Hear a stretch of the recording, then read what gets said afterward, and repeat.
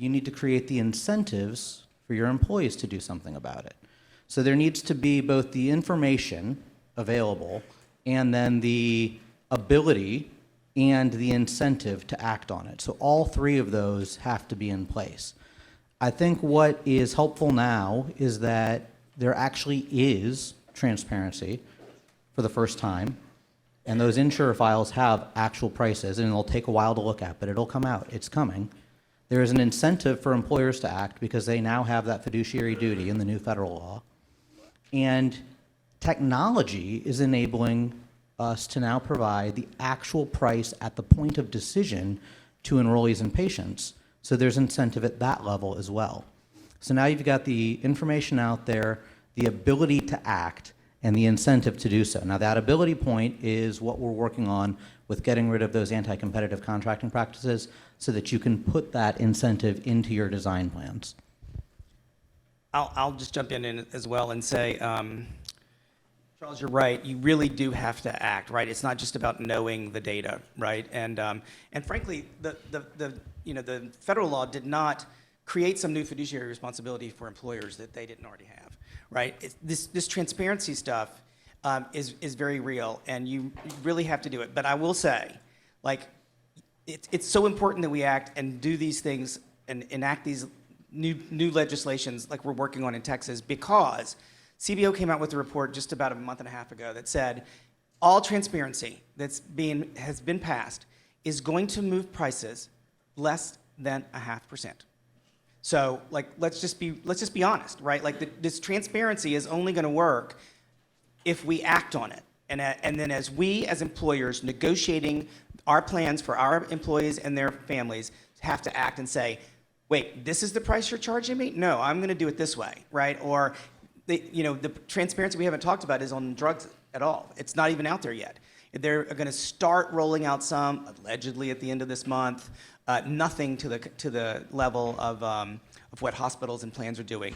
But we have to take this information and be better negotiators. And that's things that I know that Chris works on all the time as we're talking about advanced primary care later today, but also on things like PBM contracting, right? Like on the advanced primary care, what PBGH has done is work with our large members and standardize RFIs and RFPs and actual contract language.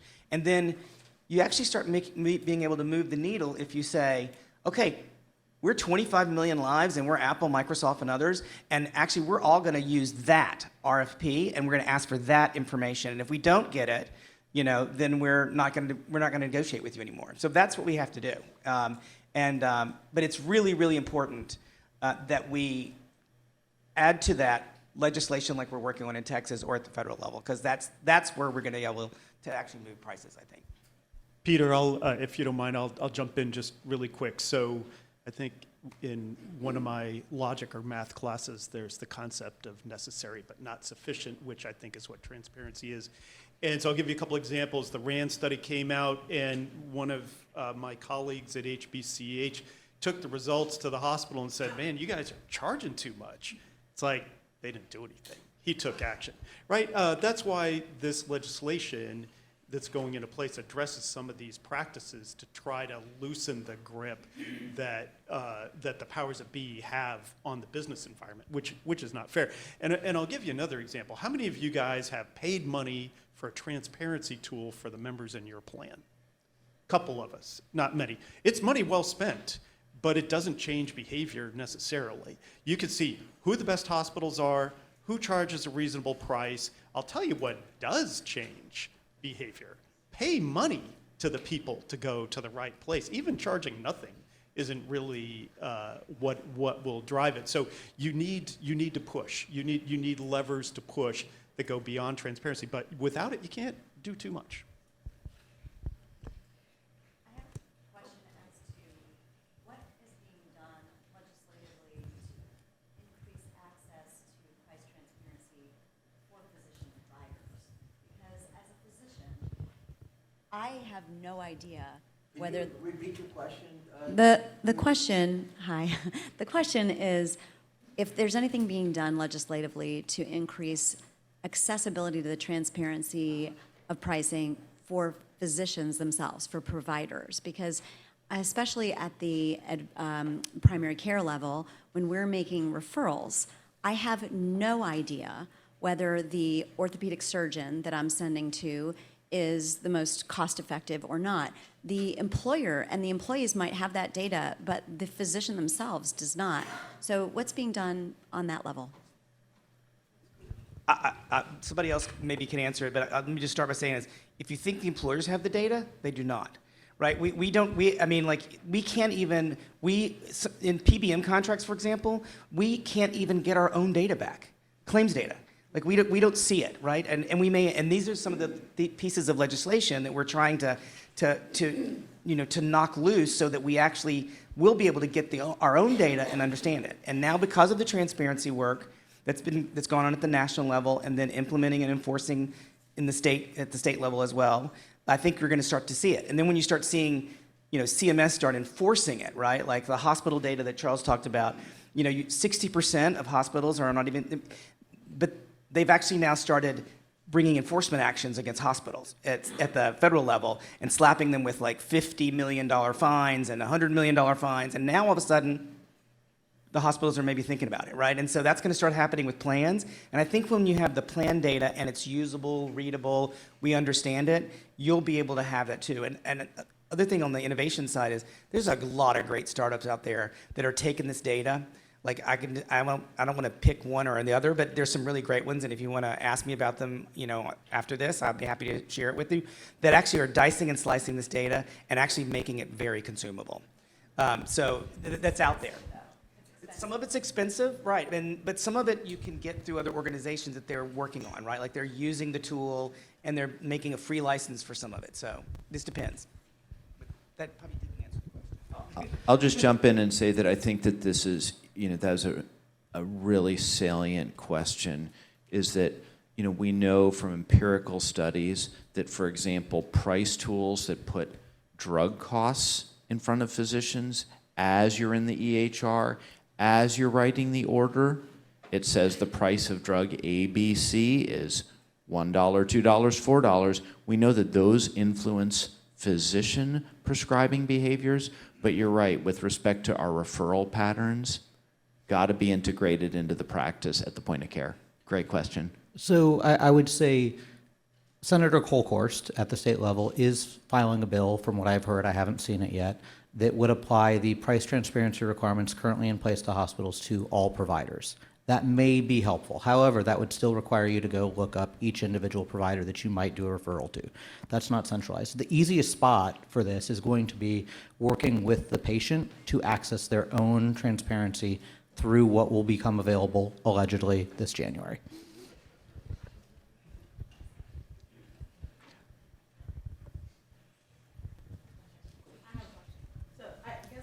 Go ahead, and when you ask your question, please state your name and your organization that you're coming from, if you don't mind. Thanks so much. Hi, everyone. I'm Christy Castro. I'm with TML Health. We have a municipality health pool that we cover just municipalities, and so we're working with taxpayer dollars. So on our end, it's self-funded, but on the consumer end, it's a fully funded product. So there's no cap, there's no need for stop loss or anything in that. I guess the transparency, my comment is the transparency is great on our end, but on the employer side, unless we're tiering benefits to steer them, I mean, I think somebody else said it, if I'm going to have a hip replacement, I'm going to meet my out-of-pocket anyway, so what do I care how much it costs you? So unless there's some steerage in the employer-driven, we're not going to see the reduction, right? Accurate. There has to be an incentive, and that can be done any number of different ways. You could pay your employees to go to the most valuable one. You could structure a design so that the differential costs are passed through in some way to your employees, so that you don't have a deductible, which is a very blunt tool, but have ongoing cost sensitivity at all price points throughout the year. You could maybe impose, instead of yearly deductibles, monthly deductibles, so that there's a different way that this is experienced. I'm agnostic as to how it can be done, but the incentive needs to be there, and that's up to you all to design these innovative strategies. Quick comment there. The legislation that we're talking about that's going to go, House Bill 711, for next year will allow this to happen. But it's not gonna happen unless employers say, we support this, we care about this. So that's why we need employers to sign up for this. The steering, you'll have that information to be able to do this. The tiering, you can't do any of that now. This will allow for this to happen. So that's why we're emphasizing why this needs to be supported by employers now. And, on your point about steerage, I mean, several years back, PBGH built the Center of Excellence for Orthopedics, and it was wildly successful and brought down prices for a lot of our members. So, I mean, there's lots of ways you can do it, right? But Chris is right here. I mean, I have to work at the federal level because, this is about fully insured in the state of Texas, but our ERISA plans, we need federal legislation to end these kind of practices that you guys want to do. Right. Right. So, I mean, so we have to move on both sides, so. I just want to, this is Andrea Cockrell, City of Plano. Just echoing on her comment, I think we're also making a lot of assumptions that people, employees know what they're looking for. I think a lot of people don't even understand terms like deductible. They don't know what they're, you're asking them to look up what they're going to be billed for, let's say, hip replacement surgery.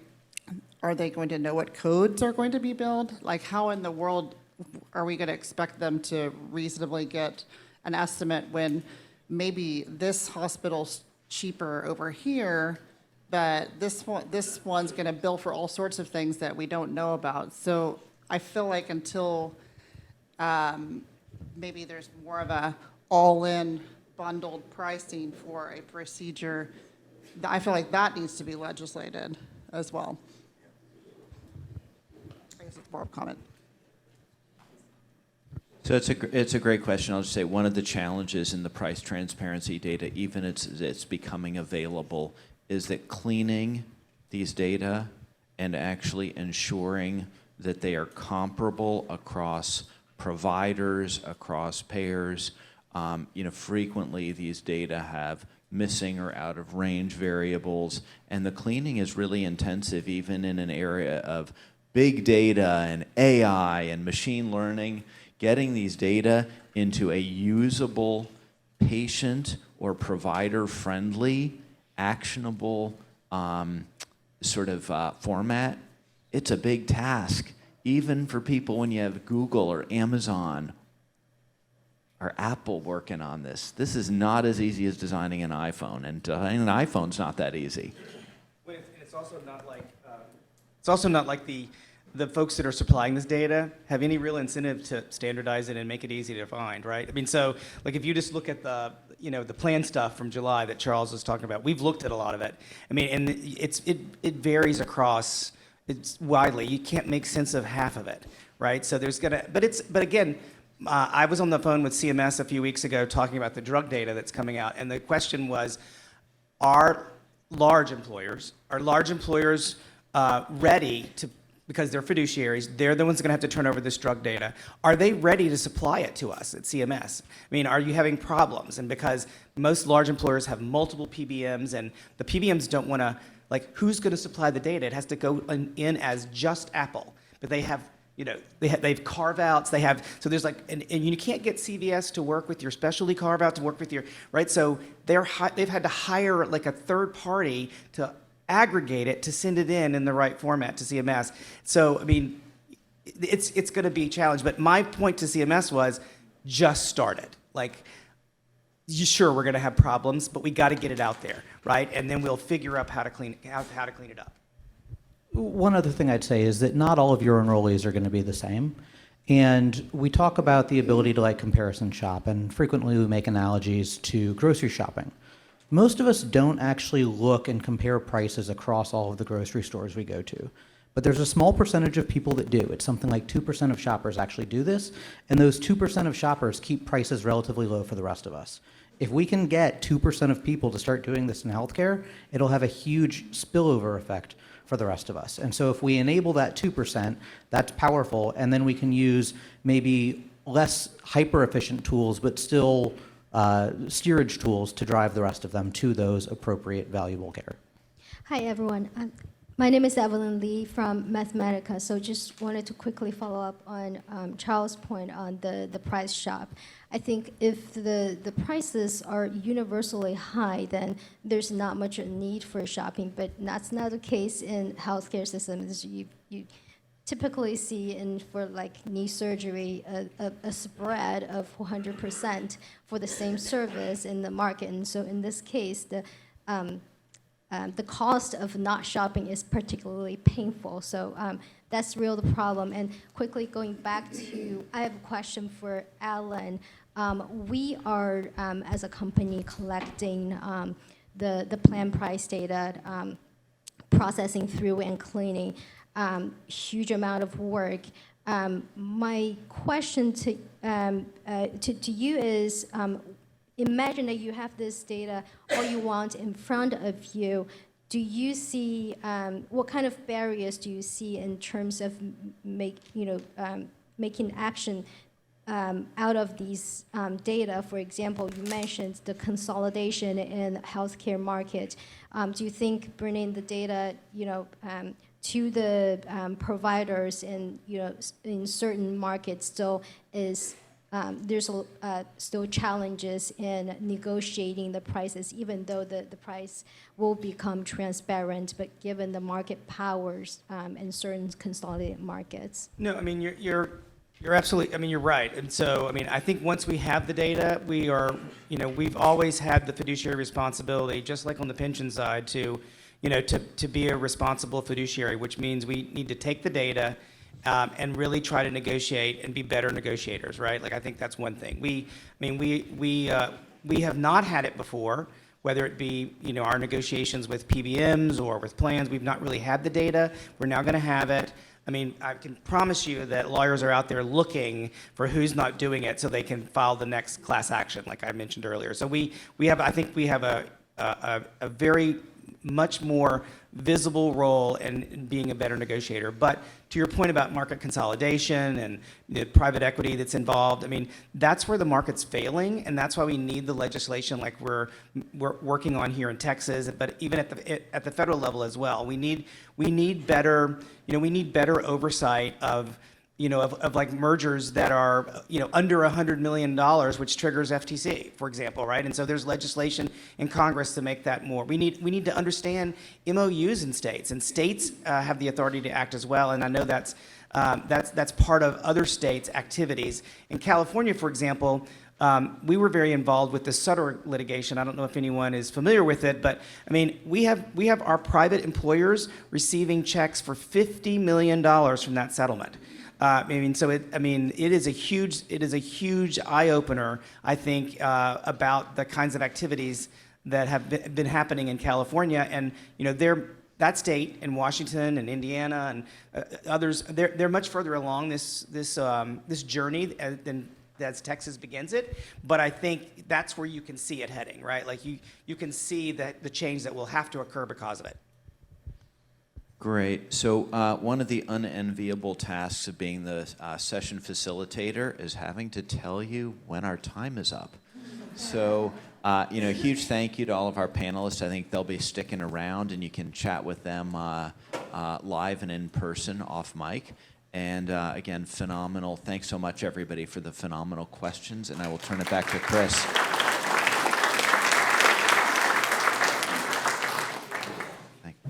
So our next panel knows who they are, and if they can come on up here. And while they're coming up here, just a couple of comments. All healthcare is local. You can be a national employer with a national strategy, but the implementation has to be local.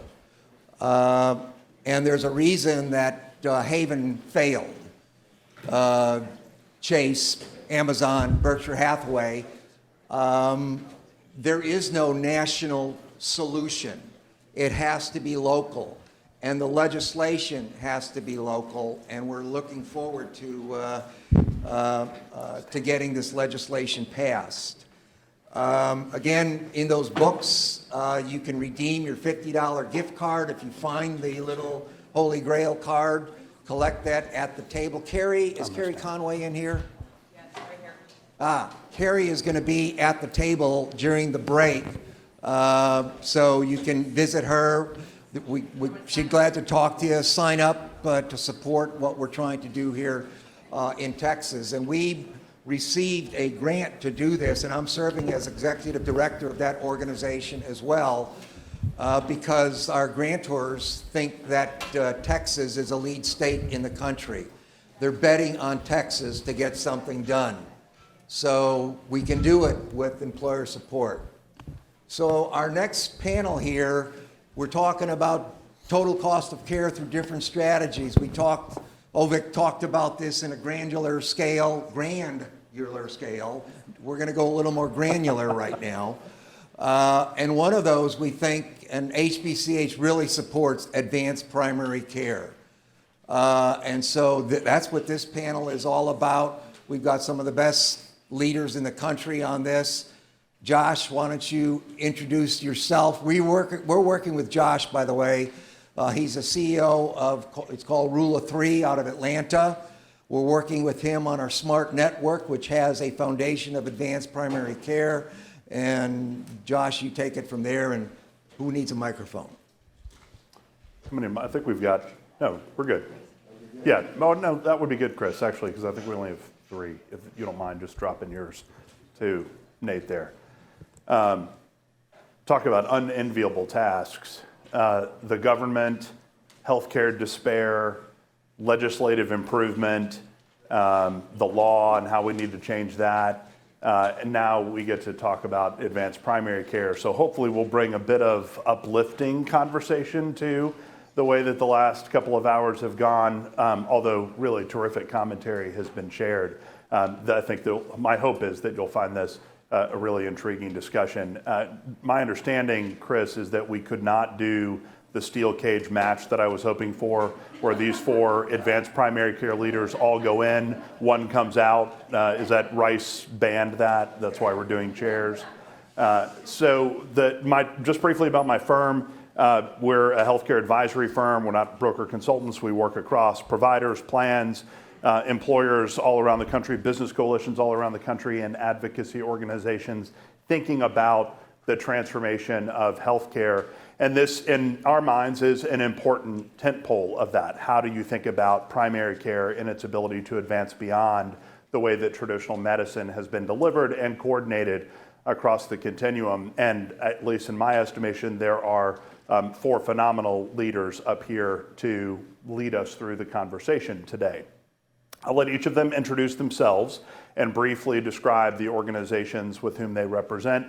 I will forewarn you, we have 2 physicians, we have 2 business leaders, and a reformed attorney standing talking with you here. So if any of this piques your interest, it's because these are the 5 most scintillating voices that you'll hear throughout the day today, and the last before your break, which is a phenomenal spot to be. Juliet, why don't you start with us? Maybe a brief introduction about you guys and you. Absolutely. Hi, I'm Dr. Juliette Breeze. I am the founder and CEO of Next Level Medical. Next Level started out its life, and many of you may know us, as an urgent care. We are now in 50 locations in Texas. We are mostly in Houston, Austin, San Antonio, and Beaumont, but hopefully rapidly expanding throughout the state and beyond.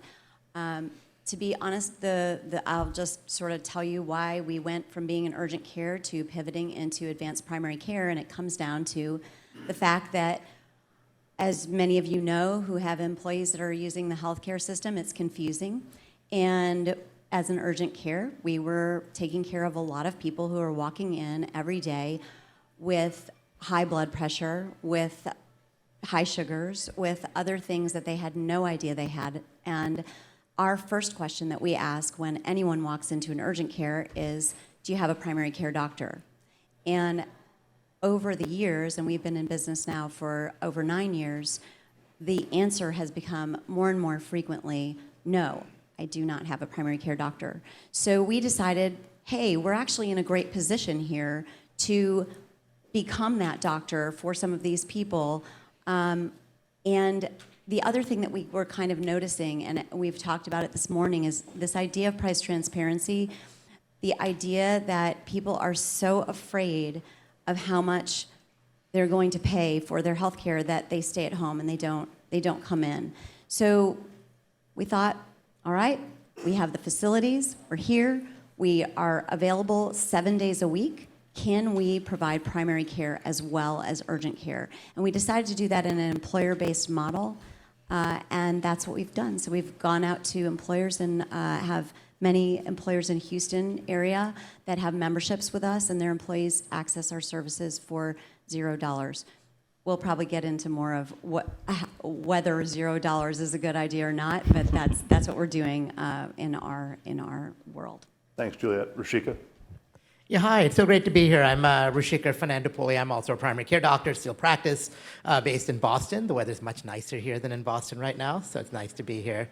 About 20 years ago, I started a practice, which was one of the first, what we call direct primary care, advanced primary care practices. I've been on a long journey since then to figure out how we actually change how care is delivered in this country. The way we do it now is awful, and we should stop doing it and do something better.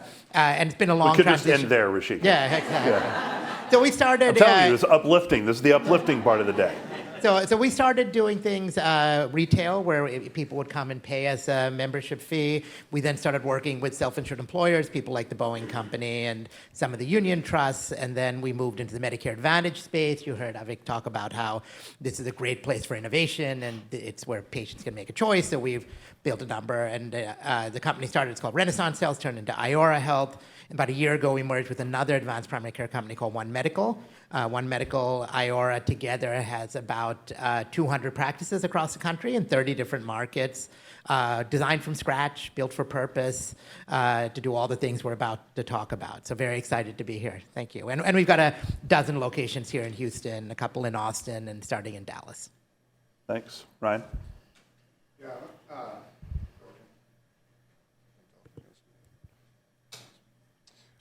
Hey, Ryan Schmid. I'm not a physician. I'm a reformed football player, which makes me the least qualified person in the room to talk about healthcare. I left that tidbit out. I was hoping that Ryan would self-proclaim, and thank you. He was trying to let me walk out of here with some credibility. I might also forget where I am halfway through, but so I founded a company called Vera Whole Health, advanced primary care practice. We merged with Castlight Health, which many of you will, relevant to the last section, were one of the early pioneers in price transparency and have since evolved to be really more of a full navigation platform. And that combined entity is now called Apri Health, of which I'm the president. I'll focus more on like the advanced primary care side, but the technology and data enablement that Castlight provides us is very much part of the overall story. We've got practices in most of the Western U.S. and are expanding on the East Coast as well. We've historically launched, and we're all direct to employer. In 2018, we'd performed very well on total cost of care, and we wanted to take more risk at the time. Not a lot of employers seemed to be interested in contracting around risks, so we actually started contracting directly, kind of vertically integrated with payers and taking true total cost of care risk on commercial, individual, and Medicare Advantage. The big thesis on the kind of a pre-model is that, again, super relevant to a lot of the conversation today. If you can redefine like the primary care engine through the use of technology and a broader definition of who the care team actually is, it's really the only way we're going to be able to supply or fix the supply and demand imbalance. And so I'm not going to go into all the detail now because we'll have time throughout the session, but that's what we're doing. Thanks, Ryan. Nate? Thanks, Ryan. My name is Nate Murray. I'm a co-founder at Crossover Health. And quickly before I give my background, I use the word dude a lot, affectionately. So just a word of warning. And real quick, by show of hands, how many people in this room are employers? Like legit employers. Okay. And how many people in here are vendors, advisors to employers? Okay, so the majority. So when I was watching, it's Ovik, is that how you say it? Ovik. When I was watching Ovik's presentation about the exorbitant costs of the U.S. healthcare system related to the other countries, I was curious if there is as many vendors, suppliers to, you know, the purchasers of healthcare in the other countries. And it made me question, like, hey, am I doing more damage or am I doing good? And I think that's a question you kind of all have to ask ourselves, is like, is this business model adding value, or are we just like sucking money off of and making this whole thing more expensive? But I thought that Ovik's presentation was fantastic. It was sobering. You went like 50 minutes, and then at the end, I was like, okay, tell me there's like some hope in this whole thing. And I loved how you finished it up. So anyway, this is not a, I'm not trying to do an advertorial for Ovik, but I thought it was really good. My name's Nate Murray. I started with my partner, Scott Shreve, Crossover Health. Like Rashika, we started as a direct primary care practice, and we made the decision really early on that we didn't want to practice in the fee-for-service model because we just found ourselves chasing, we wanted to do good, and in order to do good, we had to survive, and to survive, you got to bill fee-for-service, and so you got to chase all these codes. I think it's kind of humorous talking about price transparency, because the cat and mouse game is like, okay, you're going to lower this CPT code price. I'm just going to build 6 more on this other side that equate to the dollar amount I need to do to survive. And so you're playing these games just so you can deliver good patient care. Mm-hmm. And so we, frankly, followed Rashika. I mean, he was a trailblazer in this space, and we're saying, look, we want to be like Rashika, doesn't everybody? And so we funny story, we had our first practice and we invited Rashika down there, and it might have been a liability because like half of it was built out because we didn't have enough money, and Rashika came in and we thought it was really cool, but he's just been a trailblazer, and so we wanted to be like Rashika. We started a direct primary care practice. We accepted no fee for service, and the only way to get really paid in that environment is to go partner with large self-funded employers like the employers that Alan represents at PBGH. And so we work with Apple and Meta and Amazon and lots of very large employers doing direct contracting. And it is a very slow process. We're not going to get to some of the fixes that Ovik talked about if we continue that path. And by the way, this isn't going to be a knockout brawl because Juliet, Ryan, Rashika, and I, there needs to be 100 more of us to start fixing some of the solutions out here. So we're not really enemies. We're just some of the early people in this game, and hopefully there's a lot more over the coming years. Dude, that was great. I just wanted to tee you up. Apparently this panel is now for the rest of the day. All the other panelists have left. Everybody just wants to hear from you guys.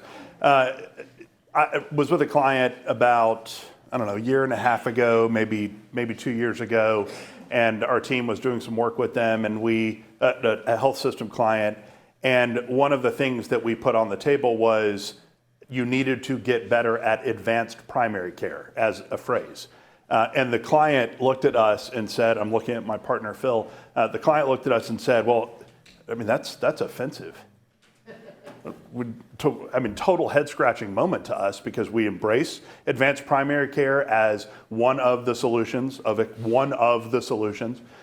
to the way that you transform healthcare, and asked why it was so offensive to them. And they said, well, that presumes that we're not doing advanced primary care today in our primary care service line. And when we began to describe what we were communicating and that the industry term of art has taken shape around some core concepts, there was a little less offense taken to it, but nevertheless, it was a conversation that we weren't quite anticipating having. Shame on us as advisors to this organization. But it certainly strikes me that not everyone in this room may be familiar with what advanced primary care is as a term, why it has become such a part of the fabric of the way we think about transforming the way care is delivered and coordinated. So since my dude here on the end referenced you, Rashika, as sort of who he looked to, maybe if you don't mind starting us out with, in your mind, the definition of advanced primary care, why it has become such a critical part of the fabric of the way we think about care. Yeah, so it's really important. I think in healthcare we have a long history of people doing the right thing and then other people using the same words to describe what they were already doing as the right thing, and it's not the same thing. So it's important that we get these right. Again, there are a lot of little pieces, but I think big picture, to channel one of my old mentors, Clay Christensen, who's a Harvard Business School professor, he talked about jobs to be done. And I think the key to advanced primary care is we have a different job to be done than a typical practice. Or a typical primary care practice, well-intentioned, good people, good intentions. You walk in the door in the morning and you have 38 patients booked, and you spend your 7 or 8 minutes doing the best job you can, seeing that patient, document, code, bill as high as you can, the right number of CPT codes, and then you turn your brain off and go to the next patient. So it's about how many widgets you get off the line, how many RVUs you get, et cetera. That's what the vast majority of primary care in this country is. That is not advanced primary care. What advanced primary care, the job to be done is very simple. Is we have a population of people, we know exactly who they are, and our job is to improve their health, keep them out of trouble, and do whatever it takes. That's not a little different job. It's a completely different job. And when you say that, that means, A, you have to get paid differently, to Nate's point. You can't get paid fee for service. You get paid differently. You need to have a different team structure. To point out what you said, you need to have different people on the team. You need to have different technology. You have the different processes. The space design looks different. Right, so there all sorts of things fall out of that, but the core is our job to be done is different. We're going to manage the population. And that means, by the way, primary care is 5% of healthcare spend. Who cares? It is only interesting if you use primary care as a lever to then rationalize the rest of this non-system we have, right? And by the way, this sort of, the solution to this is consumer-driven healthcare, give the consumer skin in the game, good luck, sucker. Like, come on, this is so complicated. There are huge information asymmetries, but maybe more importantly, there are power asymmetries. Like, good luck while you're sick trying to push back on a cardiologist, right?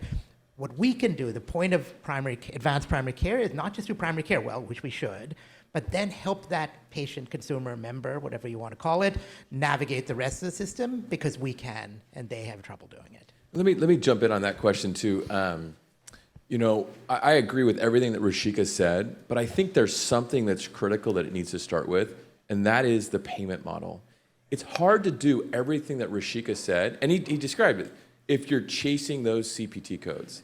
You have to fix payment first, because a lot of the systems and provider practices can go down the list. Like, I got cool tech, I've got team-based care, I do quality measures, I'm basically advanced primary care, but you're really not, because you're doing those in-between moments of turning your brain off relative to the panel of patients.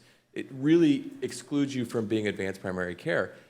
But fix that payment model, kind of like what Rashika done, what Ovik talked about in Medicare Advantage, and let the doctors innovate. And without that, you're not going to see the changes be made, right? Because you're always going to be juggling those other things. I was thinking about this. Rashika and I spoke together a few weeks ago, and we were talking about payment.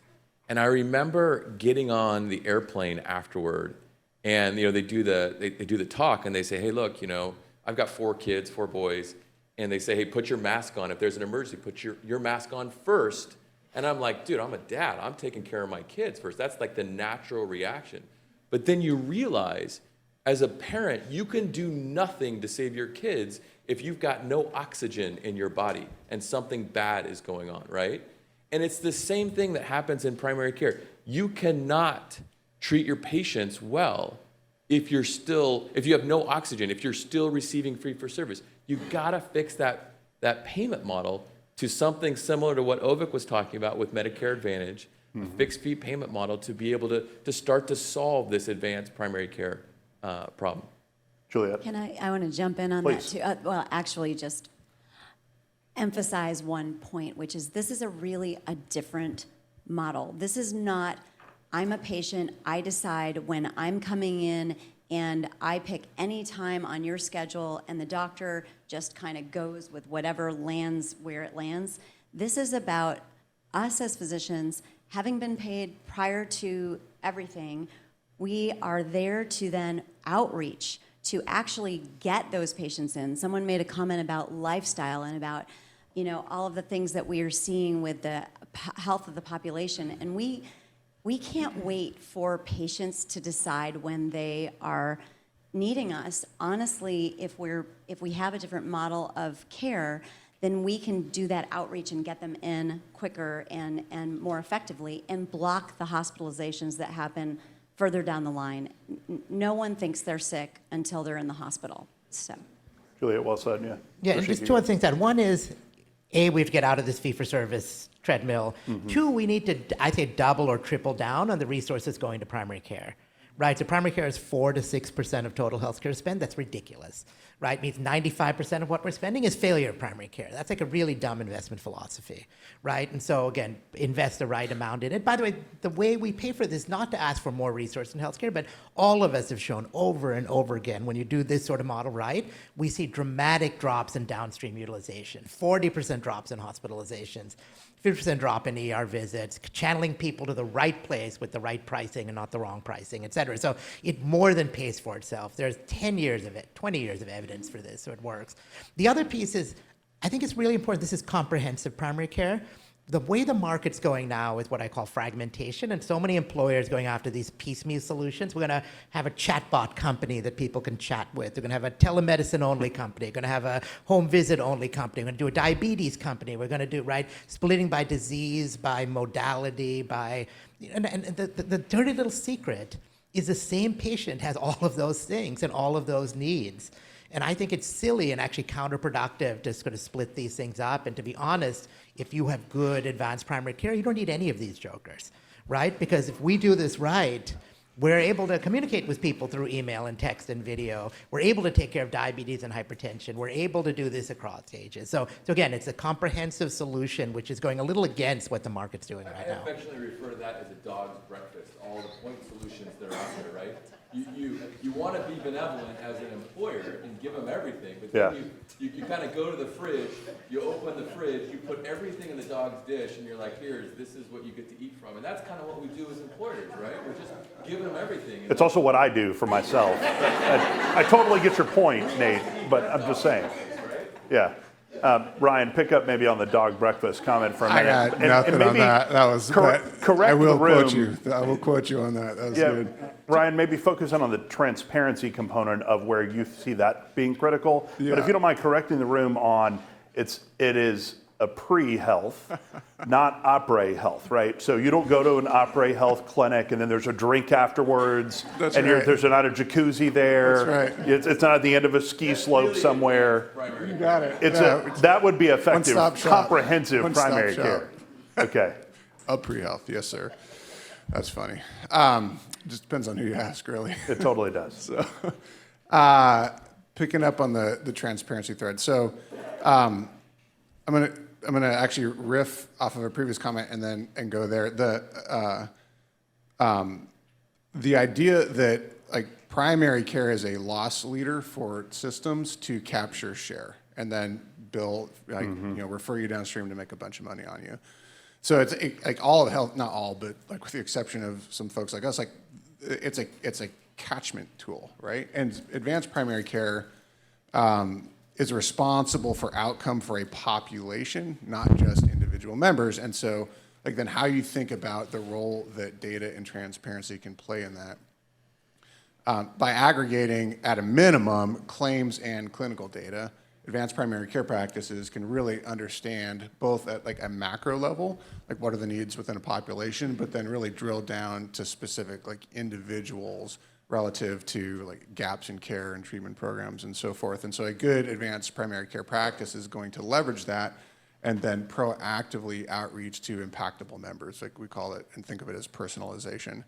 So then you think about claims data, clinical data, plan data, and the ability then to serve up like to the individual member through transparency, the last session, like transparency relative to their own plan and their own costs. Well, a big part of like our thesis, since we have all of that information and through the legacy like Castlight side can serve it up to members, we're now taking that, and somebody asked earlier, what's the role of transparency to like a physician? We're serving that up into the EMR, like starting just at a high level, high performing network. And then ultimately, so you have your care guide navigators, your clinical RNs, health coaches, behavioral health consultants, physicians, nurse practitioners, medical assistants, like everybody's looking at the same pane of glass to understand like where the patient is at. So with respect to then like price, like everybody has aligned financial incentives. And by everybody, I mean the patient, the care team, us as a vendor, whoever our client is, and we're looking at the same data to be able to better manage the ecosystem. Because it is critically important that the care team has skin in the game relative to the outcome that they're trying to drive. So financial reform and then serving that same data up to the care team is it's absolutely critical. This is supply chain management. So one of our earliest employer clients was Boeing. And one thing that we finally got them to agree, because I think in general employers have said this is a benefit, every schmuck with an MD or a DO after their name is in the network, and everyone's sort of the same. Like, that's not true. And what Boeing said, we make a 787, we don't say anyone who makes tires, just slap them on our plane. Of course they don't do that. Mm-hmm. We're gonna find the people who actually perform well and do it at reasonable prices. We're gonna work as partners with those people, not as adversaries, and have long-term relationships, and that leads to good planes that land and tires don't blow out. Similarly, so we create what we call good folks lists and bad folks lists. They're like Santa Claus, right? And the naughty or nice list. And we need to get access to the data, which, by the way, the world makes very hard to do, but we get access to all the claims data through our contracts. And then it takes a lot of work to actually sort that out because they make it hard, but it's doable. And you can find out who the people, and these differences on the commercial side are just staggering. They're 3 to 5 to 1 on pricing, right? I mean, ridiculous. And they hide it, right? Even the people who claim they're accountable care hide it. But again, good luck for a consumer to figure this out, but we can really do that. And then we work as partners with the patient. This is important that we're all aligned the same way. Just go. And right, so the question isn't the health plan question. This is why health plans can't do this, right? Because health plans themselves have to make everyone happy and have a broad network. And then it's political. If you take people out of the network, all hell breaks out, right? You get all sorts of problems. But when we do it, no one knows it's happening, right? No one knows who our good folks list is. You can't. And so we can do that in a much more politically sensitive way and then help work with the patient, member, consumer to get to the right thing. And so it's 2 questions, right? Is, do you need it or not? And there's a lot of stuff going on in the current healthcare system that people don't need or want. But then when you do need or want it, are you going to the right place that has a reasonable value in it? And if you combine those 2 things, really magical things happen. Yeah, let me just add real quick. Please. With the transparency and the pricing approach, I think about this for a second. And I bet you, again, I'm going to say a lot of things, and some are just going to be straight up wrong, but I would suspect that 9 times out of 10, I don't want to be making my healthcare decision using a price transparency tool. I want to do that in conjunction with my trusted doctor. I will make a mistake. I make mistakes all the time, and I just don't want to make a healthcare mistake. And it was interesting. My wife was pregnant with twins, and we had the health plan calling us, or the care navigation calling us, because she had the gestational diabetes and high risk. She didn't want to talk to them. The only person she cared about was her OBGYN. He happened to be super handsome, by the way, but I don't think that was the issue. He just was a handsome dude. Yeah. But literally with her fully pregnant belly, she's hustling for the phone to talk to the doctor because it was so precious. And he was directing us where to go, what specialist, and man, we trusted him. And I think that's where advanced primary care, if it is under the right payment model, has time to do those things that Rashika talked about. The question that Juliet asked of hey, I as the doctor need the price transparency because I know what this member needs and they trust me and I trust them and I want to do the best by them. And so again, I love what Vera Apri did in merging with Castlight and having the ability to put that data into the hands of the doctors.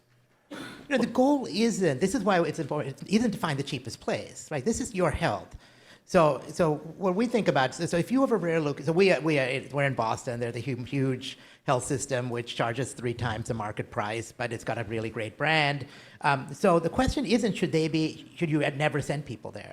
If you have a rare leukemia and the only person who treats it is at that place, it doesn't matter what the price is. You should send them there. If you need a knee x-ray, you've got to be an idiot to go there and charge 3 times the market price for a commodity good, right? So you've got to be able to make those decisions, and that's why it's more complicated than just giving a consumer a price tool. I'm clearly a believer in this. So if no one else here leaves today convinced by the 4 of you, I'm certainly convinced. But I do worry about something, and this was, if Ovik had not shown his Death Star, I would have shown mine. One of the significant looming issues in healthcare today, and it's been well studied and well reported over the past couple of years, is the provider crisis in which we all live, where all projections state by 2033? 2033 will be between 55,000 and 150,000 providers of all kinds, not just primary care physicians, of all kinds, based on need. I'm curious on your perspectives, Juliet, maybe you start. How does advanced primary care help to hedge against that? Absolutely. Actually, that's something that I think we are all positioning the country for well, because we're only short if we keep doing it the way we're doing it. Well said. And the thing that we're doing with these kind of new practices is, of course, involving more than just the doctor.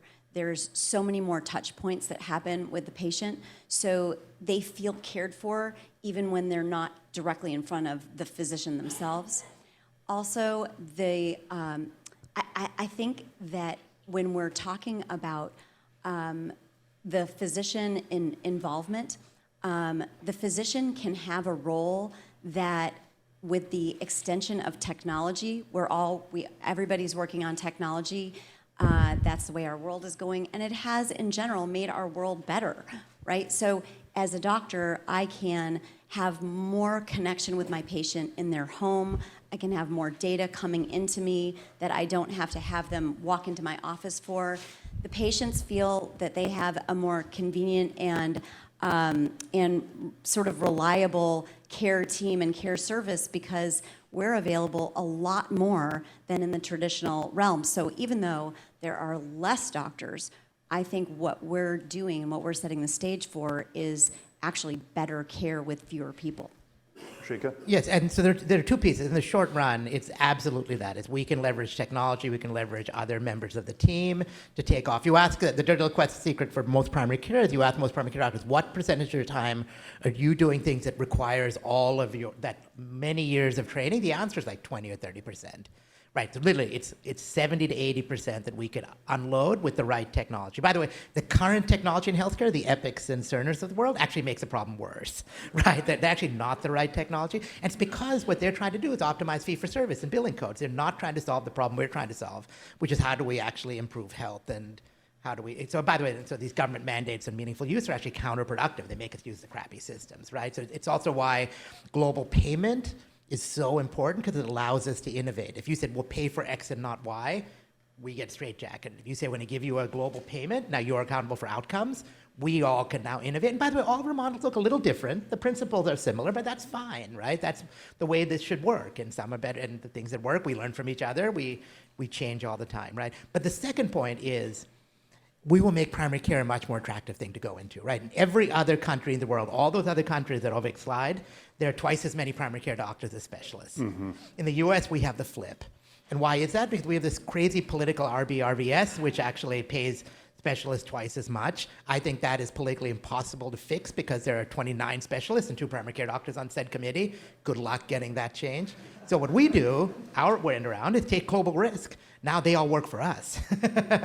We just end around that bad political system, right? Mm-hmm. But it's not just the money. It's why do most people not like primary care? Because the job sucks in a typical model, right? And all the stuff we're going to prevent burnout by teaching people meditation is ridiculous. Fix the effing job, right? Before you go through like teaching people meditation. And it's again, can we unload the things that they don't need to do? So we do simple things at One Medical. We have a virtual medical team at night. We should be available 24/7 for our patients. But we shouldn't make a doctor stay up all night when you've worked a full day. So we have a separate team of people who do this at night. And so you can, if you're a patient, you can pick a quick video chat instantly with someone, 50 states. But it's not your doc who was up all day. It's people, this is their job. And they would rather stay up all night and take care of it, and then they can do whatever they want during the day. You know, we have people who go into doctors' task lists. So many of the tasks that accumulate in your task list doesn't require a relationship with the patient. So we work it down for them. We monitor how many tasks people have left at 4 p.m. And if it goes too high, we try and fix it. We monitor work after work. We say, how many hours are the doctor spending on the EMR after work? And a little is fine, but a lot is bad, and let's figure out how to fix it, right? So all these things, can we create a better job? Can we get and pay people more and get them coming into primary care? We will fix, that'll take a while, but I think it's doable. But primary care is systematic. I mean, a holistic primary care is what you're describing. One Yeah, of Nate. the concerns I have before the 2030 crisis of primary care is actually in the commercial segment, are we going to lose more good primary care doctors to the innovative models that on the MA side, on the Medicare Advantage side, right? Like we're going to start, those practices are operating under a global payment model, right? So they're super innovative practices. Who thought Medicare would be more innovative than the commercial segment? Well, it's happening, right? Because they fixed the payment model, right?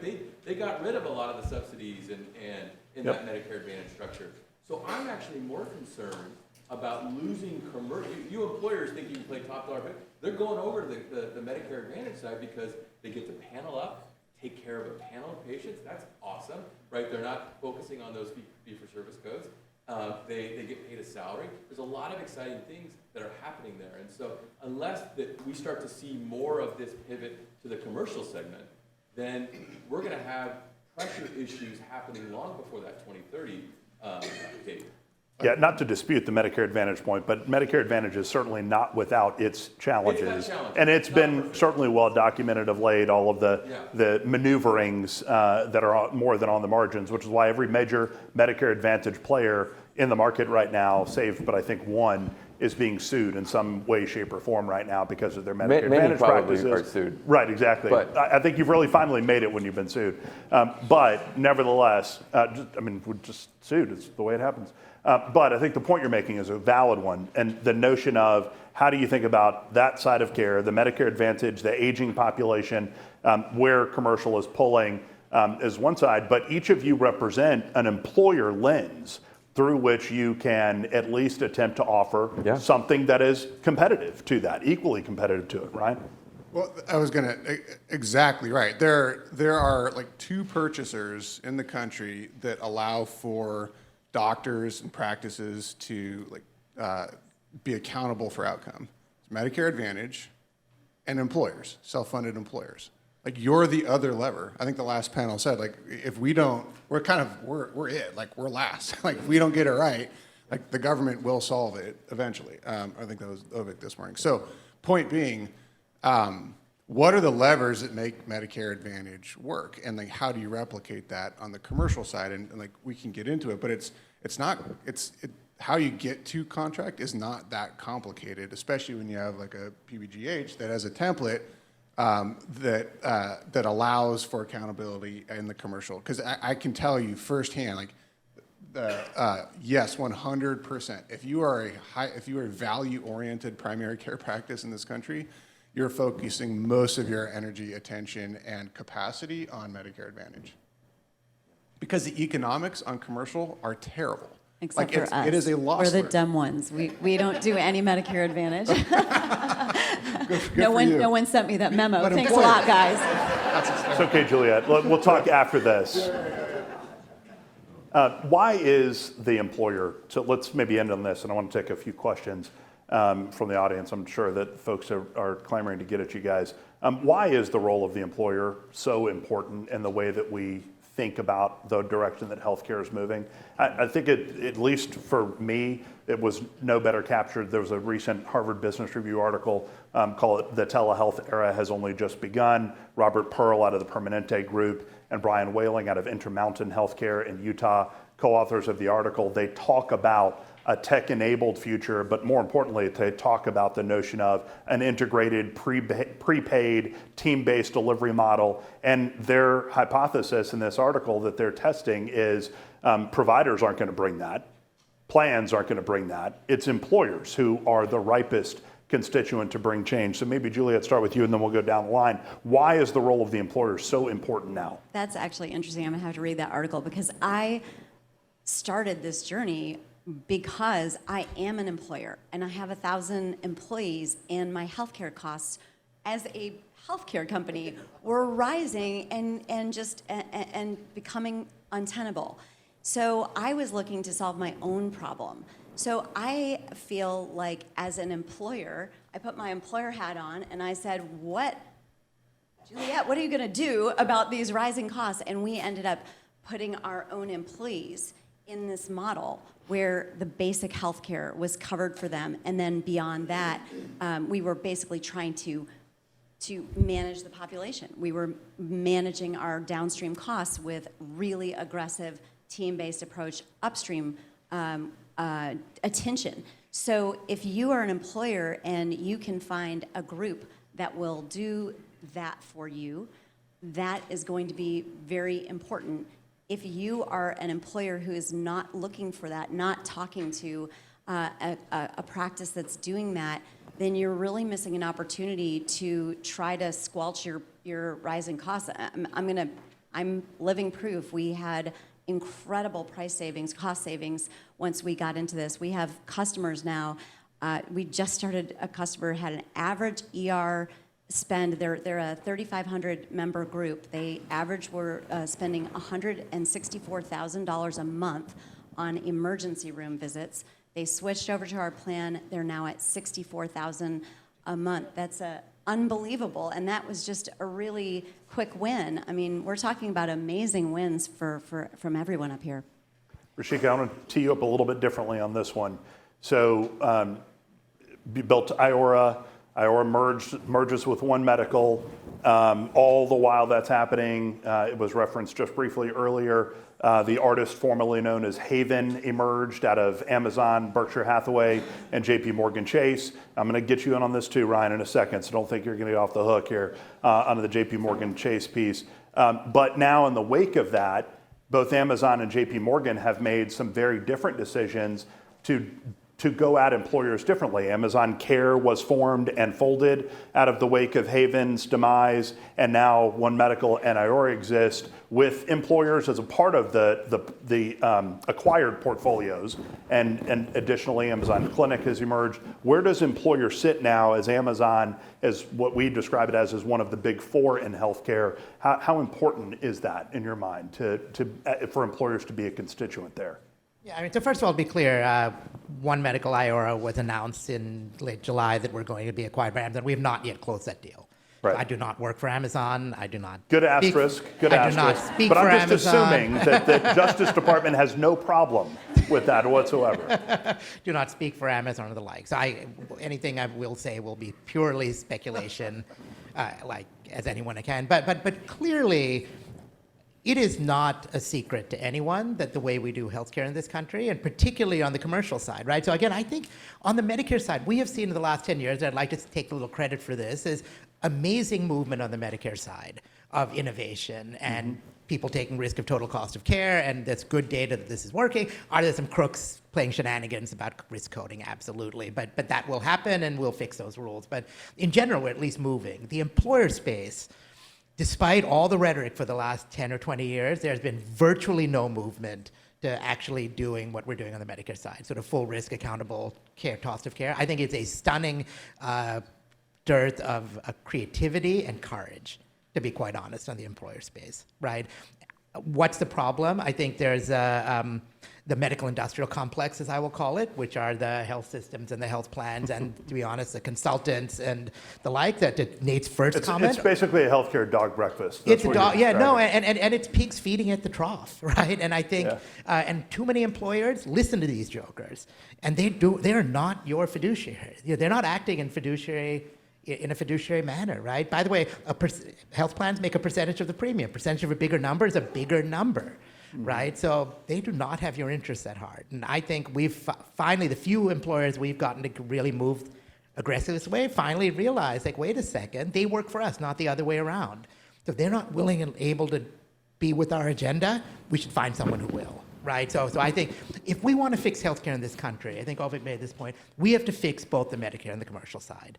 Each of them are about 45%. Yes, there's some Medicare and some other stuff. But if we can fix the employer side, and starting with self-insured employers, and then layer on the Medicare, we will have fixed healthcare in the U.S. And we have to have both of those, right? It's why when we merged with One Medical, right? So by the way, all the big guys, Amazon, Walmart, Walgreens, CVS, Google, they get this. They see $4 trillion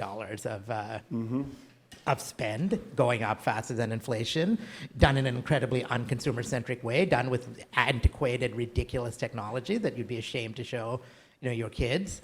And they say, we could do this stuff. Now it's hard. They've made lots of poor forays into it, and they didn't really understand healthcare. And by the way, this is really complicated, but they've got lots of capital and they've got lots of patience. So, I think in general, I think it's a good thing to try and rationalize some of this.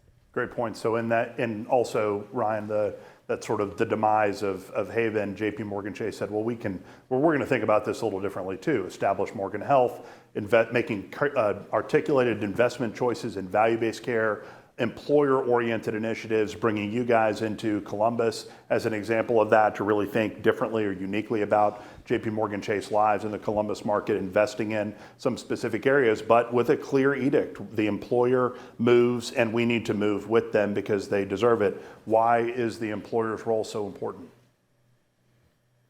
Yeah, so in Columbus, what JP Morgan is trying to do, which I think other large employers, what they're trying to build a template that other large employers can follow in their geographies. They recognize very much that they're the ones cutting the check. They are the buyer, and they are looking at it through a financial lens, not a benefit lens, a financial lens. And so they also recognize that, and core to their strategy is you have to have advanced primary care as like the chassis or the engine that makes the whole thing work, the entire supply chain. Like you have to start there. And so what we signed up for, we now operate 3 on-sites and 2 near-site centers for JP Morgan members in Columbus. There's roughly 36,000 of them. But we've partnered in a JV with Central Ohio Primary Care, who's the largest independent primary care medical group in the country. They've got close to 500 providers, 80 locations. And that is now essentially the platform that we are building this whole strategy around. And why? Because what Rashika said, with that kind of scale, like we can control the supply chain. So we're out there to the specialists, to the hospitalists, the ED diversion programs, and so forth, leveraging the scale. Now, JP Morgan Chase, 36,000 lives in Columbus. It's like, it's a drop, it's exactly right. So what we're trying to do, and they're very, very vocal about this, is like, hey, this is a platform or a solution. We've unlocked it in the geography. Now other employers come sign up, which we all acknowledge is really difficult. Right? You guys know as well as anybody. Like that is really difficult to do. But you got to start somewhere because any employer, any non like a government, like any employer is just too small on their own to really. You got to collaborate around this stuff, stressing a point like decisions need to be like financial decisions, and so what that looks like in our contract. We are actually on a glide path to global risk. It'll have a lot of similar, it's risk adjusted. It'll be similar in some respects to like Medicare Advantage. But anytime you say that, you kind of freak out about like managed care and rationing care and so forth. There are quality, there are experience, and there are equity metrics that we actually have to hit to unlock our opportunity to participate in part of savings that we generate out of the program. And they are going to be very vocal about like whether we're belly flopping or whether we're successful. And if it's successful, it'll be a template that other employers can follow. So I think, headlines, it's got to be baked around advanced primary care. Employers have to work together because no one's large enough, and the decisions have to be financial in nature, and then kind of build your benefits around that. Nate, maybe round us out here and maybe highlight the recent Aetna relationship you guys entered into in Seattle that seems to be a pretty unique partnership to really focus on an employer. Yeah. So the reason employers are involved in this is because of the direct contracting. The challenge why there's only 4 of us up on the stage is because of direct contracting. It's hard. Not everybody's an Apple or a JP Morgan and not everybody has the bandwidth to do that direct contracting. And so at some point to get it to scale, you have to bring in a payer or a payer type person to play a role. I mean, look, everybody likes to point the fingers at the payers because they do a bunch of bad stuff, but they also facilitate a bunch of payment. They're heavy players in Medicare Advantage. Some are getting sued, but there is some value that they can provide. The reason it doesn't get to that scale, and I've done this because I've tried to pursue these relationships, is because those commercial platforms of the payers can only pay fee for service. And that's all they know how to pay. I mean, I go to them. I had a huge conversation with the CEO, and they're like, yeah, we do this value-based stuff. We want to do this. We'll set this up. And I'm like, okay, great. And then it's a prospective fixed fee. They're like, what?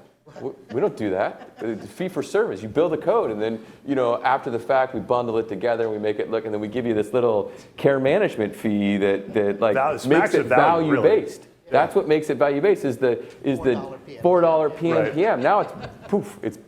So you got to get the payers and to be able to pay a fixed fee like what they're doing in the Medicare Advantage space. But the hurdle for that is that it'll probably be hundreds of millions of dollars of investments in these claim systems to get there.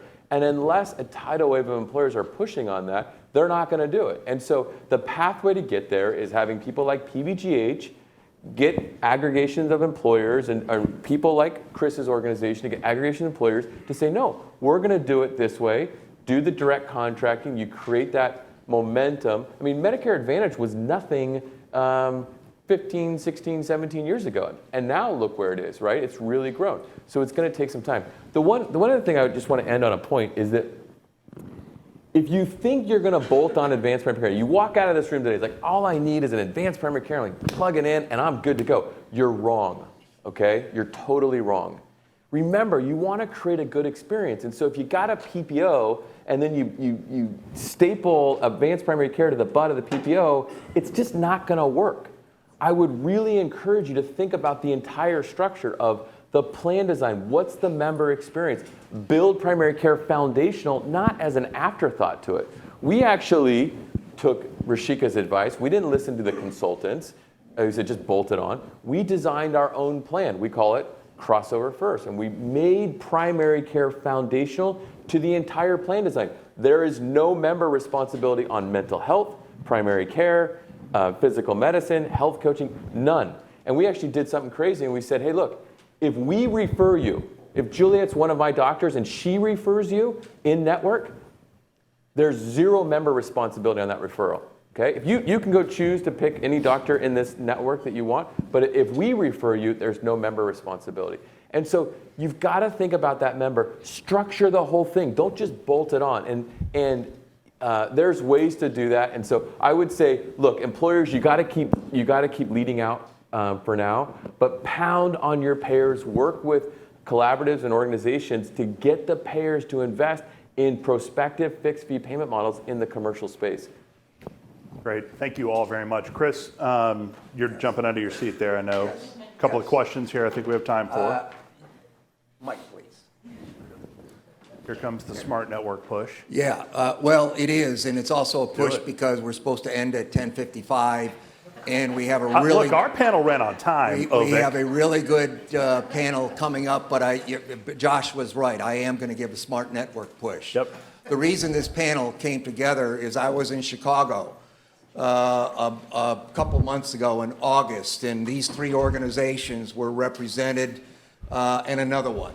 I was so impressed with what PBGH was doing in this space. I said, I got to get these folks here. Some of the names have changed, and of course, we're working with Next Level Medical in the Houston market, so wanted them to be there. But we're trying to do exactly what has been promoted here. I won't say we're agnostic. We want to work with a lot of different primary care providers in the Houston market. We don't have enough. We have some of the largest employers as our members, nationally named companies, but none of them have the number of lives when spread across every health system in the market to have any clout over negotiations. What we want to be able to do is to bring collectively employers together in our market, sign up with one of these primary care groups, say we've got a couple 100,000 lives, we want to go to Memorial Hermann Methodist, HCA, St. Luke's and say, can we talk about this a little bit and see if we can get pricing that isn't 300% of Medicare, which is what most of our employers are paying for hospital services? That's, I think, what we're trying to accomplish in this market. The last thing I would say, and these folks will be around all day, what I often hear is we can't do this because we're going to get so much blowback. I had the head of HR for one of the largest companies in Houston say, well, You know, if my CEO's wife, way to throw somebody under the table, can't see this particular person, boy, all hell's going to break loose. So in the meantime, we'll pay $1 billion more for healthcare than what we need to. My point is, though, that if you listen to the experiences, employee satisfaction, they love it more than the traditional PPO fee-for-service model. Employee satisfaction is a real part of this. Nate, we talked. I know what you're saving on the specialty end. Julia, you raised the price. Well, how do I know who to refer to? That's what we're trying to do. You don't have to worry about that. We've got those bundle prices for you through this. So any employers, please contact us. I did want to give a push for that. These folks will be around. Wish we had more time for questions, but get back here about 11:20. You're going to hear what some employers, sorry we don't have time for questions right now, but you're going to see what some employers did with some of this information in the next session. Thank you very much. The sessions have actually been set up really well, where we're kind of peeling back the layers of the onion from a cost perspective. And you know, in my time at HBCH, the last 2 years as board chair and prior to that as a board member, we've really done a lot of different things to benefit membership. But we felt that trying to narrow our focus at the beginning of 2020 was going to be most beneficial to our membership. And at that point in time, we developed what we determined to be our North Star, which was transparency, price and quality transparency. And that was going to guide us for the next several years. And ultimately, that's led us to the point, and Chris stole my thunder a bit earlier talking about the smart network, where we're to the point now where we're developing a narrow network with advanced primary care that could really benefit Houston's employers and improve outcomes and lower costs. So that's super exciting. My history, I'll give you a little bit of a background, and I'll let each of our esteemed panelists introduce themselves. I have been with Turner Industries. We're headquartered in Baton Rouge, Louisiana, for going on 16 years. Prior to that, I had similar roles in the self-insured benefits arena with Raymond James Financial in St. Petersburg. You probably heard that name before. Parsons Engineering prior to that, and I was in the employee leasing area to start my career, and that was a bit of the Wild West back in the 90s when it comes to employee benefits. But using data and analytics and transparency is a topic I'm really passionate about, because since I started my career in the mid-90s, we've talked about the cost of healthcare being unsustainable year after year after year. That's a lot of years since the mid-90s. So by definition, it's sustainable.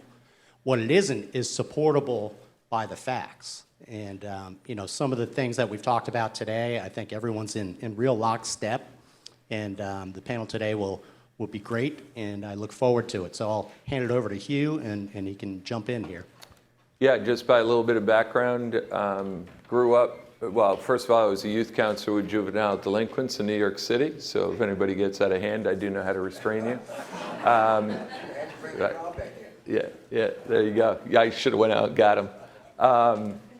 But due to living in Westchester County, New York, my 5 brothers said, if you're going to marry Julie, you probably need to make money. So I got into employee benefits, and the rest of the story is sort of under God makes straight with crooked lines.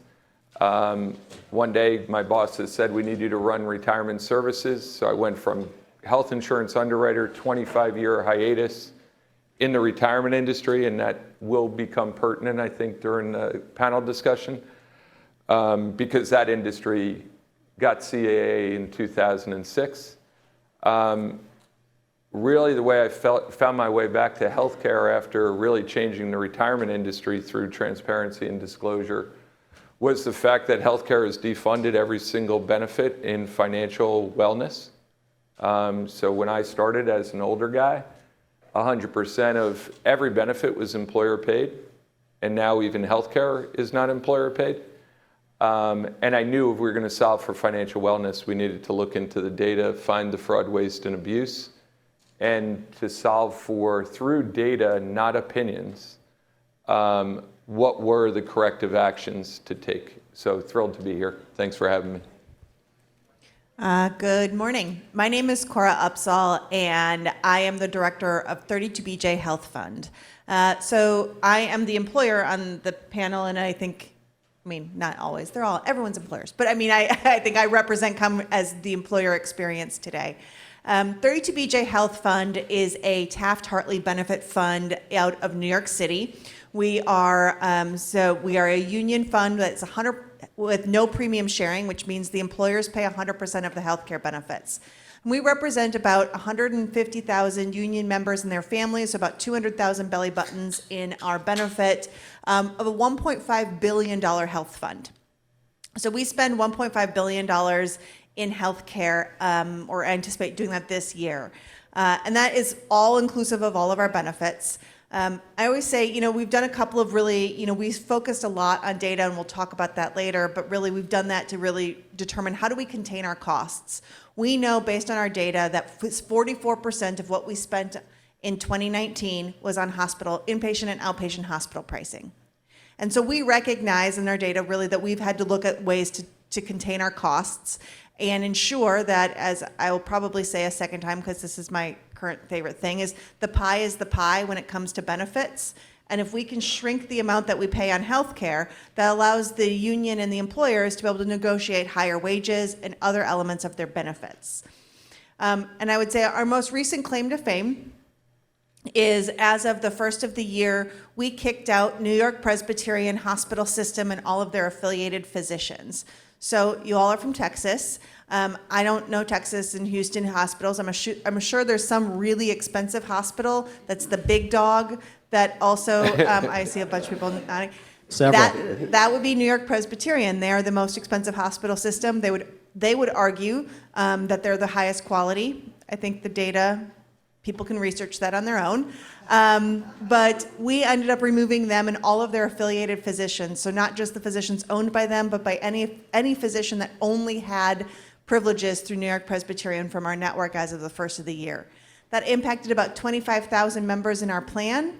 But we did that, and the results are really speaking for themselves. It resulted in, we anticipate about $30 million in savings this year, which is clearly not a drop in the bucket. But we did that through some really comprehensive change management that resulted in the largest contract with the union was up this year. And because of the savings we were able to do by changing this network, we got a $3,000 bonus to the largest contract in the union, the largest raise increase in the history of the contract. And then to ensure it's a win-win, it kept a premium holiday for 2 months this year, resulting in essentially flat premiums for the employers this year. And we're keeping it to a 3% increase for 24 and 25. So I always want to show that there's both sides, is that the way to do this, in my opinion, is that it has to create those win-win solutions that are both for the employee and then for the employers as well. Hi, everyone. My name is Evelyn Lee. It's my great pleasure to be part of the panel today. I am a health economist and a senior researcher at Mathematica. We are a company of 1,400 researchers, and our mission as a company is to improve the public well-being by bringing the highest standard of quality data collection and data analysis to generate evidence that guide decisions and strategies. So we partner with government agencies, federal and state agencies, businesses, and institutions to generate data-driven evidence. So I remember that back in 2003, there's a famous journal article titled, "It's the Prices, Stupid." And so the article basically shows that we spend way more than other developed countries on healthcare, and prices are the main driver for the higher cost. More recently, in 2019, the same authors updated the original study, and the new paper is titled, "It's Still the Prices, Stupid." So the prices are still high, and they're growing, and it's hurting the consumers who are hardworking employees because the higher insurance premiums means less money they can put in their bucket. So to me, one of the thorniest issue with the prices in this country is that healthcare prices are hidden. So imagine that we put a blindfolded crowd of people into a store, instructing them to buy a shirt and billing them 6 months later for whatever they grab. You don't need a health economist to tell you how much inefficiency there is in this market. So that's unfortunately how largely the healthcare system works today. Consumers make purchase decisions unaware of the cost of care. So I think the topic of price transparency is important and timely. So very excited to talk about this topic and what it means for employers. Thank you, Dr. Lee. You have to be a good health economist to boil it down for the layperson to, it's the price is stupid. That takes a real skill. All right, so I am going analog. Josh had his iPad out.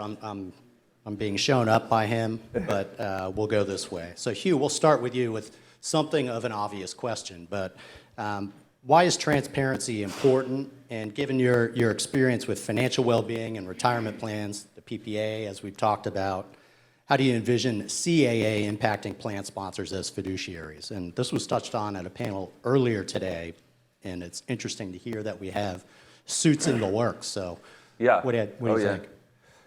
I would just say that at the end of the day, transparency is the great disinfectant. That's actually a very famous quote. 10 people take credit for it. I'm not sure which one to give it credit to, but definitely a Supreme Court judge was in the mix. Just a little background, the Pension Protection Act was passed in 2006. CAA was obviously December 20th, I believe, of 2020.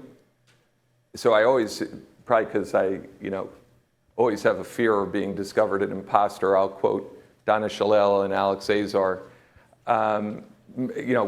Was blessed enough to be with them when they talked about this at a conference that lasted another two days, and nobody ever talked about it again. So here are two secretaries of Health and Human Services that probably don't agree on much based on their party affiliations, but they both agreed that what happened with CAA, just like what happened with retirement plans, is the government pretty much realized they can't control this ecosystem. And by turning over the responsibility to the employer, they were doing a rinse and repeat of the Pension Protection Act, which resulted in serious fines from the DOL on employers.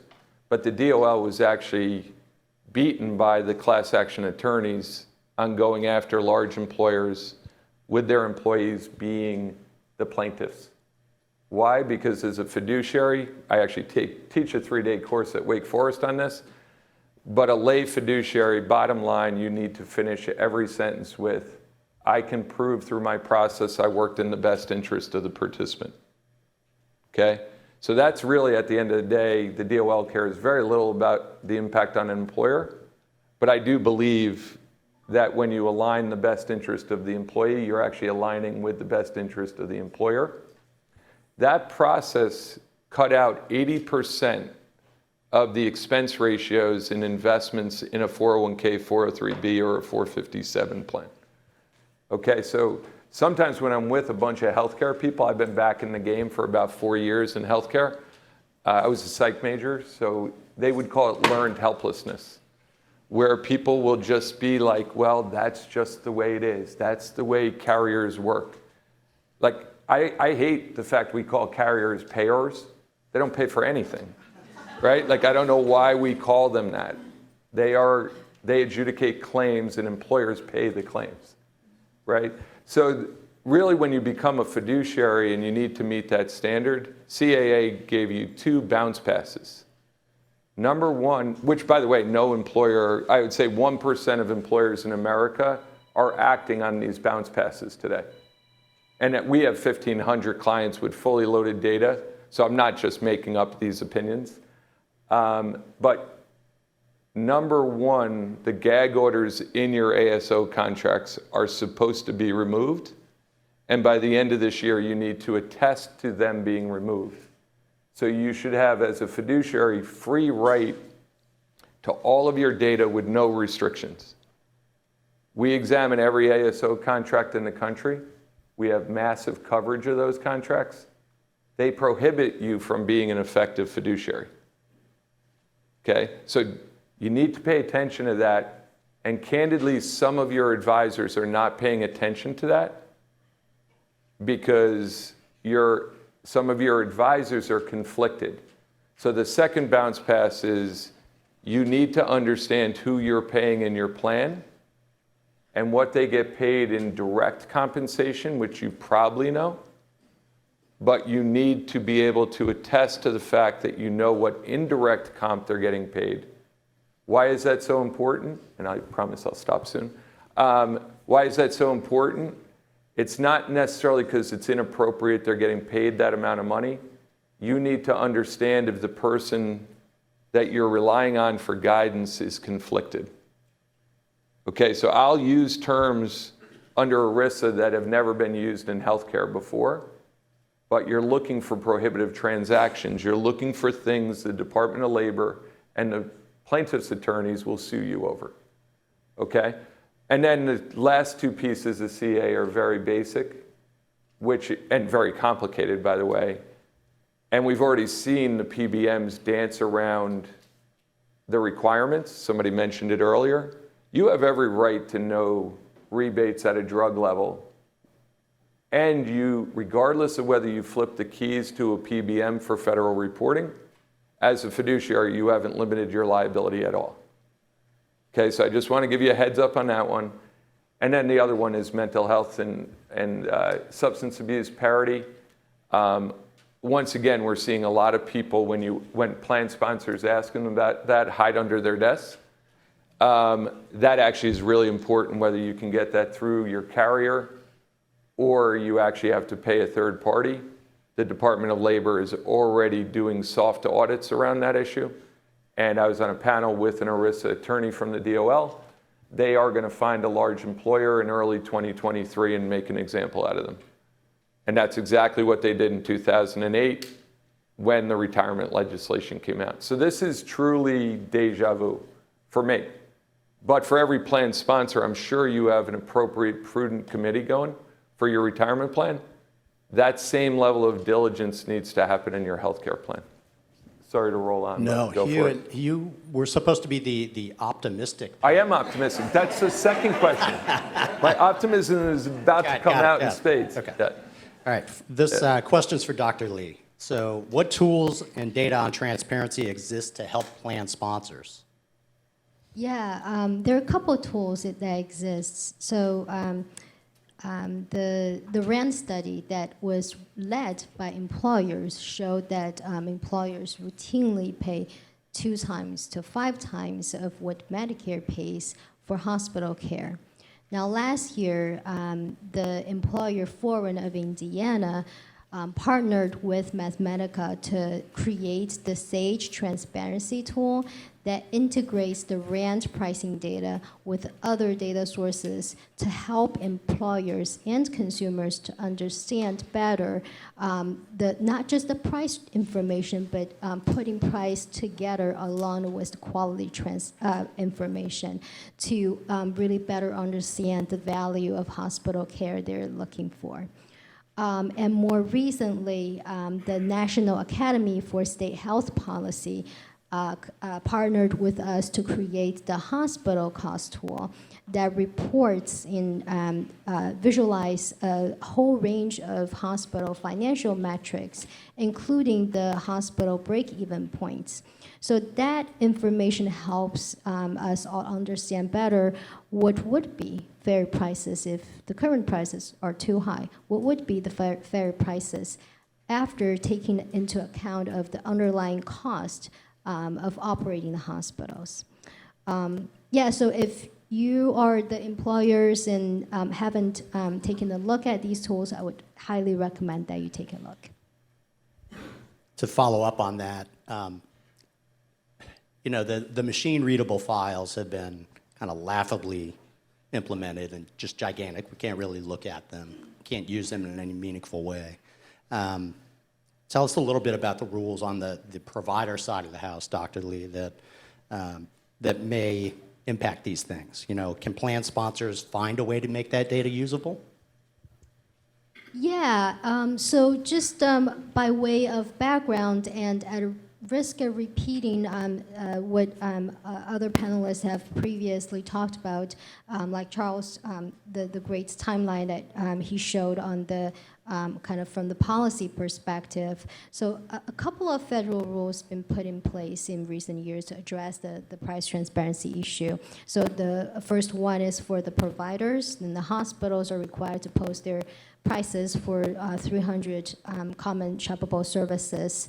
And that rule became effective in January 2021, so it's been around for 2 years. And the second rule is for the plans, and it requires the plans to post prices for all the services and items in machine-readable files. So with these two rules in place, basically the Department of Health and Human Services has unleashed pricing data for every single service that a consumer may receive, whether it's a regular doctor checkup or a diagnostic imaging or a baby delivery in the hospital, what have you. So this is a pretty significant milestone, although it doesn't necessarily mean that today the consumers will have access to the price data for all the services that they will receive.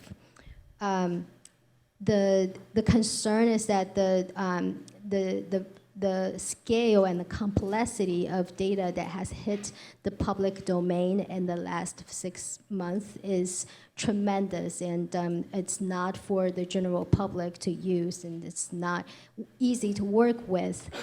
I just clarified that the data, current data, is not intended for the general public to use, and the intent of the final rule is to let the data empower researchers and experts to make sense of the price variation and figure out innovative ways for employers and stakeholders to come up with strategies to steer patients to the lower price and higher valued providers.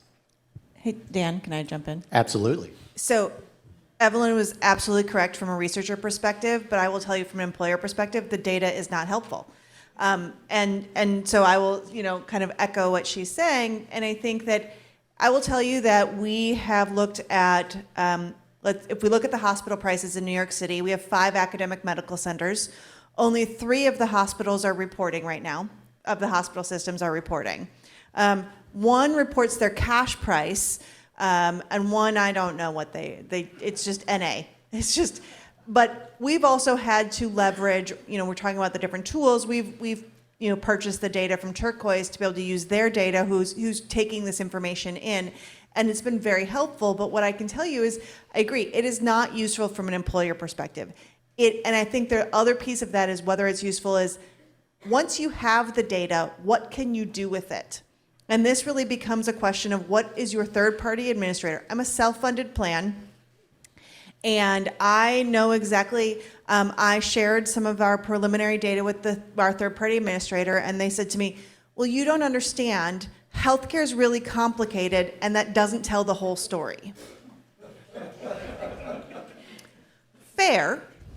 Healthcare is complicated and it doesn't tell the whole story, but it is a data point and it does give me some perspective, right? And it does tell me that at one hospital, they are not the most competitive, but in theory, the payer, which I agree is a ridiculous term, the other third-party administrator that is at another hospital is not competitive, and it just goes to show you. And how do you start to parse that? So even if we get this information as an employer, and you start to parse that, and you start to say, okay, this is not great. what does your contract with your third-party administrator allow you to do? And I really want to kind of comment on the gag clause piece, because it's great. You should be able to get all of your claims data. But here's the thing. There's probably a component in your contract that says you cannot share that data publicly, because the third-party administrator has a gag clause with their contracts that say you can't share this information. And as a employer who has shared a lot of information publicly, I can tell you we do that by doing the average of the group price and the this and the that, and it has to be a minimum of 5 procedures. We do it at a bundled payment, but I do know that roughly I spend $3,100 at this hospital for a colonoscopy and $12,000 at another hospital for a colonoscopy. But I couldn't tell you that if I got a colonoscopy, I can't say I paid this dollar amount and this is how it was affiliated and this was the physician charges and this was the facility charges, because of the gag clause that exists between my insurance, my third-party administrator, and the hospital contracts. There was some conversation about the policy world, and in New York we worked on passing some legislation. We're not as fortunate to get the anti-competitive contracting clauses that I know are hopefully going to be introduced this year. We had to get them stripped down because of the powerful impact of hospitals in New York City and New York State. But we do have one that will, fingers crossed, the governor was supposed to sign it last Thursday. It's now this Thursday. So at any point, we expect the governor to sign it, and is supposed to allow me to be able to share claim level data. But the fact that we have to go to a state level action to be able to share the data that some would argue I don't actually own, yet I pay the bills, I think is sort of indicative of this issue of transparency. And transparency is only as good as you can use the data to make different decisions. I know that was not my question, Dan, but that was sort of. Cara, we're just going to riff on it. Very helpful perspective, and so the gag clause is a huge, kind of from the legislative perspective, a huge influencer. And I always think that it's a little too early to say that the price transparency data is useful or not. The data mostly we're currently are using are the hospital posted files, and we all know that the compliance has been slow on the provider side, but we do see that the compliance on the plan side is much better. It's just that it takes some time to for us to collect and weed through the data to be able to make it a usable format. And it then broke there's our the system. Yep. And We tried to download our own data, because again, as you mentioned, we as a plan sponsor are accountable to what the payer is posting on our behalf. I have 25 people who work for me on analytics. We have a really great data warehouse. We manage all of our claims data, have 10 years worth of claims data. We tried to download the file and it shut our data warehouse down. So I only say that because. Do you mind if I jump in a little please. bit? So this is where I'm going to be Mr. Sunshine. All right. All right. So I guess what I would say is we have 1,500 clients with all their claims data loaded. We navigate through gag clauses every day. So they'll end up, the gag clause at times will suppress about 10 to 15% of the functionality in the analytics in our technology. We have over 100 insights in the technology that label opportunities for population health, but most importantly, going after the fraud, waste, and abuse, site of care, gaps in care. We have already fully integrated, so this is a part where I'm Mr. Sunshine. We actually, in our clients' loaded data, we have already integrated the hospital payer transparency data. It will get better over time, but off of a site of care analysis, and we also have quality data loaded. So on that site of care analysis, you can come to a very important conclusion, and this is something we learned in retirement. Healthcare relies on consumerism. From a behavioral finance standpoint, that's ridiculous, okay? The fiduciary actually should not offer garbage to their people to decide among. right? A fiduciary actually should design a program that actually works, like smart network, green imaging, like those are things that we call it the so what, now what, and measure. So the so what is very obvious in the data. For something that's a total commodity, there could be a $3,000 price range on the MRI for me to get my knee replacement, which is coming to a theater soon. But that, like, so all I would say is, again, under the art of the possible versus looking at what's not perfect, I think every employer, and I brag about Cora, even though we met only through this committee, I tell her story all the time because what it takes, the data will give you your so what. You need a bold employer with a bold advisor to actually declare they're going to do something that's never been done before. And then you're going to measure it. And if you're smart, you're going to reallocate that capital back to the people that have been hurt the most over the last 30 years. All right, as someone at Hughes, the advisor, but I'm also going to say, you need to be a bold employer. You don't need a bold advisor to do the work yourself. Yeah, by the way, I'm not an advisor. Well, I'm purely a boring data analytics guy. I'm only saying that because I think it is, and I know that I've seen the hands raised, it's mostly advisors here, and you all, I would challenge you to be bold for your clients. But the few employers here, you don't need your advisor's permission to challenge the status quo. You know, and I would also say that advisors, one of the things you should tell your employers, and employers what you should do is hire healthcare experts. Hire healthcare experts to run your health benefits. I mean, I am not HR, I am healthcare. I have been healthcare my entire career. And, if I went to a different role, I'd probably be like VP of healthcare total benefits. I know nothing about your wellness benefits. I know nothing outside of healthcare. And we should not be relying on people who's responsible for the entire HR operations to be understanding this very complex ecosystem. So I would say you can be bold, and one of the ways to be bold is hire a healthcare expert. So Cora, you make a great point, and you kind of touched on it earlier when you're talking about payers. I had a conversation 10 days ago in Louisiana with a large payer in that market. We're working to put together a coalition similar to HBCH to represent the interests of employers, and the payer told myself and another colleague of mine who's been in healthcare for 30 years that before you try and change healthcare, you really should understand it. So this is how employers are being treated by the payers and some of the other entities out there.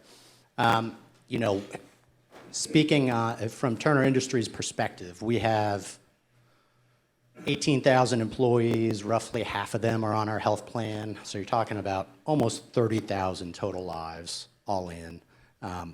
We're a tenth of the size of Cora's health plan, very different, and we certainly haven't been as bold as she has on her front. But this is how we're using data. It's a bit of the dog's breakfast, a term that I will wholeheartedly embrace going forward. We actually in-house developed a hospital value scorecard that incorporates the SAGE data, the CMS star rating data, and the Leapfrog data to assign value to each of the hospital systems by geographic region where we have large clusters of employees. We put it on our benefits site, ask people to use it before they use care. Don't force them to, don't tie any incentives to it yet, but that's there. We offer cash payments to employees for making smart decisions on largely diagnostic services. They range from $50 to $500. And ultimately, whereas it's led us to have reduced trend over the last 3 years. We're at about 3% total over 5 years. So a little over 0.5% a year, which is great. So that's the dog's breakfast. Cora referenced earlier, taking New York Presbyterian out of network is, a dog's buffet. Tell us a little bit about what the fallout was from making that move, because that's always what an employer fears, right? I worry about my CEO banging on my door and saying, "What are you doing? I'm on the board of New York Presbyterian." All right, I'm not going to comment on that piece of it. But what I will say is, to to go hand in hand with your bold moves is change management. And I think that often gets lost when we talk about benefit changes and we talk about like, you know, special networks or whatever, but it becomes a change management. I can tell you that when we did this, we had 25,000 members or family members who had used a New York Presbyterian or affiliated physician in the last 2 years. So everyone, whether you used them or not, got probably about 8 pieces of mail. If you had used it, we made phone calls. If you were identified as clinically sensitive, which we used another hospital partner and our third-party administrator to help us determine who is clinically sensitive, meaning if you did not transition your care, who would be most at risk. So people who were in their late stages of pregnancy, ESRD, HIV, chemotherapy, you know, some of our cancer patients. And then my team called them individually and helped transition their care. And we were able to successfully move everyone with 17 continuation of care cases. And I always want to pause there, and I can always tell, like, people are like, "Are you kidding?" And part of it is because we did not allow blanket continuation of care. We created really more of an exception process, and it was prior to us being effective to the CAA. So where you have to allow that kind of thing, we did not have to do that yet. Our plan was not effective in the CAA yet, but even beyond that, I think part of it was we were able to again tie the value of this change. Had we kept them in network, we right now have a maternity program where our moms can have a baby for no more than their first prenatal copay of $40. So they can have a baby for free. So those of you who've had children, how many of you had a baby for free? Right. And so we were able to say confidently, because one of the contract provisions between the hospital and our third-party administrator was any special programs they had to be a part of. And so we would have had to get rid of our programs and said to our members, you will no longer be able to have a baby for free. You will, and let me just tell you, we did hear back that later, at some point, I think the comment that I was shared with was, yes, everyone knows about 32BJ and their stupid $40 car seats, which means we were really good at that message. But I think it goes back to change management. And, you know, at this time, Presby has not come back and said, can we join your network? One of the perks of being in New York City is that while we are really big and we're 200,000 members, we're in New York City, so we're not that big. So we're big enough to be impactful, but not big enough to be so impactful that they're calling the board and they're calling people and saying, you have to do this. But one of the things I would challenge and say is, but on the other hand, we're so big that it is hard to make these changes. And that I actually think smaller employers have the opportunity to be bold. You know, I think, Dan, you have the opportunity to be bold with 30,000 a little bit easier than I do at 200,000. And so I think it's oftentimes people are like, well, I'm just tiny. I only have one hospital in my community, or I only have, you know, but you know what? I bet you have more than one specialist, more than one podiatrist. Maybe start small. Look at how do you, again, go back to your transparency data. What is your data saying about where are your members getting care? And use that data to kind of create those bold moves. And it doesn't have to be kicking out a very large hospital system from your network. It can be advanced primary care. It can be check out our website. It can be, you know, make sure that if you get a specialty referral, I think someone was on the panel was saying that earlier, if you get a specialty referral from any of our doctors, it's no copay for you. Like, that is bold moves, and that's using your data to do that. Yep. Yeah, that's really cool stuff and great advice. So I have a million other questions on this analog sheet of paper, but I think we'll open it up for a question or two, Chris, if we have a minute, since we didn't get any in the last panel. Yes, we do have a few minutes. Okay, so I will open it up for questions. Dan? There's one straight back here.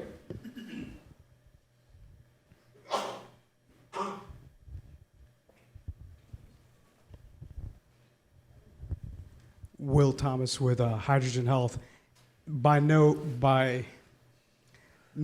stress am I pushing you to think differently here, but you know, often as an employer, Cora, right, you're the only employer there, as you remove some of the higher costing, let's just say providers, what do you think of do you think in the back of your mind, what type of stress am I putting on my workforce to find, different providers that are potentially, especially because of the stresses already on the system, right? Workforce shortages, et cetera, et cetera. Do you think about that? I'm just wondering your perspective here. Absolutely. And it kind of goes back to change management. We partnered with Mount Sinai Health Systems when we removed New York Presbyterian to be able to ensure that if members wanted assistance, they could get a concierge level transition of care and be guaranteed appointments. Because we had that concern. What happens if someone says, well, I'm calling and they're saying the next appointment I can have is May? And we were like, well, that can't happen because we've all been there. This is why I also think online scheduling is like a godsend, because if I have to call someone and sit on hold, I'm just not going. I'm sorry, I probably shouldn't say that as like a health director, but it's true. But I do think that part of the reason we did that is part of that change management element is how do and that you have to make sure that the member stays at the center of everything you do. I think oftentimes cost-cutting measures become about the bottom line and we forget about the member, but I'm lucky I get to focus on the member. There was a question over there.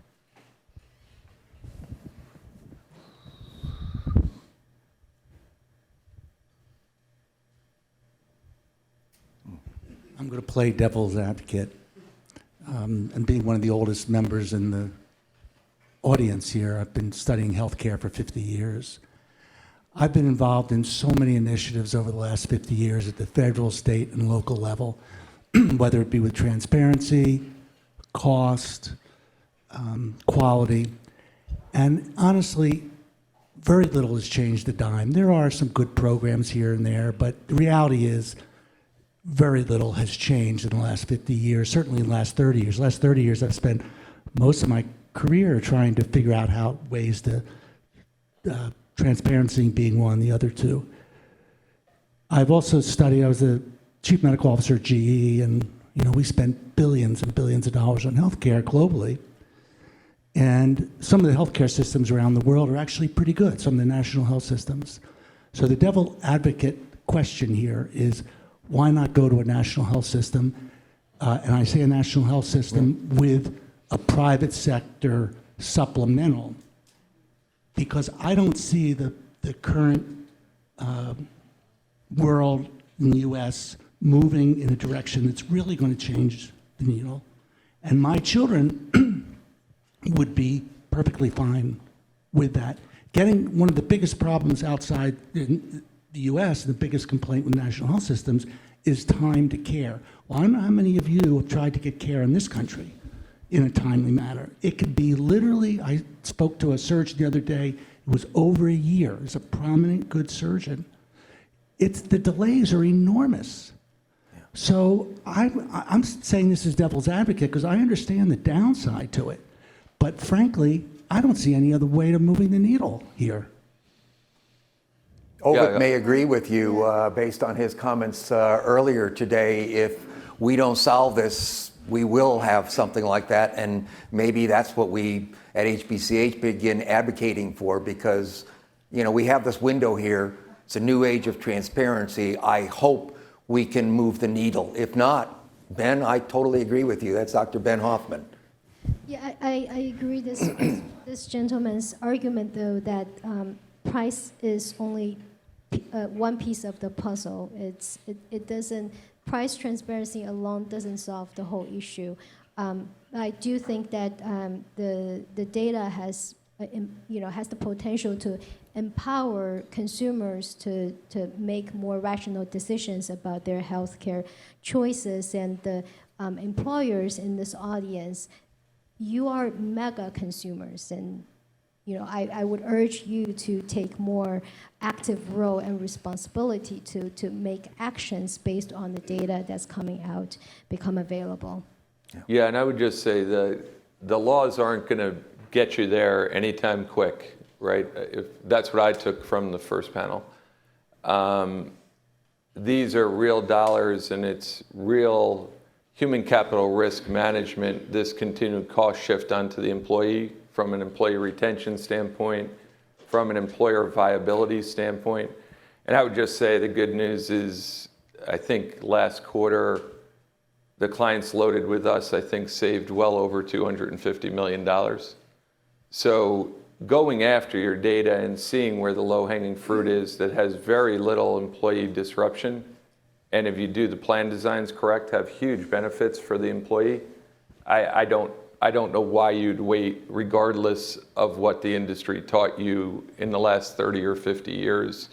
Employers, employees have a real issue today. And, you know, I also haunted by what Donna Shalala said at the end of her speech, is she said, you all might think I'm for Medicare for all. I don't think any of you know what that would mean. So I'm kind of haunted by that. Like, I'm not sure, like, it sounds good. And I agree with you, some of the excuses we use on why that would be bad probably are nonsense when you have to wait 6 months for a dermatology appointment. But the reality is the low-hanging fruit for cost savings, quality care, this data is very, very rich. And with good advice around you or your own advice, you can impact cost and quality today. Well, This I will- gentleman's One been more trying. question here. This gentleman's been trying forever, or whoever. Hey there, this is Jim Arnold from FinHealth, and we've done something on a small scale, and I'm interested in you critiquing it as kind of a first step in this process. So we have some large self-funded employers, and obviously they're a fiduciary, as you've noted there, and so their position was, hey, you know what, with a fiduciary, we want you to put this claim on hold until our folks verify it. So they took a $2.8 million claim, put it on hold. We requested an itemized bill, went through a process, total work of fiction, right? I mean, there were $300,000 or $400,000 in charges that you could just remove. You know, saline solution, $150 times 300 units, things like that. Yep. Then there were things like ventilators where they were charging 15 times the market value in the Miami market. Well, took a couple weeks, but that claim, and Blue Cross stepped away from it. So it was one where there was a TPA, Florida Blue was the network, Florida Blue walked away. They said, hey, and they went to the hospital, and the client didn't interact directly with the hospital, but they threatened to, and they said, okay, would you take $2 million?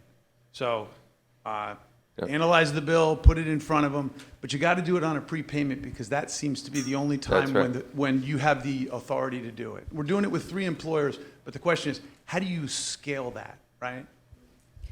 So I think this is actually part of a larger conversation about payment integrity, which I'm sure you could probably do an entire webinar series on payment integrity.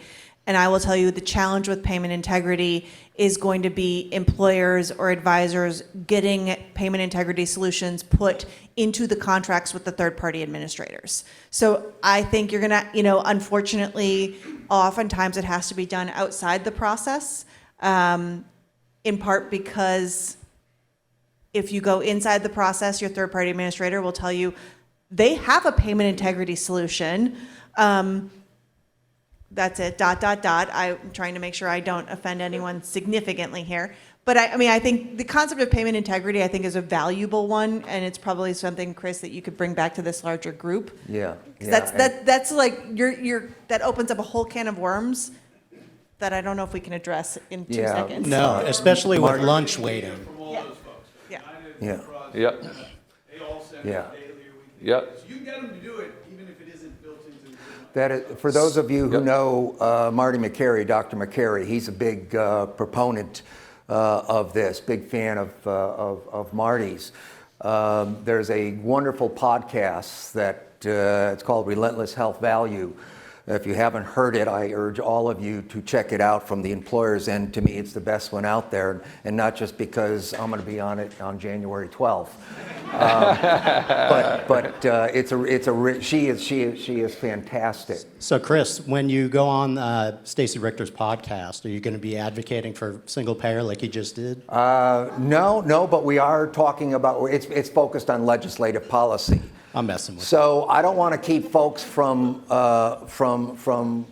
lunch here because that's what's next, and I know that's where folks want to go. But as the host, I have just a couple comments. First of all, we talked about hospital transparency. On our website, one shop stopping, we have the RAND data, we have the SAGE data, we have the NASHB data, we have the Leapfrog data, and sometimes it may be difficult to navigate. I'm going to ask Sam to put our contact information, my contact, because I would gladly help anybody navigate that if you're interested in any particular hospital. I can say in the Houston market, our employers are paying roughly about 260% of Medicare pricing. We think a fair price is closer to about 150%. Maybe not starting there, but that's being done in other markets. That's what we hope to do with the SMART network. The gag clause was mentioned. You heard about the legislative policy. We need support because we would eliminate those gag clauses if this legislation is passed next year, along with the other elements of the bill. And we're using the National Academy for State Health Policy template for this bill. And then somebody mentioned, and I met this young lady over here who was with Quest Diagnostics, and we talked about having so much put on HR's plate. Quest Diagnostics went a little bit different. They said, we got to figure this out. They actually took health benefits out of HR, put it into medical and financial, and they've had fantastic results. I hope to have them here next year to talk about this, but we have to get the folks educated and understanding healthcare a little bit more than they do. So these folks will be around here all day. I can't thank you enough for your attention and your participation. And enjoy lunch. We're going to wind up, we'll start a little bit later, 1:05 or something, since we're 5 minutes over here. Whether it's a breakout session, one will be in here, and I'll ask Sam where there's another one. I think there's signs that show where you're supposed to go. So thank you so much. Thank you. Yeah, absolutely. Hello. Welcome to this, I would say, the most important session of this meeting. Right? And we try to keep you awake, because postprandial hyperglycemia, the lunch thing is not anybody's friend, right? All right. So my name is Faiz Bojani. I'm disclaimer, I'm a former chief medical officer for Shell, just retired. So they have still put my old title, but that's okay. I think you can forgive me for that. They also put the logo here on my badge. I'm a physician executive, as I said. Let me start by giving a little context to the two key presenters on my left, Dr. Ray Fabius and Steve Cyboran. The drivers of healthcare and healthcare costs, right, are multifaceted and multidimensional. And I think all of you know that. And therefore, the solutions are equally complex and multi-layered. Now, I would like to have a sort of another disclaimer here that we should never, and personally from my experience, I never went for reduction of healthcare cost as my primary goal. Okay? I always went for improvement in the health, culture, and well-being of our populations that we served, and as a result of doing a good job with that, you expect the outcome to be a reduction in healthcare cost. Yeah? That was a fundamental difference between my approach for a few years and my benefit counterparts who always wanted to reduce the unit cost of care. I think you all understand the unit cost of care. I was always of the opinion that we need to reduce the units of care rather than the unit cost, because when you reduce the units of care, the unit cost will automatically come down. And you will get tremendous sundry benefits from the health and well-being of your population, not just in healthcare costs, but in productivity costs, which are multi-times more than healthcare costs for any large organization. Okay, so the topic today is organizational culture. So just by a raise of hand, how many of you know or know very well what does organizational culture really mean? Just a few hands up. Okay, All right. Well, then let me give you a 2-3 minute background of that, because I think that's an important context to start with. Now, organization culture is like the personality, the character, the feel of an organization. Yeah. So where does it come from? Yeah. So organizational culture have a few key characteristics that one should think of or know of before we think of culture. And then I'll relate it to why it is important to health, healthcare, and cost. Yeah? So the culture is typically grounded in the commitment of the organization towards its shared purpose, goals, vision, mindsets, norms, behaviors, all of those things. Yeah? It is grounded in those. It is exemplified and amplified by the words and the deeds, so the actions of their leaders. Yeah? So you hear that all the time, right? It is visible in all relationships, be it with your peers at work, be it with your customers, be it with any other stakeholder. Yeah? It is actuated, right, in the architecture of the organization's policies, procedures, processes, whatever else you call them, right? So you can see them there. Yeah? It is evident in the stories and rituals and aspirations of the organization, yeah, and its people. And it can or it must be felt by a new member or a visitor. If you were going to go visit Shell, you should be able to tell by the end of your 2-hour visit, well, what are these things, right? You should be able to get a pretty decent gut feel for it. You may not know what this organization does, but you'll get a feel for the culture, right? Now, without going into details, because there's a lot about the culture, I want to say a few things as I've spent a lot of time at Shell in the leadership role. The culture can be intrinsic, internal, or driven by extrinsic factors, right? In Shell, for example, the top management, the C-suite, openly communicated to its staff the importance of adopting an ethical attitude. Now you say, this is an energy company. Why are they talking about ethical attitudes all the time, right? While responding to market drivers and needs. Yeah? So what does that mean? If there is an opportunity, a market opportunity, we would not go, or Shell would not go, in merely for the profits. Because you can make profits by all sorts of ways, right? Ethical and unethical. So the top management talked about ethics and ethical attitude all the time. So when we would go in, you would make profit, but only ethically. Let me then talk about what were the core values, because all organizations have some core values. And for Shell, it was the honesty, integrity, and respect for people. Now, why is that important? Obviously, it creates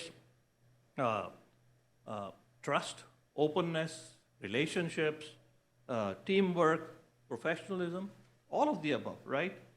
And a pride that people have working for those organizations. Now, you may have friends and acquaintances when you talk to them, and when you talk to them, how's your work? And you'll hear some story. And then there'll be a few friends and acquaintances where they say, oh, I really enjoy my work.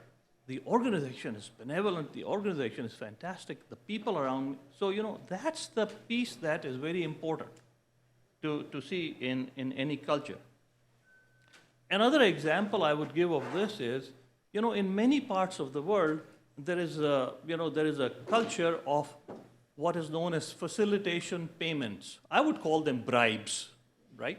Facilitation payment is nothing but a bribe in a nicer way of putting it, right?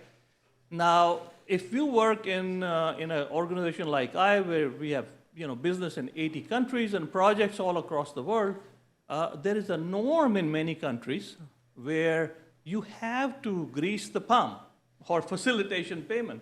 Otherwise, your project may be delayed, your inspections may be flawed, you may not get your equipment on time, you may not get your visa, etc. for your people, right?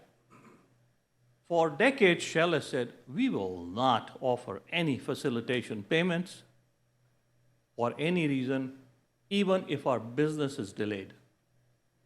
Yeah? That's a big thing because your competitors can get an advantage by doing that. But that's a sort of an ethical attitude that one needs to know. Now, the important thing is, why is all of this important? Yeah? Because you want to build on the core values of the organization, on the culture of the organization, to then build your health and well-being programs. Yeah? So it is critical for health leaders in any organization to leverage the existing culture, right? And use it as a hook to gain entry, yeah? And a space on the executive table or the C-suite table or any other table that you need to create a space on. This can be, in terms for health, could be access, issues related to access, issues related to promotion, and issues related to protection of health, right? So it doesn't matter. But any health-related value proposition that you have, or a program or a project that you want to bring to the organization, must be justified and founded. This is how I used to do it, and founded in alignment with the organizational culture. Because if we don't do this, you do not gain the support of the leadership for the program. And if for some ungodly reason you did get the support because you knew the CFO or the CEO, it will not be adopted, will not get traction in the employees. Because it feels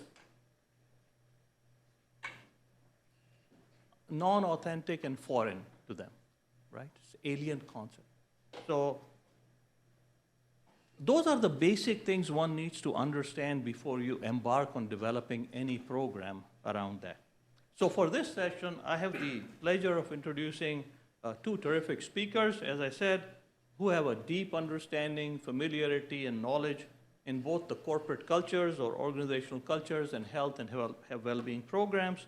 They will share some unique perspectives, and I truly say unique as I mean it, regarding health, healthcare, and healthcare costs. Remember, I am using the word cost at the end, although that's the title of the session, right? And I gave you the reason in my preamble. Because healthy culture will bring reduction of everything, including cost, right? So just a line about Steve Syboran, our first speaker. He's an actuary and a chief behavioral health officer for Humaculture, which was founded to cultivate thriving people and thriving organizations. Yeah, he's an actuary, so he put together a quantifying model of the impact of healthy enterprise in reducing health issues and healthcare costs. And then we have Dr. Ray Fabius, a physician executive, a good friend of mine, who has, I don't know, run so many organizations, founded so many organizations, but chiefly I would say he was the chief health and medical officer for General Electric. Yeah, most of you know that. He was the chief strategist for Walgreens. Yeah, and he is a prolific speaker and a prolific writer. Many articles, probably about half a dozen books. He just told me he has one almost ready to go. And one book that I particularly like around population health is called Population Health, Creating Cultures of Wellness, yeah, which is very pertinent to our conversation today. With that, I'm going to ask Steve to kick off. Thank you. Thank you, Fayez.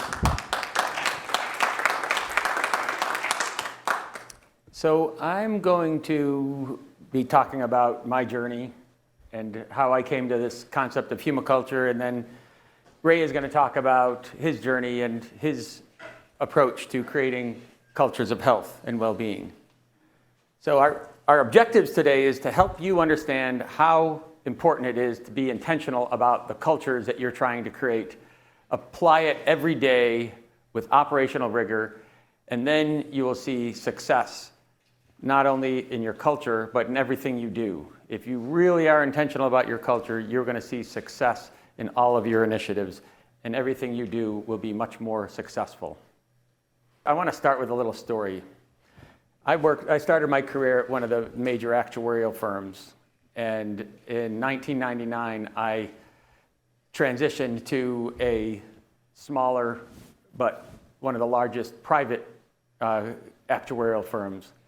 And I showed up my first day. There was a stack of papers about 2 feet high, very neatly stacked, type A personality, new boss. And he says, sorry, I can't be here for your first day. We just got a new client. Our first meeting with them is tomorrow morning at 8:30. Read this material. I'll be in at 8 o'clock so we can prepare. And so this happened to be for an airline that lost a couple of planes in 9/11. And so prior to 9/11, one aspect of this assignment was a loss of license plan for their pilots, where the definition of disability is basically a long-term disability where you lose if you lose your license due to a health issue, you're eligible for this benefit. And so prior to 9/11, the decade before, every year 16 to 20 pilots would go out on loss of license. After 9/11, it shot up to about 100 for the next 2 years. And the client was like, what happened? It says, these people just don't want to fly. Can you please find somebody that could recertify the medical on these pilots and we'll just get them off the plan? And so I found somebody that specialized in these types of plans, and they went through every claim. They were using surveillance on them and everything to verify that they actually had the medical conditions that they claimed they did. And they went through about 200 claims, and every claim was considered legitimate except 2. And so then the client said, well, what happened? And I had the unique opportunity of digging into the data, talking to the pilots, doing literature review, and my final conclusion was their jobs fundamentally changed. They went from being the cowboys in the sky, they loved their job, they had a lot of autonomy, they were paid well, worked reasonable hours. And then after 9/11, they had to let several thousand pilots go, and the outlook for these mainline carriers was very much in question, so that their job security was gone.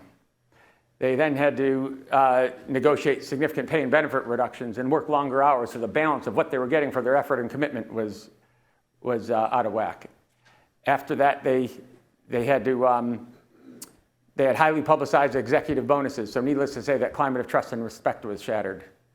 So I then realized that the organization itself had a huge impact on the health and well-being of the people. So we then my colleagues and I, we developed a maturity model.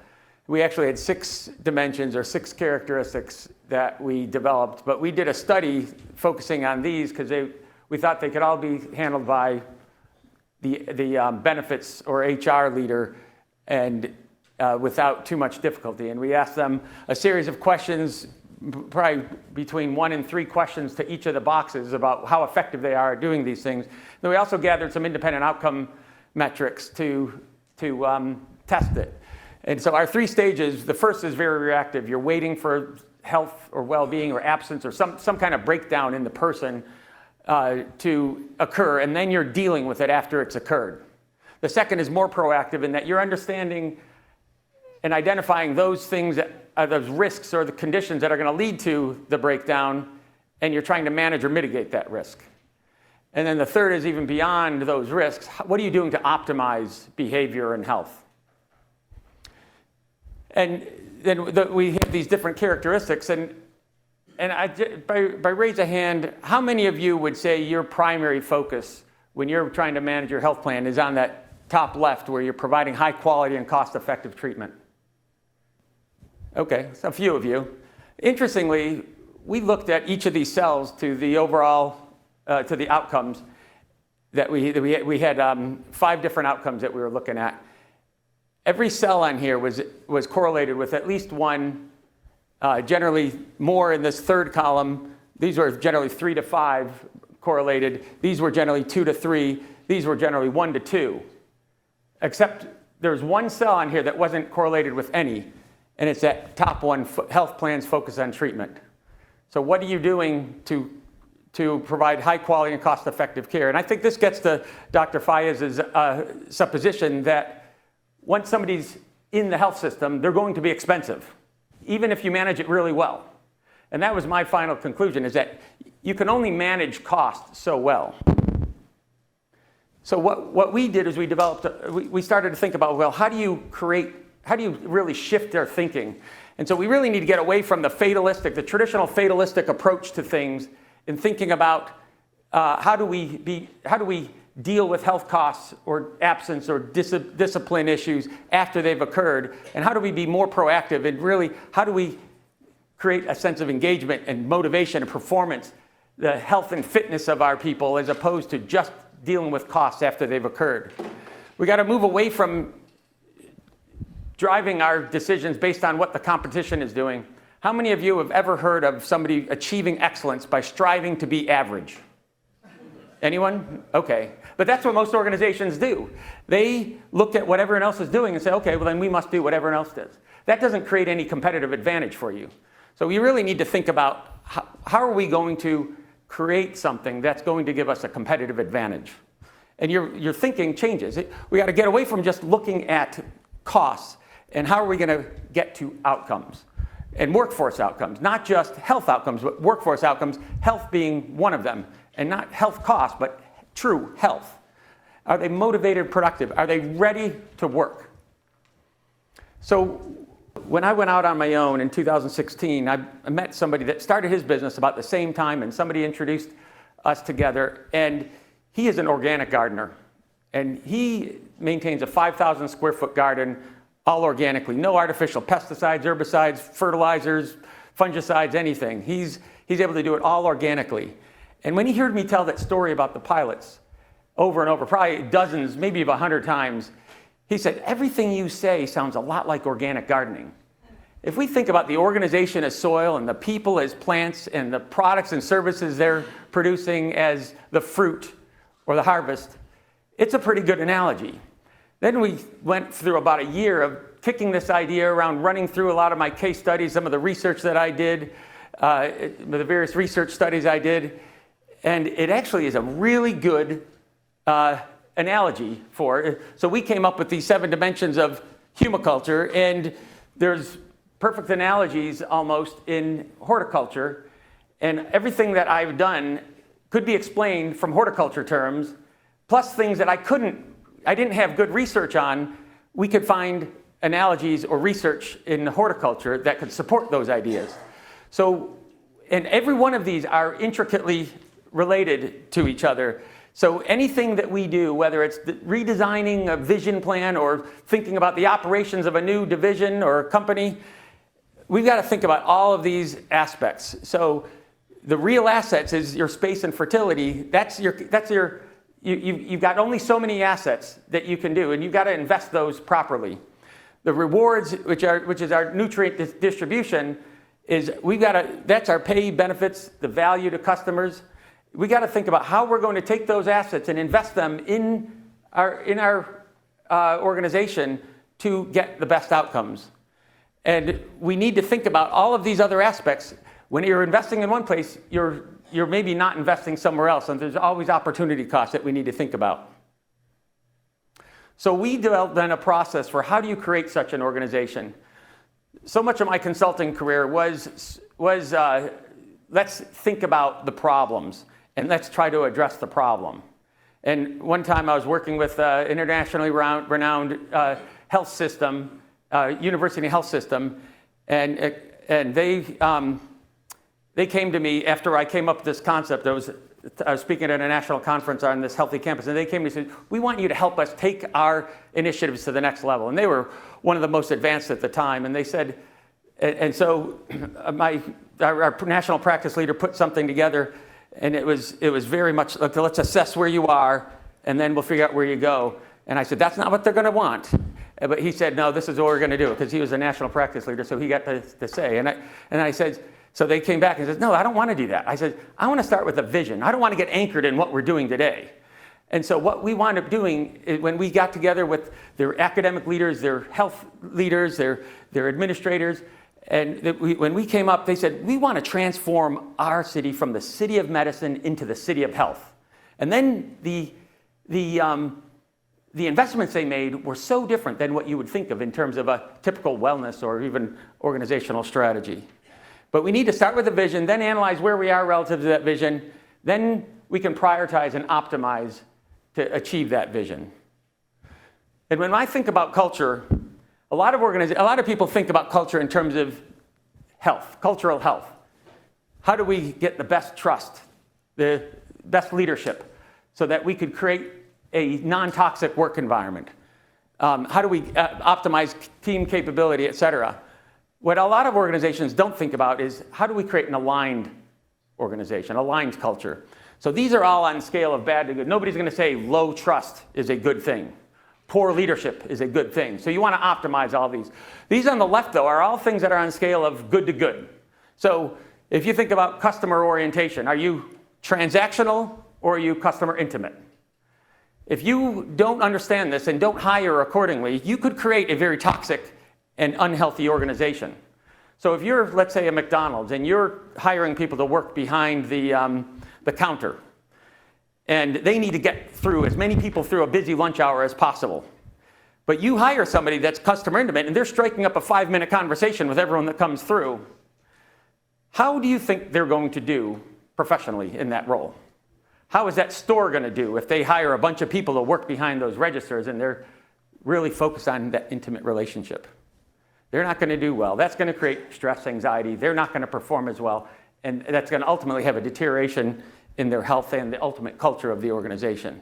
So you need to be thinking about what are those dimensions of our aligned culture. So what is the potential impact of this? So that study that I told you that I did based on that maturity model, one of the things that we did was we had these independent outcome variables, and we actuarially adjust them for industry, demographics, et cetera. And we looked at, well, how did that top quartile on our Healthy Enterprise Index, which is really a compilation of all of the elements on our maturity model, and we said, what is the impact? So we had almost 300 employers participate in this. And so what we found is the top quartile had significantly better health of their people with almost 10% lower healthcare costs, 22% lower rate of increase in their healthcare costs. Their employee withdrawal behaviors were significantly better with 33% lower turnover, 37% lower extended absence. And then they had a safer workplace with 17% lower workers' comp costs. Now, how many people would say that if you're in the top quartile here, that would create a competitive advantage against a competitor that may not be? Not many, huh?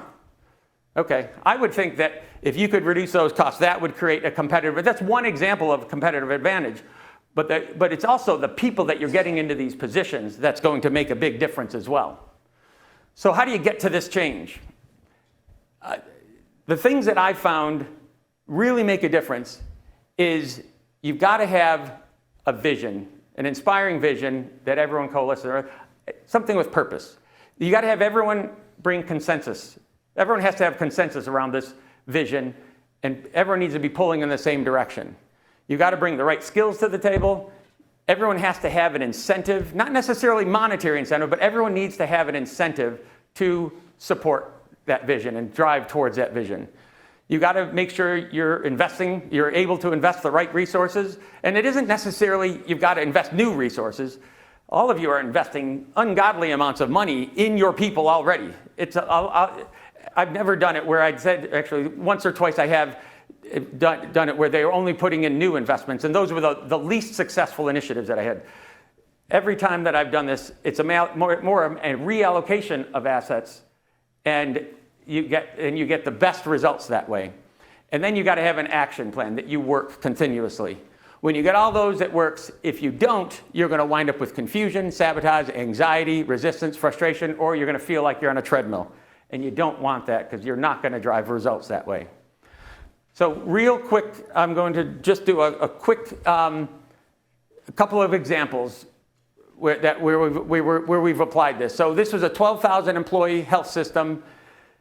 They had 10 different hospitals they've acquired. They already had them all on the same health plan. They all had different contribution structures, some wildly different. We want to get them all onto the same contribution structure and advance the wellness initiative they have. They're already getting over 50% participation in their wellness initiatives, and they were able to demonstrate that they were getting significant impact of that.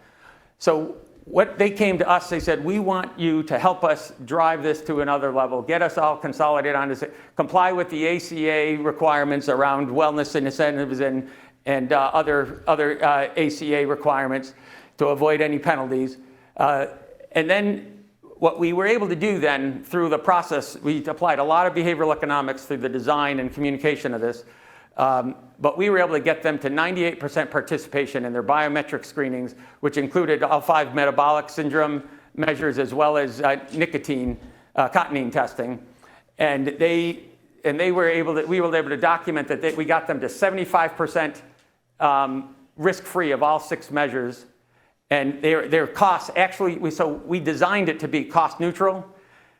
They actually wound up reducing their plan cost by $2.5 million, and the employees actually reduced theirs by $2 million when you think about both contributions and the out-of-pocket costs, which was huge for them. And this thing factored in any incentives that they baked into it. This next one is a university. They were a top-ranked university system. And this is applying a different benefit, which is their time off program. And we took them from a sick and disability plan to a PTO plan. And we were able to get them, and we looked at 3 years before implementation to the 3 years after. But we got them to a 52% reduction in unscheduled absence, 72% reduction in extended absence, so 5 days or longer. The 95% reduction in employee relations issues dealing with absence and tardiness. And then they had turnover of their best employees went down by 29%, of their worst employees went up 36%. And that had a huge impact on their culture. And they said that was the biggest cultural difference that they had made. There's one more that I'm going to skip so we give Ray a chance to talk as well.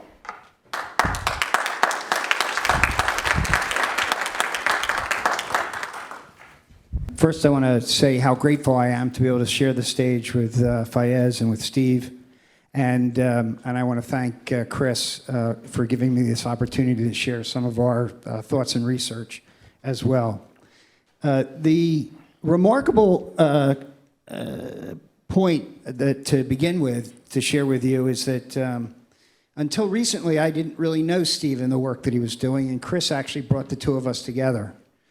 And yet, through independent research, we've been able to do some remarkably similar things. And in science, one of the ways that you can validate that you're on the right track is with independent reducibility. And so what I'm going to share with you is a remarkably similar journey with remarkably similar results.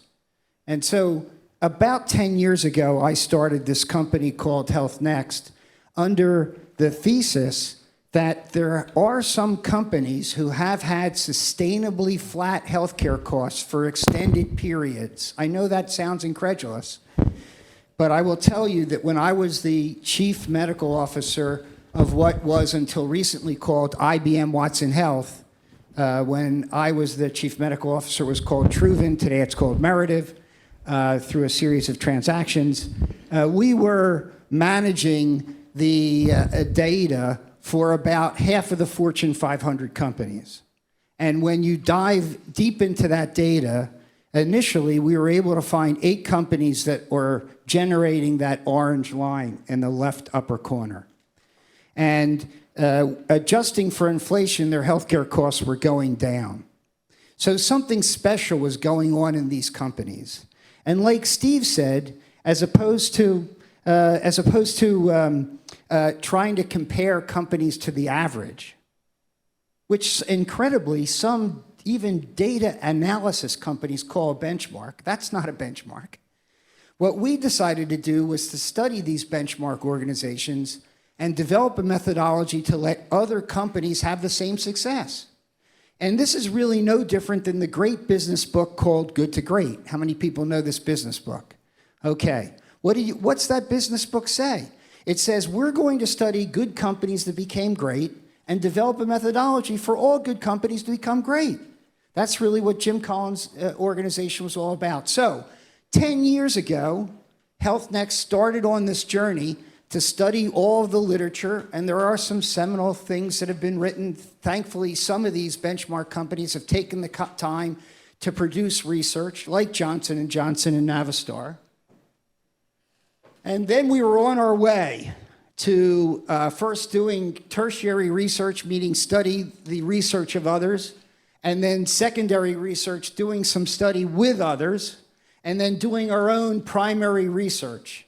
And some of this does culminate, as Fayez mentioned in my textbook, Population Health, Creating Cultures of Wellness, which I can shamelessly plug because all of my royalties go to the School of Population Health at Thomas Jefferson University, where I've taught. And so I don't get even a dime if you buy one of these books.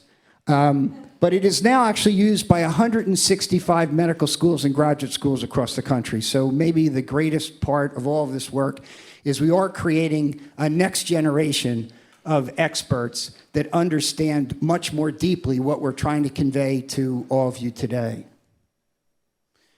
In the end, our research showed that companies who build sustainable cultures of health, safety, and well-being have two things, at least two things. And again, this is going to sound like a shameless promotion.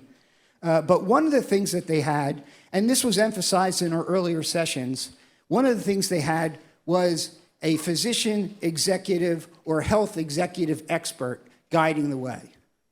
Someone who had maybe as much as a decade of understanding in the healthcare system in a leadership role. Beyond just having somebody who is an expert in benefits or human resources. Imagine the possibility of actually marrying up all of the terrific work and skills and science that you have in human resources with people who are expert in the field of population health, in the field of building cultures of health, safety, and well-being. In addition, all of these organizations who had achieved a culture of health and well-being had a multi-year strategic plan. If you walk into an employer and you say, well, how do you handle your healthcare issues? And they say, each year we sit down before open enrollment and decide what we're going to do for the coming year as far as a benefit design program, but they don't know what they're going to add 2 or 3 or 4 or 5 years from now. That's an organization that needs some work. And so my company, HealthNext, developed a methodology that generates a strategic plan and then has a panel of world-class physician executives for you to access on a fractional basis. Because it's very expensive to have somebody full-time like me or Fayez on your staff. But it's certainly possible, even for small companies, to take advantage of the fractional use of this kind of expertise. So what I often talk about is this notion that if you want to take your family to Africa, for example, you're not just going to go on Google and book a hotel. You're going to identify some kind of a guide and establish a roadmap and an itinerary for your travel. And that's, in essence, what HealthNext does. There are certain tenets to our methodology, and I'm going to try to share them very briefly with you because I want to give you some gift of this process that you may be able to transfer to others, and we can build a movement that focuses not just on unit healthcare costs, but in, as Dr. Fayez said at the opening remarks, reducing the need for healthcare. And as Steve has already said, giving an organization the opportunity to enjoy so many other benefits from a healthy, well, and safe workforce. For those of you, when I worked for Jack Welch, he used to hand us a book and say, read this tonight and create one slide to summarize it because we're all very busy. So for those of you that don't want to read my textbook, this is the one slide. So what is population health? Population health is at least the equal focus on keeping well people well, which the American healthcare system does a very poor job of, as well as reducing risks that for people who have risks so they don't move further down this line, making sure that every person who has an acute illness has rapid access to care, especially with advanced primary care, seeing to it that people who have chronic conditions do not succumb to the complications of their disease, and making sure that people who have catastrophic illness get the best care that this healthcare system can provide. Centers of excellence. Now, when you start to look at all the things that can touch a culture of health, safety, and well-being inside of an organization, there is a lot of what we call factors. And unless you have an organizing platform, like the one that we developed at Health Next, which is a digital platform, you can't really put all these together in an organized fashion. You can't identify where your strengths are and your opportunities. You can't, once you identify your opportunities for improvement, sequence them in the right order, the same way that our artificial intelligence and our platform makes it possible. And so when it all comes down in our model, which is really very similar to Steve's, and by the way, I'm not competing against Steve because I think actually Steve's model is even at a higher level of the organization. My model will help you with sustainably flattening your healthcare costs forever. My model will nurture your workforce from a health, safety, and well-being standpoint. His model may even take it to another level because he's working on eliminating other, I'll say, issues around perhaps morality, like Fayez talked about, ethical standards, integrity, eliminating any toxicity in the environment. I mean, so I think our programs actually marry up pretty well.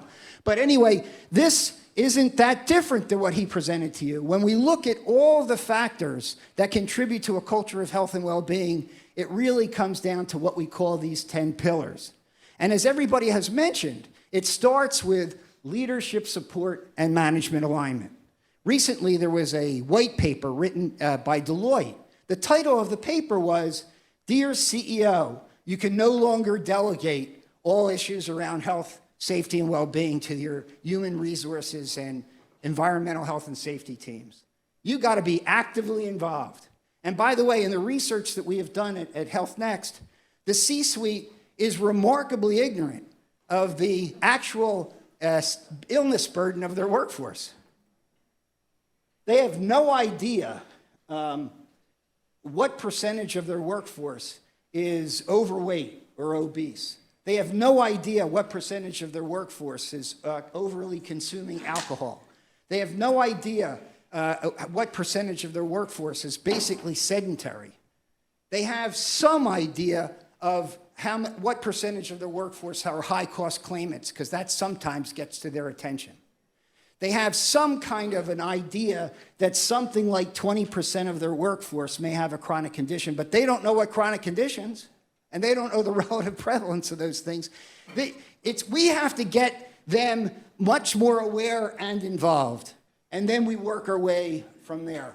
But early on, as a process of our assessment, we generate a multi-year strategic plan for our clients, and then we work the plan with the guidance of a physician executive. When we do the assessment, we do the assessment with our clients in this automated platform, and we ask them where do they think they are from the paragraph descriptions, and then we ask them to document where they are by uploading a document. And as a consequence of that process, there's a calculation that takes place. Companies are scored out of 1,000 points, and we know from our research that 750 is benchmark. So you don't have to be great at everything, but you have to be great at about 3/4 of the 50 factors that we look at in this at least initial introductory platform model. And so this is the way we go about our process. It takes remarkably little time for any of you who are employers to get trained on our platform. Normally 1 hour. It's remarkably easy to use. And then you work with your physician executive to complete the assessment. When there's an agreement on the assessment of the 50 factors, a button is pushed, and it's almost simultaneously that there's the generation of a 3-year strategic plan. And then you work the plan and you reassess. We normally recommend that you reassess every 6 to 12 months. And when that reassessment takes place, a new strategic plan gets generated for the next 2 or 3 years, and you keep iterating until you get to 750. I think Steve actually pointed out a lot of very good reasons to do this. I mean, I do understand, and don't forgive me for saying this perhaps, but this is the right thing to do. We're going to talk about high-cost claims, which, among other things, includes cancer. Then that's going to be followed by a discussion on cancer care management. Seems to fit in there. There's a lot of opportunities. And then the last session of the day will be on formulary management, which fits into all three of these, both high-cost claims, cancer management, and, of course, drug prices. So this is a hand-picked group of folks here. I've heard these folks speak before. I'll have Chris Severson. I want to introduce Chris. I've known Chris a lot of years now. Chris runs the Nevada Business Group on Health. And we have been together through the National Alliance, Healthcare Purchaser Coalitions. Got to keep that straight. So many coalitions, so little time. But I heard Chris talk about this. She is kind of the guru of all of the coalitions around the country on looking at high-cost claims. And she's put this group together who have spoken together a few times now, and I thought it would be interesting for our audience to hear that as well. So, Chris, why don't you take it from there? Hello, can you hear me? Yes, okay, good.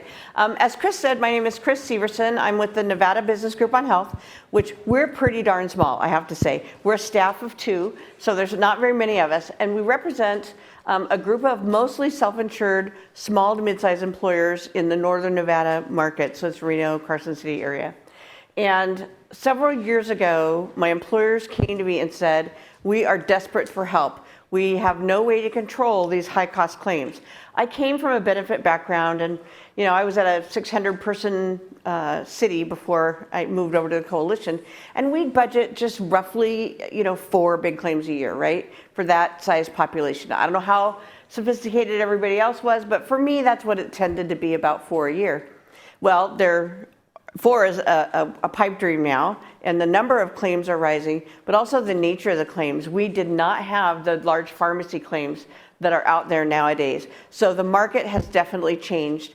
And my interest in high-cost claims came about from my employer's desperation, right? Saying, what are we going to do? And so I went to the National Alliance, and nobody was really focusing on high-cost claims. And we started an advisory group, which Dr. Hale and Renzo were on and are still on, trying to address high-cost claims. And you'll see in your bag, there is a 2-page flyer. And it really will give you information on all the work that advisory groups have done so far. So one of the hardest things was to identify what is a high-cost claim, right? And then you'll see a grid on here. So for our purposes, we said any medical claim over $50,000 started to get our interest, right? Over $50,000 was starting to be a high-cost claim. Some people say it's when they hit their stop loss, right? Which is different for everyone. But also in pharmacy, we said anything over $5,000 a month was going to be a high-cost claim.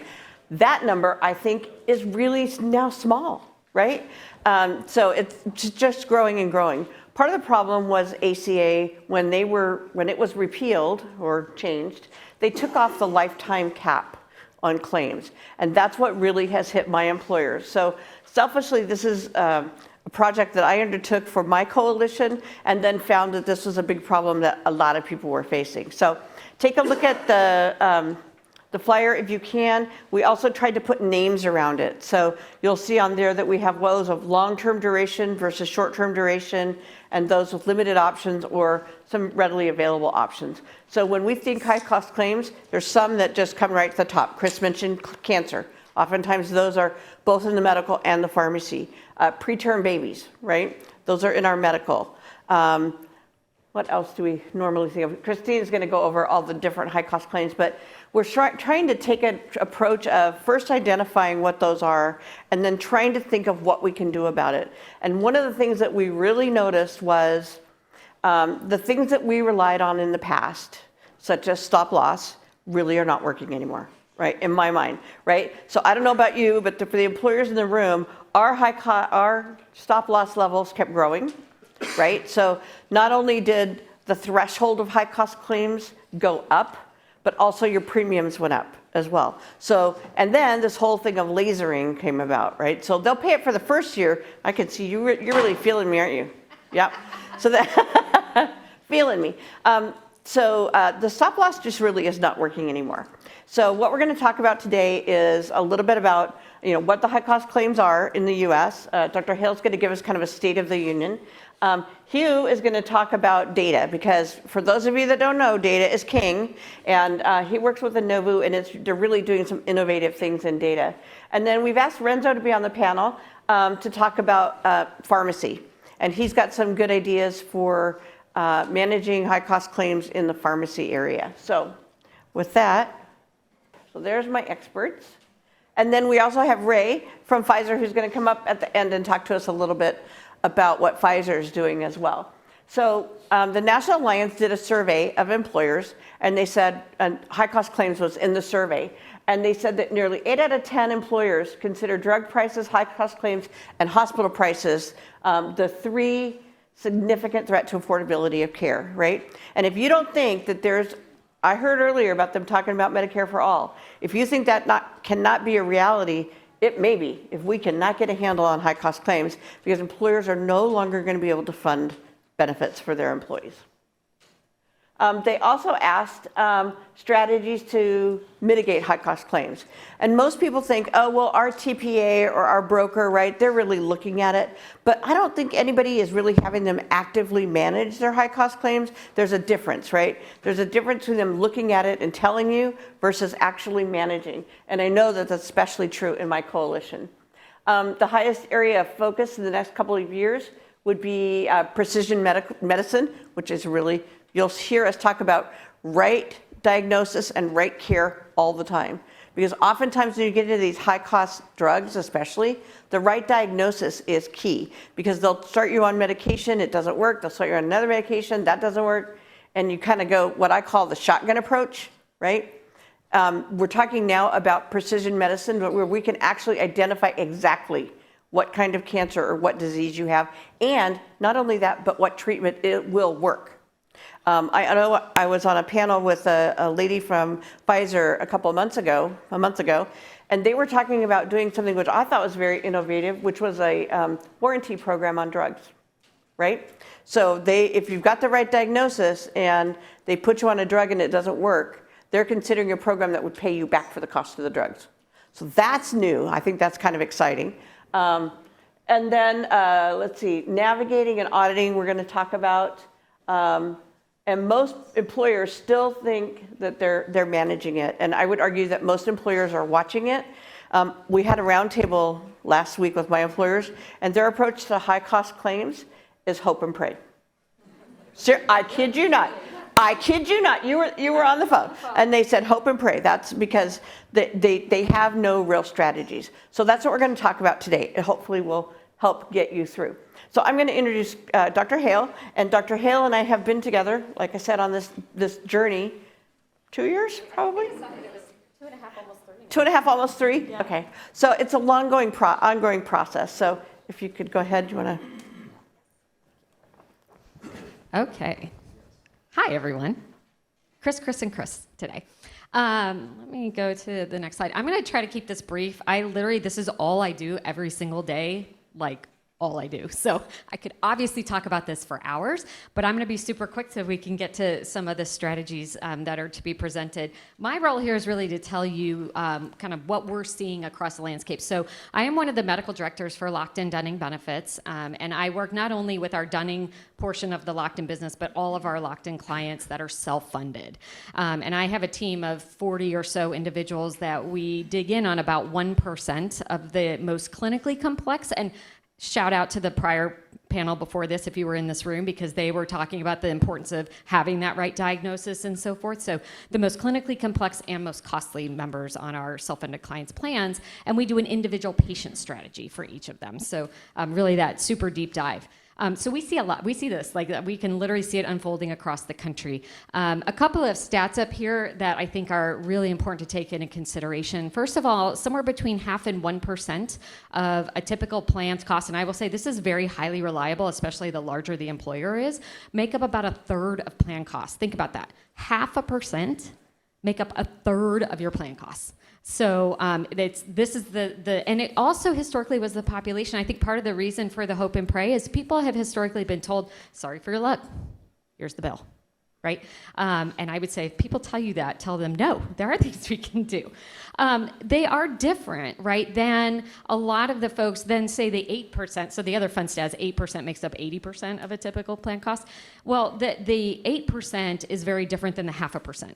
Right, and the strategies need to be different to accommodate both the ones that are in that kind of mid-range, they're on the Humiras and Remicades and those kind of things, maybe not Remicade, but Humira and name your biosimilar, Enbrel, Cimzia, et cetera, and then the ones that are truly the outliers, right? Interestingly, here's another fun stat, because I think these are kind of memorable. In an employer-sponsored plan, since most employers don't cover retirees any longer, obviously some public entities and education and things like that, but most of our employers don't, and therefore, if you think about the incidence of diabetes in the population, which I would assert many, probably, if not most of you, are actively trying to solve for, that incidence, which I think is close to 1 in 10, I'm going to look at my Dexcom colleague back there. He's shaking his head yes, is the same incidence. If you took all the rare, we have a category called rare diseases, right? And that literally the government has a whole site for rare diseases. That it is the same. If you group all of those diagnoses together, it is the same incidence as diabetes, right? But it's not an area that we focused on. And it also, by the way, is the ones that come with these drugs that are $300,000, $500,000, $1 million a year and more, right? So let me go on. And also, it's important to note that chronic conditions obviously can lead to these exceptional claims, but some of them are not due to chronic. Many of them are not due to chronic conditions. And Chris mentioned some babies, genetic conditions, those sorts of things. So this is a great report. If you have not read it, highly encourage. Sun Life, one of the largest stop-loss insurance carriers in the country, puts out a report every June. This is the one from the most recent year. They changed the grouping methodology, so it always takes me a minute to re-ground myself. But I'll tell you what this chart says. So they take their claims data, basically slice and dice it 15 different ways, and it kind of acts as a microcosm of high-cost claims as a whole. Number 1 on this list, 1 and 2, I will say, because they split out solid organ and blood tumors, is cancer. Cancer and cancer. Number 1 and 2 on the list, and only getting higher as we get more and more therapeutics with higher and higher price tags. Then after that, you will see some familiar conditions on here: cardiovascular, orthopedics, those kind of things. Yes, but it's the exceptional cases that they're getting, right? Like a lot of your standard complications are not rising to the level of a stop-loss policy, particularly if you have a higher deductible. But it's the care gone wrong, or it's the $200,000, $300,000 spine case where they charged $50K for one screw, that kind of stuff. Then you've got the lightning strikes, like newborn NICU babies. Those are really high, and a variety of other things. I do want to point out specifically sepsis, which is the 2021 rank is number 7. The 4-year total is 10, so it's obviously gone up, and that's because of, towards the bottom, COVID. So with COVID, we saw a dramatic rise in sepsis, which is bloodstream infection. One, because if you have a severe virus like COVID, your immune system is distracted, if you will, and it's easy. And especially if you're in a hospital and you're having lots of procedures, it's not uncommon to get blood or bacteria in the blood, but also because of hospital-acquired infections. Our hospital staff are grossly overworked, they're exhausted, they have a lot of precautions they have to take, and things just started falling through the cracks. So really important to think about sepsis as well. I don't think this is going to go down anytime soon. Christine, can you go back Yeah, to that of course. slide just real quickly? is this just for Sun Life's book of business? Yes. Okay, because I thought those were small numbers for national. Yes, yes. That was one question. And then the other, do they have the frequency or the prevalence of each of these malignant neoplasms? Yep. Number one, but that can't be more than 20? I mean, I don't know. Cancer is actually way more common, I think, than most people think. In fact, most of the folks innovating in the cancer space right now, I don't know if any of you in the room are in that bucket, but will tell you that it's not a question of, like my colleagues at Dana-Farber that we refer to, they'll say, it's not a question of if I get cancer, it's a question of when and what type and how bad is it. So unfortunately, we are seeing that on the rise. But you're right; these are these are exceptional events, right? These are the kind of 1%ers that are in here. Did I answer your question? Okay, great. Okay, so here's just a flavor. So just back on the whole, don't take. There's nothing you can do for an answer. Absolutely, as Chris said, there are some that are just high cost, right? You get a rare genetic condition or a severe autoimmune thing, and they're just on a high-cost drug, but the cost is in line, everything's appropriate. It is, unfortunately, pretty much what it is. But a lot of these cases, things can be done. The trick is you've got to find the right solution that matches the problem you're trying to solve. So just to give you a flavor of a couple on here, absolutely right diagnosis, as Chris said. So, she's heard me say multiple times, I've had patients on a $300,000 a year medication for multiple sclerosis, and I've looked at the case and been like, yeah, that was a little marginal diagnosis, and so we get them into an expert at like Cleveland Clinic, and they're like, that patient doesn't have MS. So basically, we've been giving them a $300,000 a year medication with no benefit, possibly with side effects, and spending $300,000, and oh, by the way, not addressing the real problem that they have, which in one case was an emergent spine issue that had to be surgically corrected. So always we start there, and then we're like, okay, is the treatment being done appropriately, right? Is it evidence-based, according to guidelines, best medical practice? Do they need access to clinical trials? Then we think about where's that care being delivered? And so much of the cost is what I would consider waste because it's not adding value to the member or the plan, right? Think about these infusions. If it's done at a hospital-based infusion center, same drug, not all. There are some drugs absolutely need to be done in a hospital, unquestionably. They're high risk, patients are very sick. But many of these can be done at a different infusion center in the patient's home. We've even sent home infusion to hotels when we had a patient that was a hoarder and didn't want someone coming to their home. So we were like, we'll send home healthcare to a hotel. But you have to be a little creative. But and I will say this is an area, hospital at home in general, dialysis at home. There are a lot of things. We figured out in COVID, there's a lot we can do, not in a traditional medical setting. And I think we'll continue to see more innovation. Finally, rounding it out on kind of the back end, making sure all the I's are dotted and T's are crossed. Our healthcare payers in this country are processing billions of claims. And things will occasionally be bundled up into such a high level that something slips through the crack. You could have like experimental stuff bundled in OR charges, for example, right? And unless you ask the question like, wow, that looks high, what's causing that? You're not gonna know. Making sure the claims are processed according to the plan, and of course, probably not as common as I think people pay a lot of attention to fraud because that's the thing we hear about, right? We're all like, aghast when there's a naughty provider, but it does happen, unfortunately. So those are all things to pay attention to. So Dr. Hale and I have talked a lot, and I've mentioned to a couple of people here today that auditing your plan costs is something that you should absolutely, definitely do, especially on your high-cost claims, because you never know. I think one of my colleagues in Washington, D.C. said egregious business practices. They bill what they bill and hope nobody looks. I'm totally bagging on the claims payers, which again is a misnomer, right? So the claims processors and the hospitals just are not watching it. But also consider clinical audits, right? Are they getting the appropriate care in the hospital for what they have? And that's something that my group has never done that we're seriously thinking about, is making sure that the treatment that they're getting is appropriate for what they have, if that makes sense. So, Hugh? I don't have slides. I gotta have a mic. All good. So you guys are probably already sick of me since I was on another panel. Hugh O'Toole, CEO of Inovu.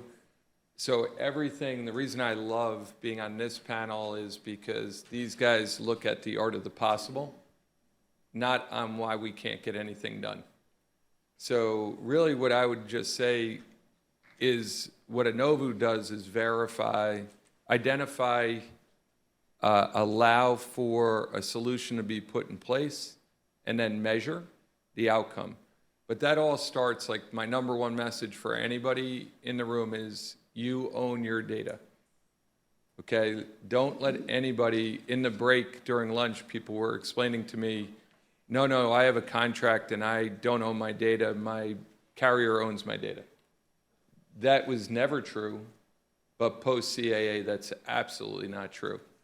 So that's really important. The other thing I would tell you with the data analytics platform is we actually are tracking the current and future risk on every single participant in the platform.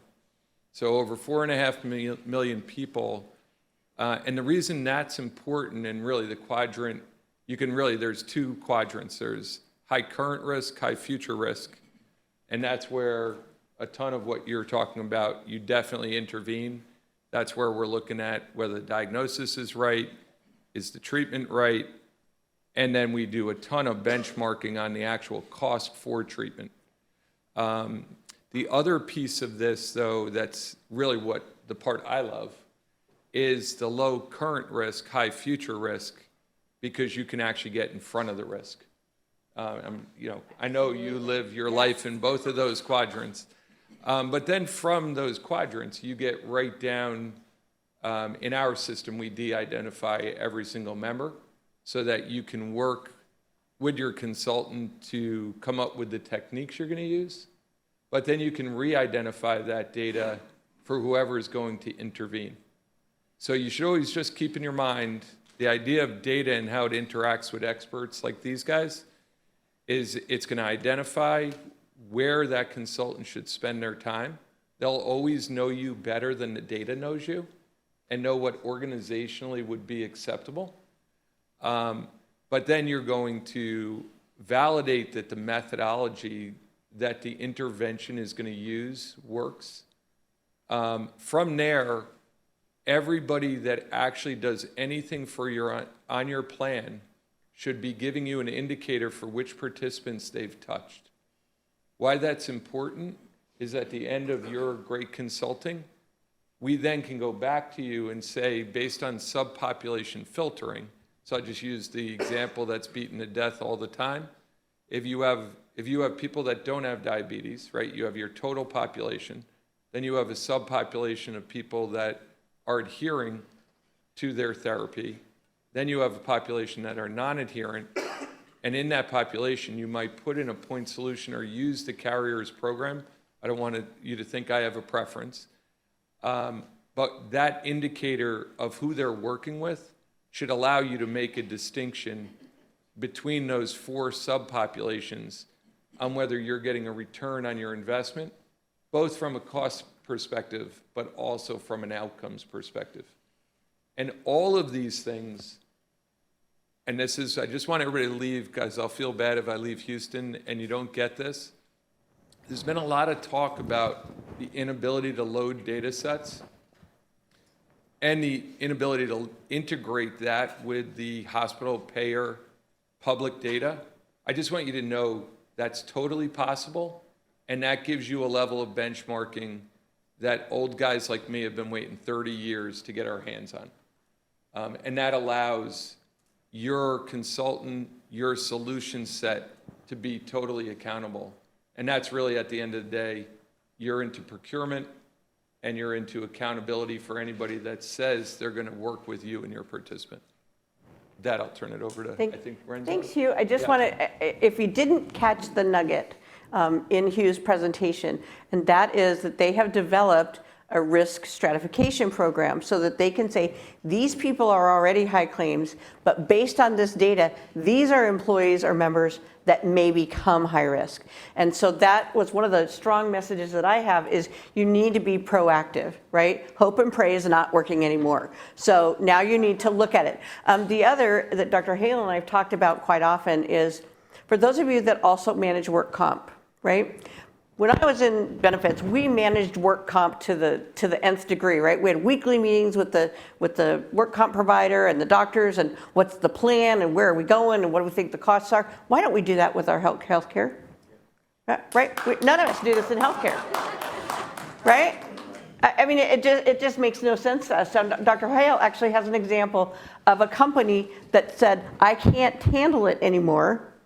I'm going to take control, and they're doing that. So it is possible. It's a little bit more work, maybe a lot, but is it not worth it in the long run? So just wanted to tap on that. Renzo, talk pharmacy. All right. I do have a couple of slides. It's a pleasure to be here in Houston. And I'm going to tell you just a little bit about US Arts Care. By the way, my name is Renzo Lozade, president and co-founder. We are in what we call the pharmacy risk management space. We're trying to differentiate ourselves from the pharmacy benefit management space. We don't think they're managing a lot. We grew up in the health plan space, managing pharmacy risks for organizations like Humana and Blue Cross Blue Shield and Centene back in the day when you had to pay your own claims, right? You collect premiums as a health plan, you pay your own claims. It's a true risk management environment. What happens in that environment is almost diametrically 180 degrees the opposite of what happens in the traditional PBM model. So we came into the marketplace in 2007, recognizing that everything that we did successfully for health plans to manage risk at half the national average, often PMPM, would apply in the self-funded marketplace and was not available through the traditional PBM model, and that's what we did. I'm going to show you just one client. I mean, we've got almost every client that we take on has a trajectory similar to this one. This group has been featured a couple of times, once last November at the National Alliance. The director of HR presented, and then at the Florida Alliance, they were invited back. They happen to be a Florida-based company. This is an organization that is in the waste management business, so not wildly high margin, right? Employees not necessarily ringing the bell at the upper echelon. And when they came over to us, they got out of a blues relationship that they had been in for many, many, many years. And they took a leap of faith, really on the back of their consultant, that a change was possible and that it wouldn't mean a lot of disruption. So in this particular case, they started with us at about $91 per member per month in spend. 2 years later, they're down 58%. I'll have to speak for their management in saying that it was absolute crickets in terms of, everyone wants to know what's the noise, what's the disruption, we're cutting all this cost. There's going to be a line out the door, HR. 4 or 5 people, they said, in the first month had some questions about who we are and something about their pharmacy. That was it. Millions and millions of dollars saved for this organization. They're putting it back into eliminating diabetes copays. They're lowering ER visit copays. I think ambulances are now free if you need an ambulance. I mean, it's, they're awash in cash, right? And they were going rapidly in the opposite direction with the traditional model. The other thing that's interesting, if you look at the green bar, their employees are spending almost half out of pocket as they were before we came in, right? So it's not as though we're shifting. Their benefit structure hasn't changed at all. As a matter of fact, it's getting richer, and their costs keep coming down. We just presented their 2022 numbers. They run July to June. They're flat for this year, completely flat. We told them when we first presented these numbers, we said, good news and bad news. The good news, your costs are down 58%. The bad news is we're probably not going to be able to cut it 58% again, right? So I just share this to say it is possible. It is possible, but you have to be willing to change your model. Change doesn't have to be disruptive. That's the other thing. You just need to look at things from a different perspective. And I think they'll get these slides, right? After? Okay. So a number of questions on here. We have a booth. If you want to stop by, give us a card. We'd be happy to send you a bunch more. There's a lot of questions that you should be asking of your brokers and consultants. One thing that we think you should all ask is, I want my pharmacy cost to be half next year versus what it is this year. And if they say no, ask again, because it can happen. It happens every day, and we see it. Is your PBM or your carrier really looking out for your best interests? One of the things that we've introduced at US Arts Care is the word fiduciary back into benefit management. It goes in our contract. That is anathema in the PBM industry, right? 70% of profitability for PBMs comes from dispensing specialty pharmaceuticals. You don't have to be a rocket scientist to know that's a problem. So we don't have time to go into all the questions, but we'd be happy to send you a list of questions that we think that every employer should be asking of their broker, because we do this every day. And the last thing, putting together that piece, the high-cost claim piece, was a lot of fun. This is really the triumvirate here. At the end of the day, right, 2 months of calls and Zoom, we called up Christine and said, how about if we just work together to put this thing together? And everyone put their information together, it came together. It was a really good piece.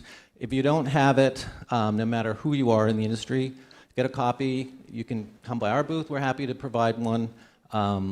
Or just go on the National Alliance website. It really is the best of the best strategies in terms of mitigating managing high-cost claims and pharmacy risk as well as medical risk. Again, we don't have the time to go into a lot of this. The one thing I would say, I'm asked a lot, what's the one thing that you think is most important in terms of getting control of pharmacy risk?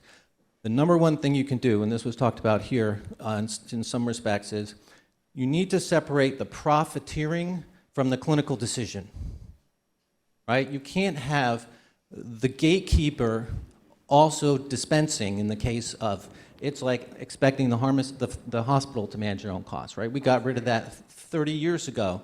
But in the pharmacy business, the provider, the dispenser, the entity that's getting all of the manufacturer's incentives are the ones that are deciding what to dispense. It makes absolutely no sense. So we're on a push, and we have, I don't know, north of 1 million lives now where we're doing the prior authorization, not the PBM. Saving clients millions of dollars. If I have time for 2 stories, do I? Okay. This is how it manifests itself. So there's a drug called Strensiq, which is for a very, very rare condition, about $2 million a year. We've seen 4 cases in the last 2 years. Not one of those patients had the disease. Not one. All we did was ask for the lab test. They didn't have the condition. Trust but verify. but who approved those? The PBM. And who was dispensing? The PBM, right? Another case, just this June, we took on a group, a floor manufacturing company up in New Jersey. And the VP of sales' son has a pituitary condition, needs to be on growth hormone. And so we took a look at we always go for the medical record. This is a rare thing now. Everyone's doing electronically. It's like auto adjudication on the medical side is happening in pharmacy. No one's looking at the medical record. You got to look at the medical records. That tells you everything about that patient, right? That's the first thing you go for. Let's look at the medical record, see what's going on. So we looked at the medical record and we said, well, the dosing for this growth hormone is about 40% higher than it should be. So we called the doctor and said, hey, we think you should back down the dose by about 40%. So a pediatric endocrinologist got upset, called the father called HR called the broker called us. We just put you into this account. What are you doing? This is the VP of sales. So we called the doctor.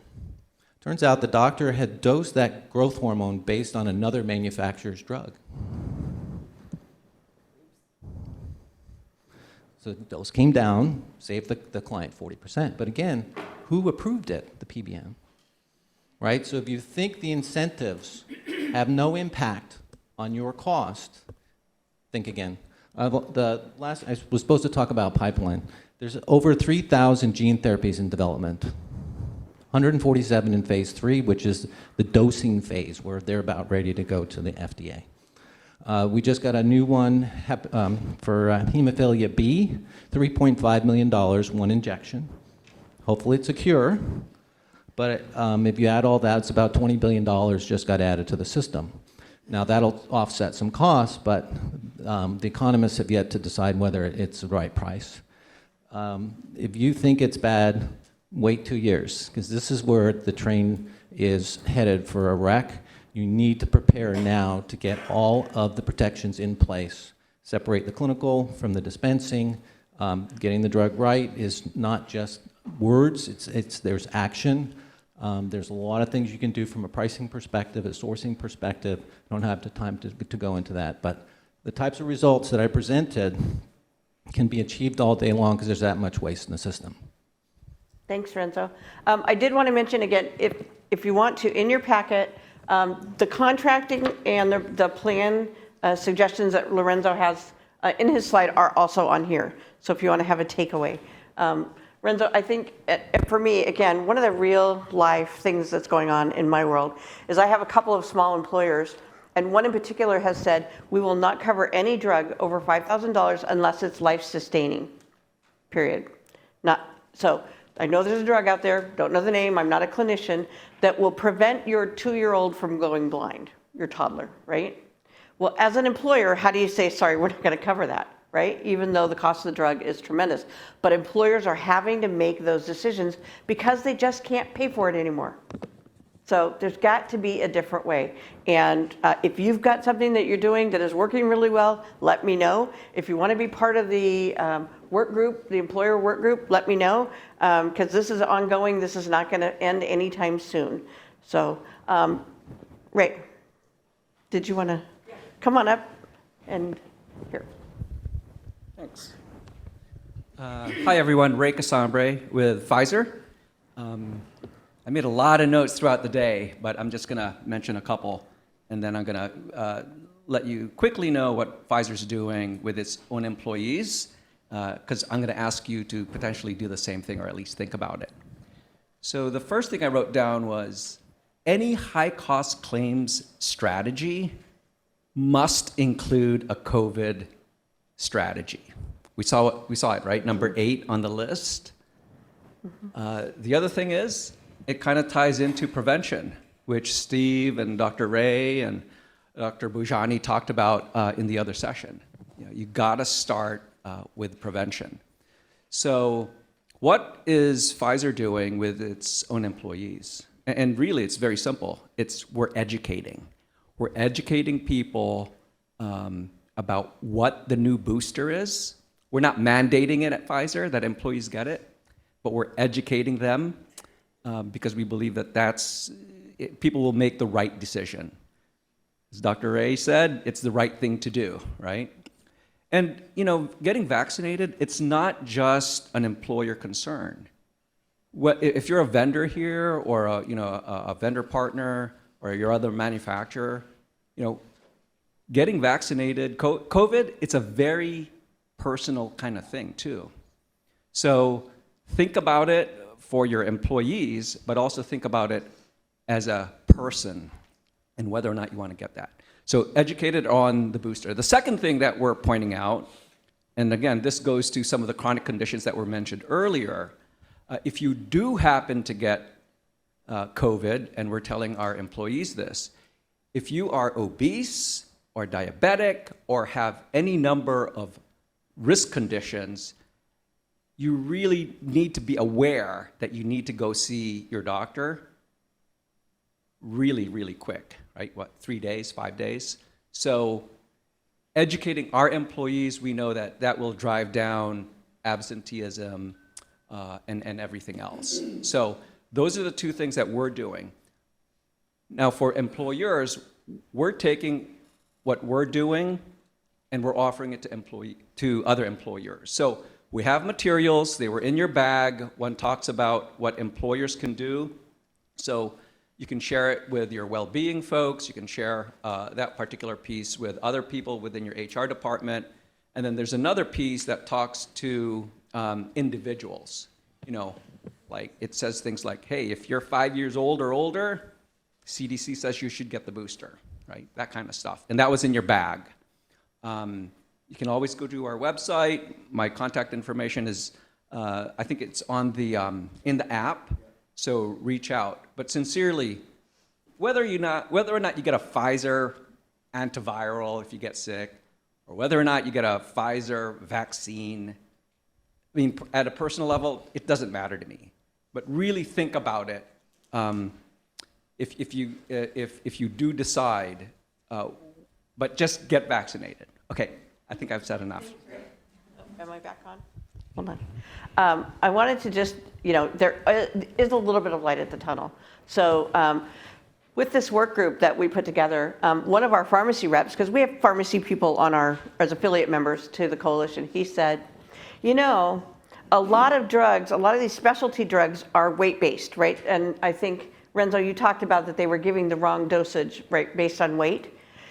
if we were to do a weight reduction or an obesity program, then you can cut the amount of drug, and if you cut the amount of drug, you cut the cost. So we are getting kind of things that are, out there. We also, the last time we had a panel, maybe 2 times ago, we had a lady who ran a fertility company, right? And they were very different in their approach in that their goal is 1 live birth. Right? So many fertility companies, will go off what the parents want, and well, you might have twins, you might have triplets, you might have more, and a lot of times people are like, okay, well, we'll jump on that, but their goal is 1 live birth, and 1 live birth is going to cut your costs, right? So some of those things that are unpredictable, you can do something about some of those. So I think, Ray, you talked about education. We are really big on education. See if you can catch those big claims before they hit. So that's all. Anybody questions for anybody up here? Because one of the other advisor questions is now how much is the Ken Yonda, Wild Blue Health Solutions.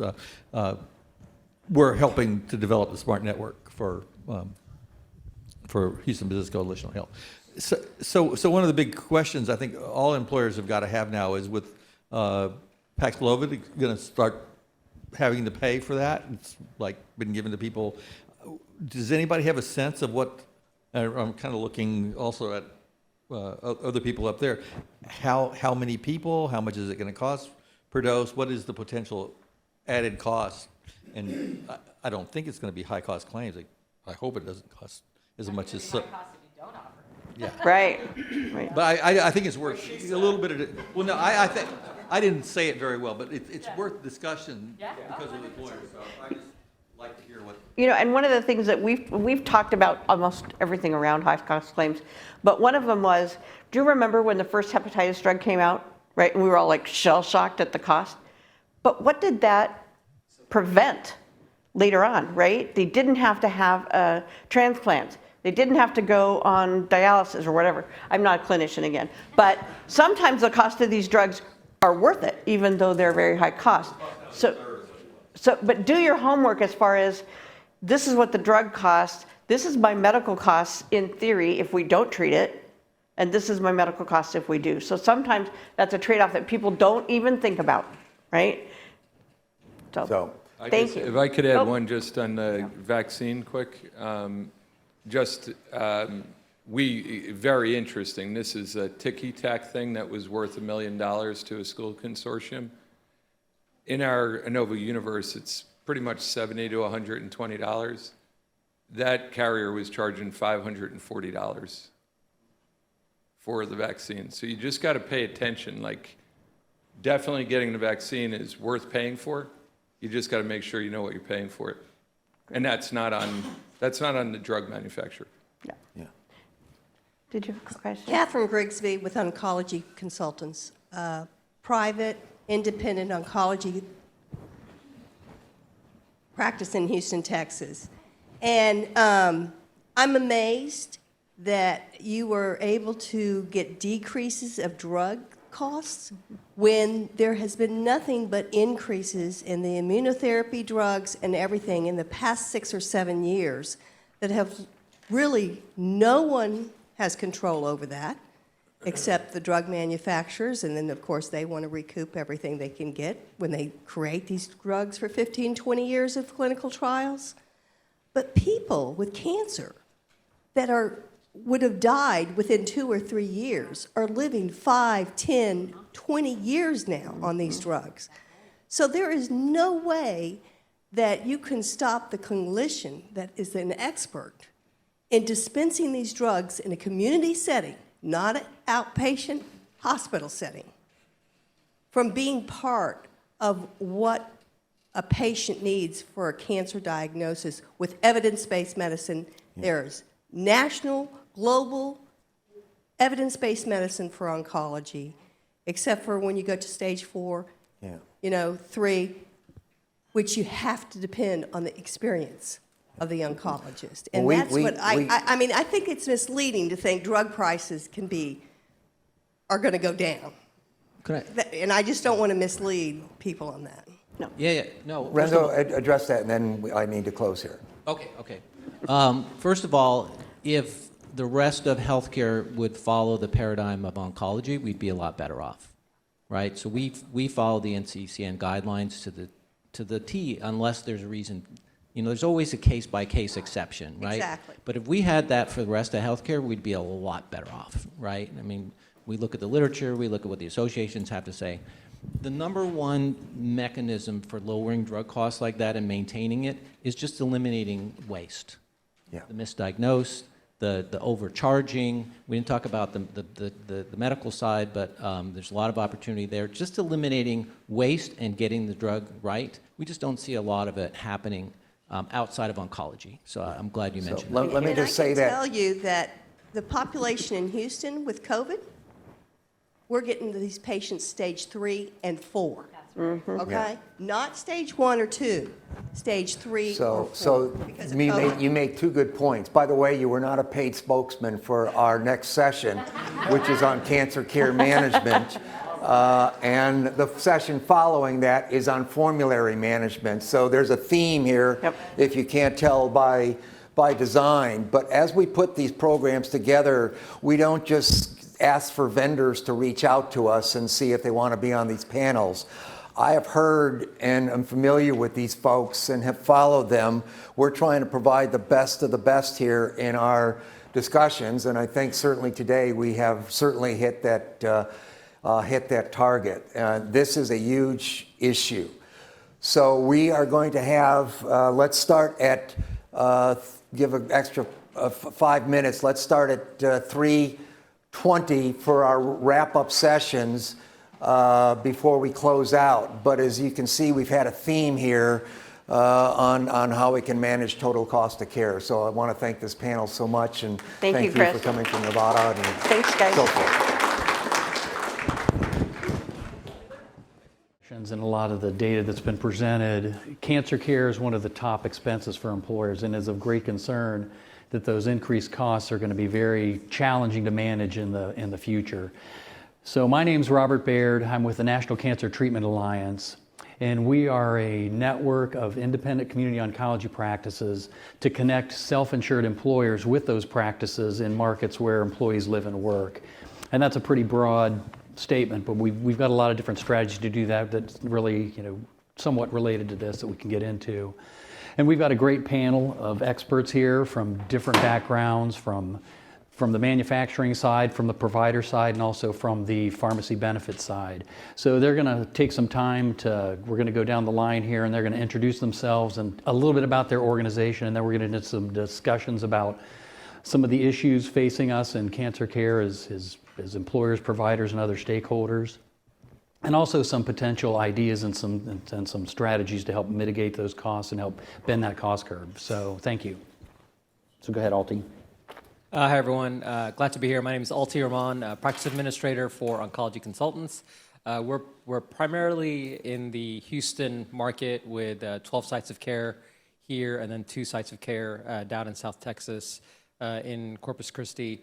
Have been in operation in this market for 40 years now, and part of what I've appreciated about the Business Coalition is the focus on how we look at quality and cost in different areas of healthcare. And with our practice, about 2012, 2013, we made a very purposeful effort to start thinking through what it means to start moving away from your traditional fee-for-service models and what value-based care means and participating in that conversation. So I've worked with Robert here in different capacities, and we're also part of the National Cancer Treatment Alliance. We've had up to 7 different models of value-based care in oncology. Currently we're at 5, and we've worked with different payers that have tried models, ended models, and maybe not continued them and going back to the drawing board. But we certainly feel that being that independent, nimble private practice model is that we have to, we're so downstream of the healthcare journey. Appreciated the talks around advanced primary care, but we know that what happens downstream of that primary care journey in terms of the dollar expenditures that go in towards end of life, we play a very important role in the cost and value equation. So being part of that value-based care narrative and shaping that is a very important foundation philosophy of the practice, and we're excited to get more into that as this topic continues. Great. Hi, I'm Mandy Breckbell, and I'm an executive director with Genentech, which is a manufacturer out of South San Francisco. We're largely in areas of specialty areas. You may probably know Genentech most from our oncology and hematology portfolio. We're also in neuroscience and in rare disease, so very relevant topics from the previous conversation to here now. I've been probably in this arena for, gosh, I think it might be, I was kind of doing the math in my head, and I'm like, really, am I going to say 30 years? But it's 30 years. One thing that I'm particularly to continue the dialogue about is around precision medicine and personalized healthcare. Also to open up a dialogue around health equity and disparities of care that I've been inspired by Alti here and learning more about what his practice is doing. So I look forward to the discussion. And hello, everyone. I am Fred Barton. I'm the Vice President of Account Management for Emsana RX. I am a pharmacist by training. For those who don't know about Emsana RX, we are a new PBM that recently came to market. We went live with our first client 1/1/22. We kind of came about to be because of PBGH, the Purchasers Business Group on Health, which I know we've had some discussion about PBGH a little bit today through different sessions.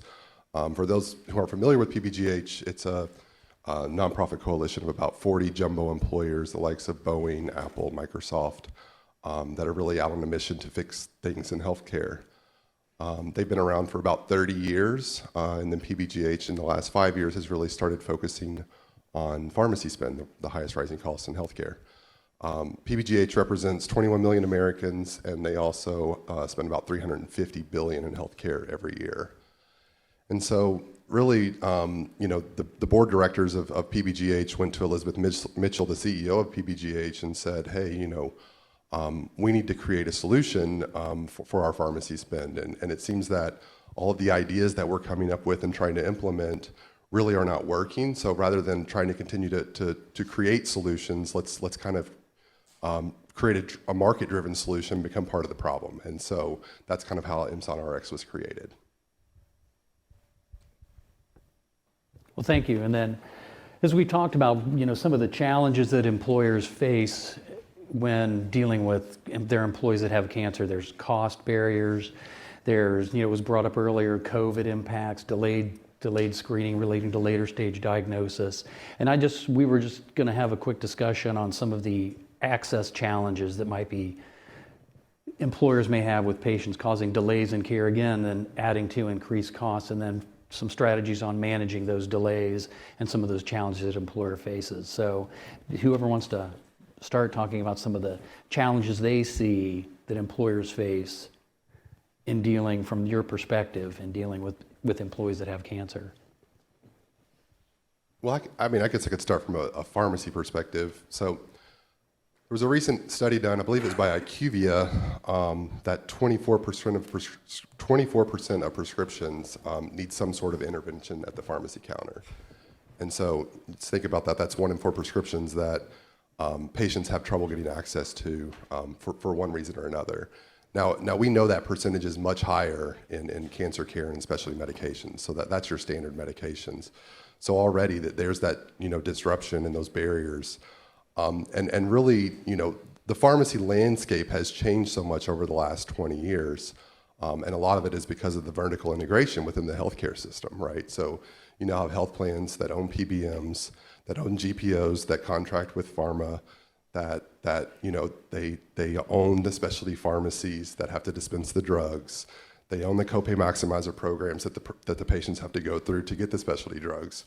And so there's all these different layers of complexity that the patients have to deal with, and not only the patients, but the providers as well. So, you now have formulary strategies where, drugs are not being covered, or they have to go through this bagging system. And so there's all these different layers that have to be overcome by both the provider and the patient to get the medication that they need. And when it comes to cancer care, these are very timely therapies and often combination therapies that have to be given and dosed in a timely manner. So I'll stop there. Yeah, I think the cancer patient journey, of course, when when a patient is first given the news, the despair that hits the patient and the navigation of how they're going to manage this journey. Are they going to be able to afford it? They need to seek out a medical oncologist. Hopefully based on their type of insurance that they have, there's someone that they're going to be connected with. There's a complex set of emotions that go into it. So part of what our goal is in the practice is that, and in what COVID has done is that we've started looking at that cancer patient journey in a much more holistic way. So we understand that getting to the medical oncologist is really important, but being able to understand that patient from a socio-behavioral standpoint as well, social determinants of health, we start providing that type of support from the very beginning. So before they even see the oncologist, now up to 3/4 of our patients are now getting screened at the prior to seeing the oncologist, and then that also helps the oncologist now get a full picture of what's driving, not just clinically how to approach that patient, but what are all the social and behavioral elements that needs to be addressed, such as food insecurity, transportation, and housing, just to name the top 3 ones. And the other thing is that when we look at providing support, so we try to provide the services, not just being able to see the oncologist, provide the infusions, but also accessing the complex oral oncolytics, oral oncology medications, being able to have it to where the patient is not having to coordinate with multiple different institutions to try to get their drugs on time and in a low-cost manner. So from an employer perspective, when a patient is hit with such devastating news, being able to work with organizations that provide a single point of contact and as minimizing the disruptions, that way they're not having to go in between different organizations just to try to get their care. That's been the goal of our practice as we've continued to expand, is what else can we do, not just from a medical standpoint, but now more recently in terms of supporting whole patient care as well. I know that's starting to take off in terms of payers thinking about that, but really a payer providing that support, if there's no other option, sure, payers certainly need to provide that, but having that part of the journey integrated into the medical experience is a really important opportunity for the cancer industry to start bringing together. I'll start. Oh, there we go. A little tricky on the microphone there. I'll start with diagnosis. Ensuring, and I think you heard from the previous panel, I think it was 4 patients received a very expensive therapy and come to find out that actually it was the wrong diagnosis. So in cancer, there's biomarkers. So there are biomarkers that are identified, through different type of testing. You can look for one biomarker, or you can do something called next generation sequencing that can identify multiple different biomarkers that then kind of pair you up with a targeted therapy. We know in, for example, lung cancer patients that have non-small cell lung cancer, 2 out of every 3 patients with that diagnosis actually have an actionable biomarker. However, Genentech participated in a study with a large community practice across the nation, and we found that 32% of those lung cancer patients started on therapy before even getting the pathology report back. Those are unnecessary treatments. I mean, hopefully they rolled the dice and got the right one, but really thinking about that, of ensuring that you've got the appropriate diagnosis. Do you understand the biomarkers and the targets that you're looking? Because it's really about the right therapy at the right time. Also, just for the employers, as you're thinking about that, do you even know, or maybe this is something you ask your benefit consultant, is, what tests are approved? Do you have next generation sequencing? I'm not going to lie, I think that test it's a little pricey. However, I believe there was a study done looking in hospital system, while the upfront cost may be a little bit higher over time. I believe they were able to save about $800 per patient. By implementing that strategy up front to be able to kind of have some of those cost savings over their patient population over time. So that's just something for consideration. Are you even thinking about that in the diagnosis?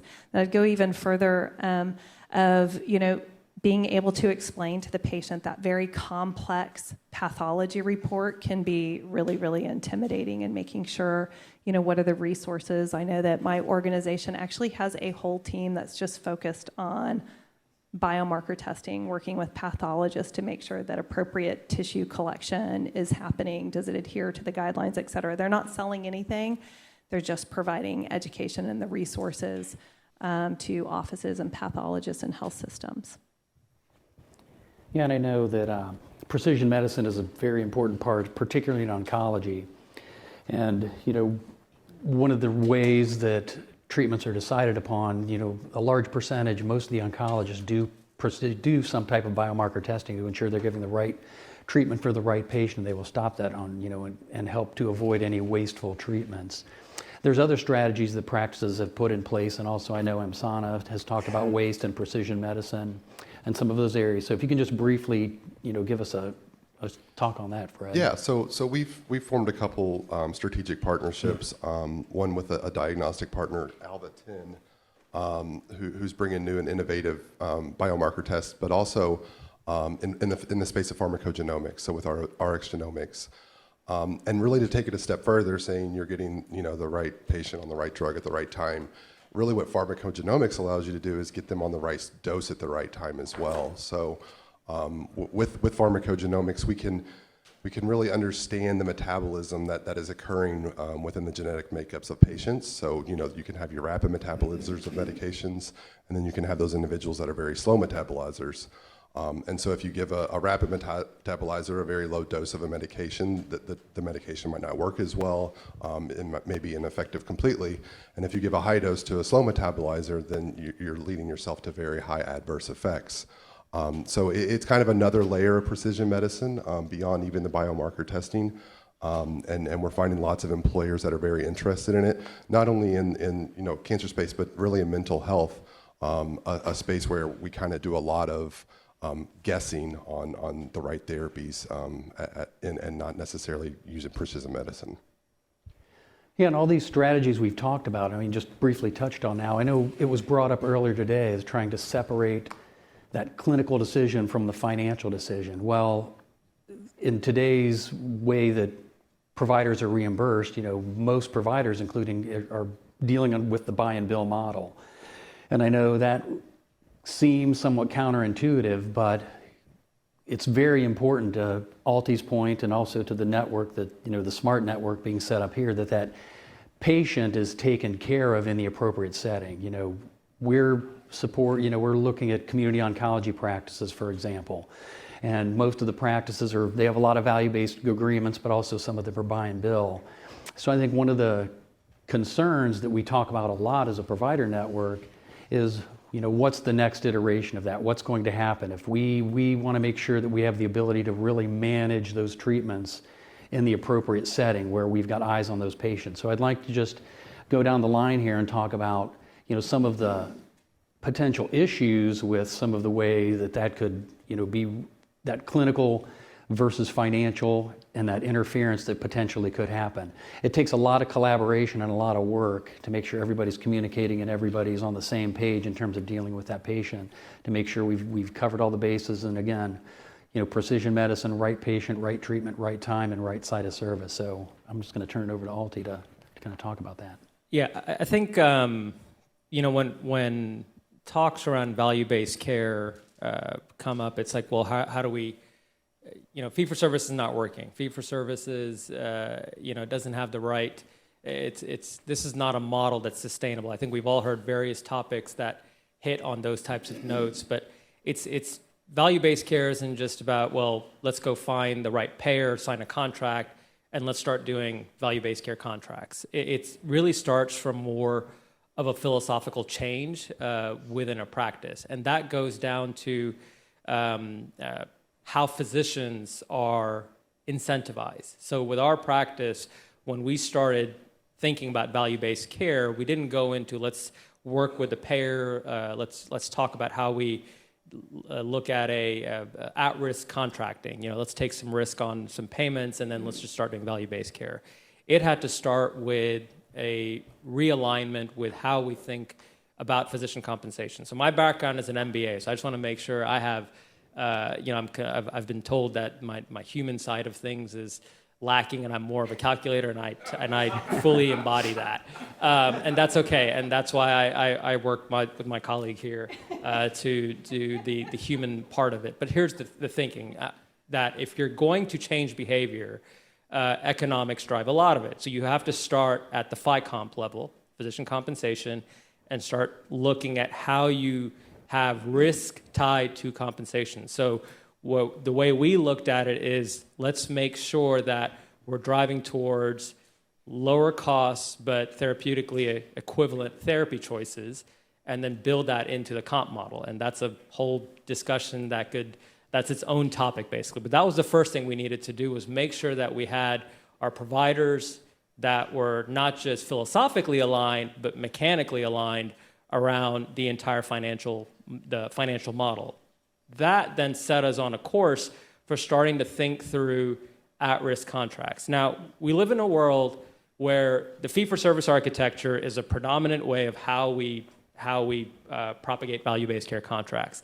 That's difficult. That's the classic analogy of, round hole, square peg, and that's just that's what we live in, and that's okay, because there's a transition that we have to do right now in terms of moving towards value-based care. So in terms of the way we did, everything had to start with how do we integrate drugs into our formulary. So that process of being cost-oriented wasn't something that we just said, well, each physician decides on their own, what's the lowest cost. Physicians don't want to get into it, nor do they have time to get into, well, what's my cost on this versus cost on that. This had to be built in at an infrastructure level, basically. So that's how we started building out our value-based care strategy, was that there's different flavors of value-based care right now, and we know we have to work in a fee-for-service world for it. But there's ways that you can approach it where you take risk on an entire population, or you look at it based on bundled payment models or episodic models. But the most important part of our journey since 2012, 2013 was to have it be built into the physician's thinking process and continue to reinforce that year over year. And I'm very passionate about the topic, and I lost part of the question that you had asked here. So you're going to have to repeat that last part of it just to make sure I'm giving the answer justice, basically. Yeah, so just, and some of those value-based contracts and how different models can actually, if you're trying to really have too much oversight over that process, you can actually separate the patient's treatment from the clinical decisions, which is not really what you're intending to do, but it's a consequence of too many pre-authorizations and all those other things we've talked about. Right, exactly. So I think there's something called the NCCN guidelines, and then there's pathways, and there's precision medicine.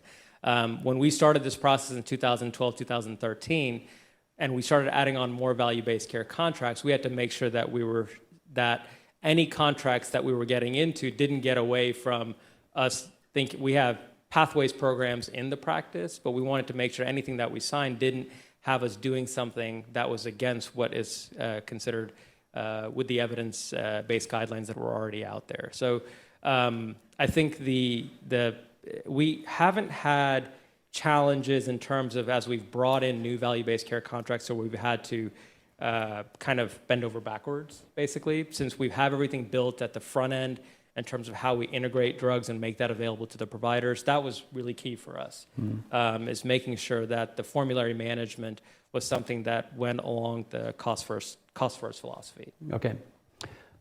And then Mandy? Yeah, I think you were. Mine's just tricky for some reason.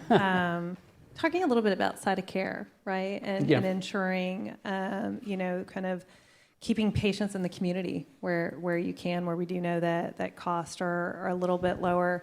One, I know for my organization is expanding our clinical trials into the community. Largely it has been within key academic centers, but really kind of expanding so that you do have some of the clinical trials that are there.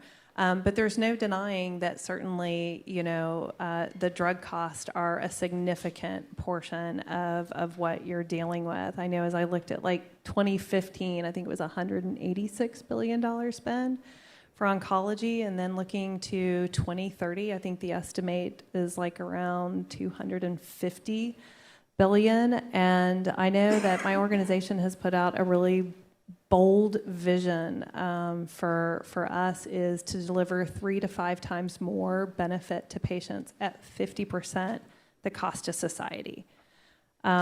How are we going to go about that? One is a pricing component, also looking at how we rebate and ensuring that those rebates are passed down to the patients, which is going to require some reform.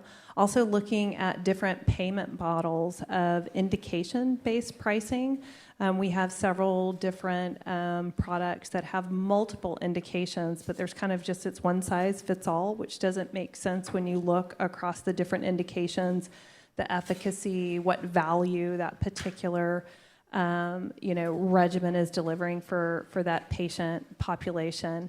But I would, I think that's kind of our big thing is also looking at the formulation of our drugs. Do we have fixed durations? We're really, when we push in some of our clinical trials of setting a fixed duration, a lot in cancer therapy, it's really, for the large part, for a long time, it was just until progression. And we're finding now through the evolution of clinical trials that no, there can be some fixed duration.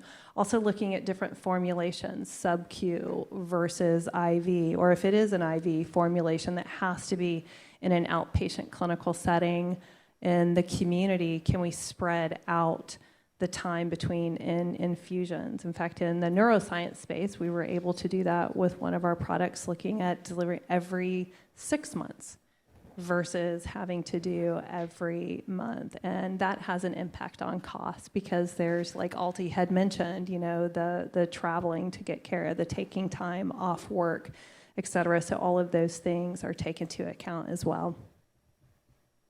And then Fred, because I'd appreciate your thoughts on the whole. Yeah, absolutely. Well, kind of piggybacking off a few things Mandy said there. So, at SunRx, we are 100% pass-through rebates for one thing. So, we automatically, any savings that we would get from pharma, we pass on fully. The other thing, though, we're trying to do today is we're talking with pharma directly on new ways to contract, kind of as she mentioned, value-based contracting, indication-based contracting, to kind of really get out of this toxic cycle of the rebate-driven traditional PBM model that we all live in today.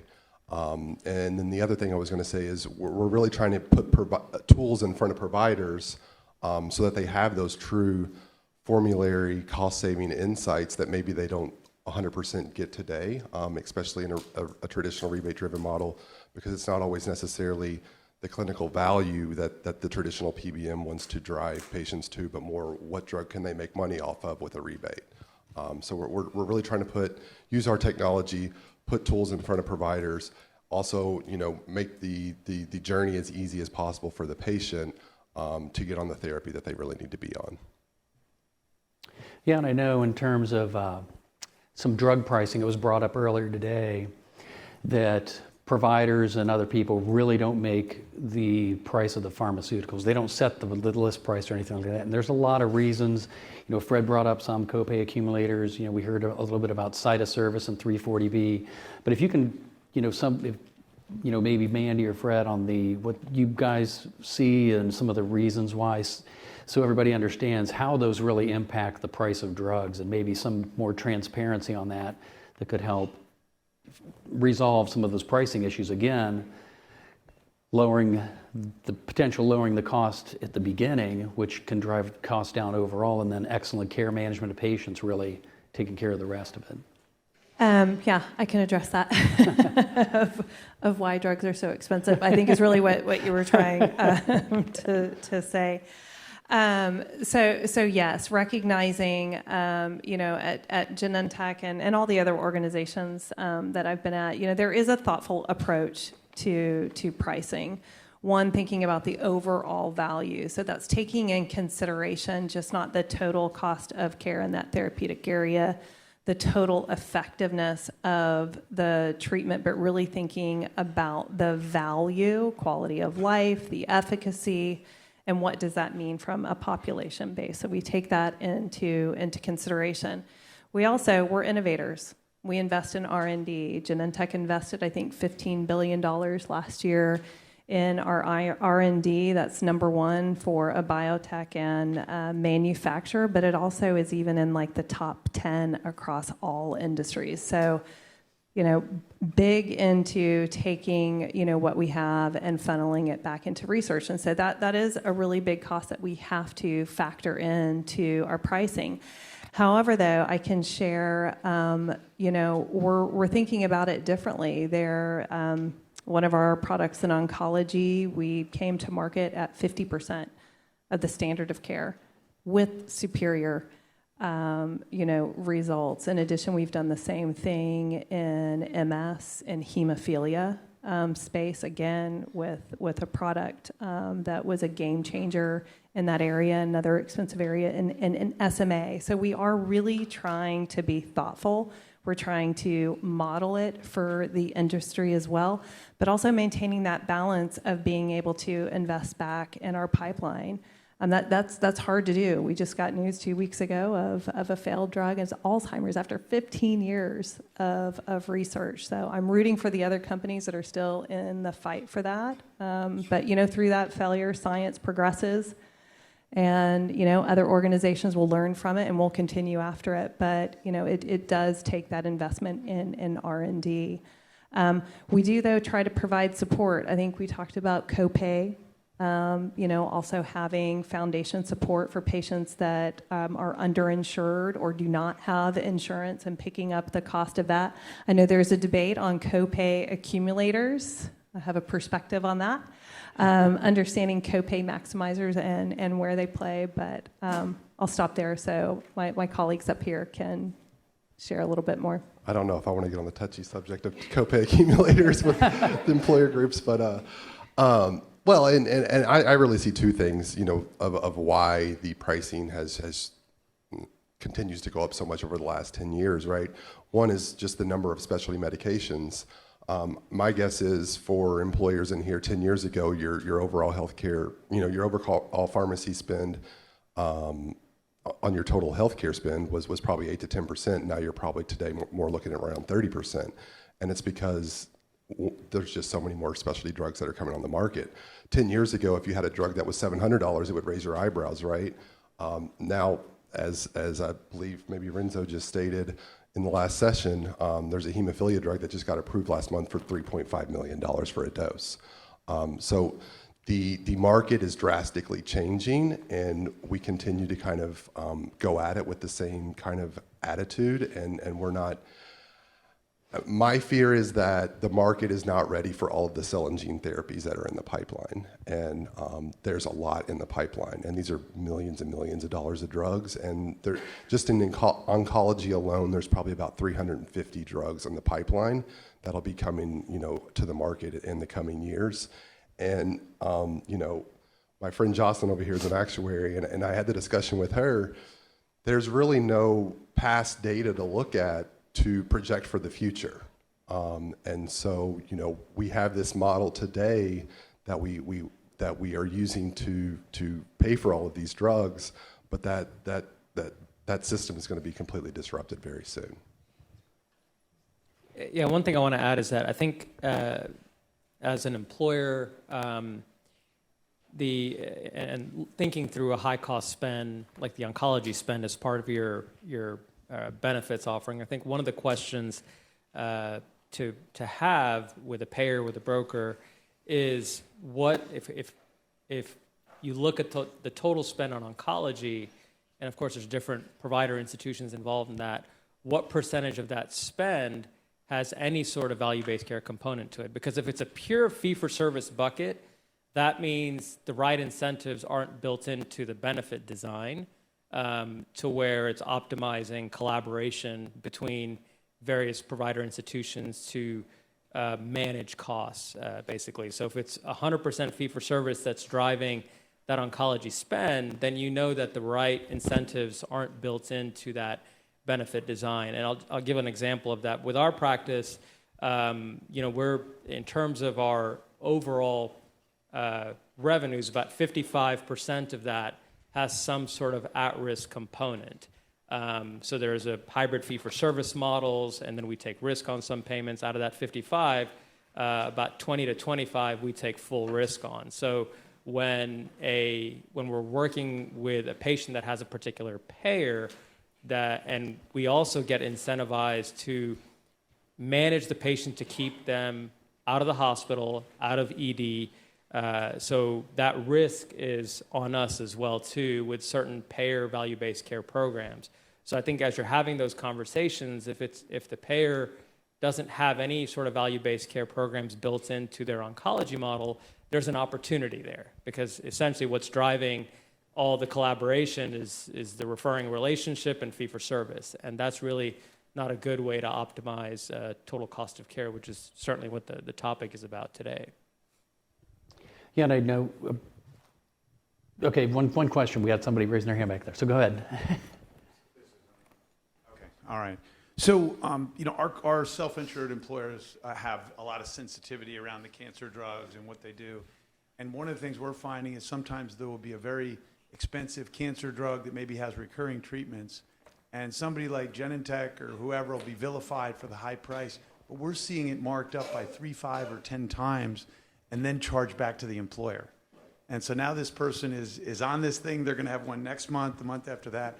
What is there any intervention to try to get this person off this non-competitive price? Same drug, but just get it administered somewhere else with the least disruption to the member. Does that make sense? It makes sense, and I think you're going after side of care, which I will defer to Alti, the setting and where. You go ahead. I think that, so the other question, so my earlier comment was to talk about, with a broker, with the payer, what that total spend, how much of that is value-based care, but I think that can be further broken down into what Mandy's brought up, which is site of care.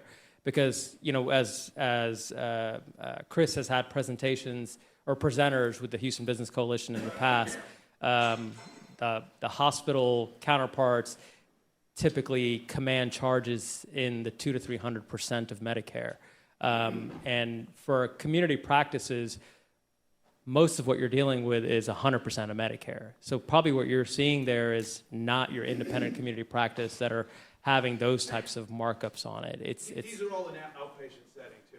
Yeah, and hospitals certainly have their outpatient settings. It goes through the outpatient settings as well too. But if they're 340B as well, which creates that some perverse incentives there, that's also what's probably going to, I'm just hypothesizing, going to drive that type of differential that you're seeing. And then the other thing you have to consider is if it's a PBM that owns the specialty pharmacy that's dispensing that specialty medication to that clinic, more than likely they're marking it up to get some spread on it as well. And so there's a whole nother layer there. This is a pharmacy client who actually had it marked up their own drug by 5 or 10 times and then charged back to the member. Well, that's a profit source for them is the spread pricing, correct? So, yeah, and actually we just announced a partnership. It actually, I think, just got announced today with Mark Cuban's Cost Plus Drug Company. And so, they say we buy drugs and we sell drugs. That's what they do. We buy drugs, we sell drugs. We buy them, we mark them up 15%, and we sell them to you. And so they have 6 to 8 cancer drugs, and they're already saying that what a typical PBM would charge, there's like thousands and thousands of dollars of savings on these drugs. And so you're going to continue to see solutions like that. We've also are a partner member with CivicaScript, and their first drug was a cancer drug for prostate cancer. Again, supposed to be $3,000 in savings a month. And so, there's going to continue to be these new innovators that come to try to get drug prices lower, but you're always still going to have the newly branded drugs that will come at a high cost because of their exclusiveness. If I can make a comment for a minute, we talked earlier today about the what's going to be required to be reported from the PBM perspective, similar to what is happening from the hospitals, and without naming institutions, I am certainly aware of organizations in this market that are charging 500% to 600% of acquisition costs for the same, what they pay for this drug. So I suspect our next panel will address this in a bit. Yeah. Yeah, and so like we've talked, you've heard a few times today, transparency is key, and Chris just brought it up. So, one of the things, and about data, so one of the things I think employers really need to understand is where their employees seeking care. If you've got the data from your claims, whether they're being treated in different care settings, whether it's a hospital outpatient department, a community oncology setting, or one of the NCI designated cancer centers. But again, transparency is the key. And I heard trust but verify. So one of the things I'd like, just real briefly, and then we'll get to one last comment and then open it up for some questions. So what types of transparency data and how willing are you to open the books and say, we are totally transparent from a provider, from a manufacturer, and from a pharmacy benefit manager? I'll start. We say it's your data, take it. That's our stance. And that's it. That's it. That's it. It's your data, take it. It's yours to look at, ask us questions. We assign a clinician to each account that understands that data to help them interpret that data and make informed decisions about their benefit. Yeah, so the payer that has our negotiated rates, some of the payers have already published our rates out there, so they can be found. What about, yeah, and then other information on, quality settings and quality metrics and things like that. I assume you're reporting those back also. I know we do all that with. Yeah, some of the quality, so the quality variables, and again, on the business side of things, definitely not on the clinical side of things. There are quality variables in value-based care models, but those right now, I think having some of those things published, I think right now, because there hasn't, so what the commercial side of things are doing in terms of measuring treatment to adherence to pathways versus what Medicare is trying to do in terms of end-of-life care, I think there's still a funneling down that needs to happen to say, okay, these are the quality variables that we all agree on that needs to be put out there. But there's wide degree of differences in terms of what's considered quality as we look into various value-based care models. So, but I think that is going to make its way into something that should be published for the public as well. Okay. Yeah, and I would say, I think we definitely support transparency, especially, across the board with all stakeholders, because that's where I think it gets us all at the table. Because also, following that rebate or that discount, did it really get to the patient? So I think if we all come forward with transparency, it'll definitely help if we just put the patient at the center. And then the final question was, we were going to go down the line and just ask each of our panelists for that one recommendation or one thing an employer can do right now in terms of understanding the total cost of care in terms of managing of the people who are managing their cancer patients. Yeah, so I think, and I kind of got ahead of this question a bit. So I think the cancer patient journey is not something that just starts when you walk into the oncologist's office. There are sets of social and behavioral aspects that have happened before that were in really the primary care space, and that's why I think I'm so excited to see topics like advanced primary care being discussed, not just as a concept now, but being integrated by a lot of the leading primary care practices in the country. So I think that connected experience between primary care and oncology is really important. If I were an employer, I would want to understand what are the things happening in the areas of screening. Biomarker testing certainly has been brought up. That's really important. But certainly in the areas of screening, what is a payer doing in terms of being able to monitor screenings, but also supporting health equity objectives as well too, because health equity objectives, and that's an entire day session of its own, are driving a lot of cost in the healthcare journey. And I know we're very much early, I think the country's very much early in getting into tactical objectives that are driving true outcomes based on health equity. But I think having those discussions now is also going to motivate the payer to start thinking through it as well too. So having a discussion around, what if your cancer spend, how much of that is fee for service versus connected models that look at risk payments that are aligned across the spectrum, because it's certainly not just saying, hey, well, is the oncologist at risk and are they going to do everything that they can to prescribe the lowest cost medications? That's not quality outcomes. So I think it's important to think through and have that discussion with the payers. How are you aligning the care experience within the total dollars that are being spent on my beneficiary pool? I will say screening. Actually, and make a plug for this week. Please go to the site cancerscreenweek.org. It is awareness campaign across several different tumor types. There's materials that you can download. You can put in PDF. You can put, actually, if you want to do some radio ads within your organization, you can take all of these materials. It was started with Stand Up by Cancer, Genentech, Optum, and American Cancer Society. Leverage these materials within your groups. Also to Alti's point about health equity, I think a lot of people have this misnomer that health equity, when we talk about health equity or social determinants of health, that we are talking about socioeconomic. We're talking about poor people, specifically brown and black people that don't have insurance. That is not the case. There was a study done that looked at patients that have insurance, actually have really good insurance. And we know with Latinx and in the African American community that they actually did not access those services as much as their Caucasian counterparts. And that is because lack of trust in the healthcare system. So you as employers play a significant role in building trust. There's alternative partners that you can partner with. We're partnering with the Texans. I know they had a bad season, but they are going to be winners on cancerscreenweek.org, and we're leveraging them to promote that campaign. So don't discount the lack of trust. Just because people have insurance doesn't mean that they are engaging with the healthcare system at all. And I'll be quick because I know we're getting probably past time.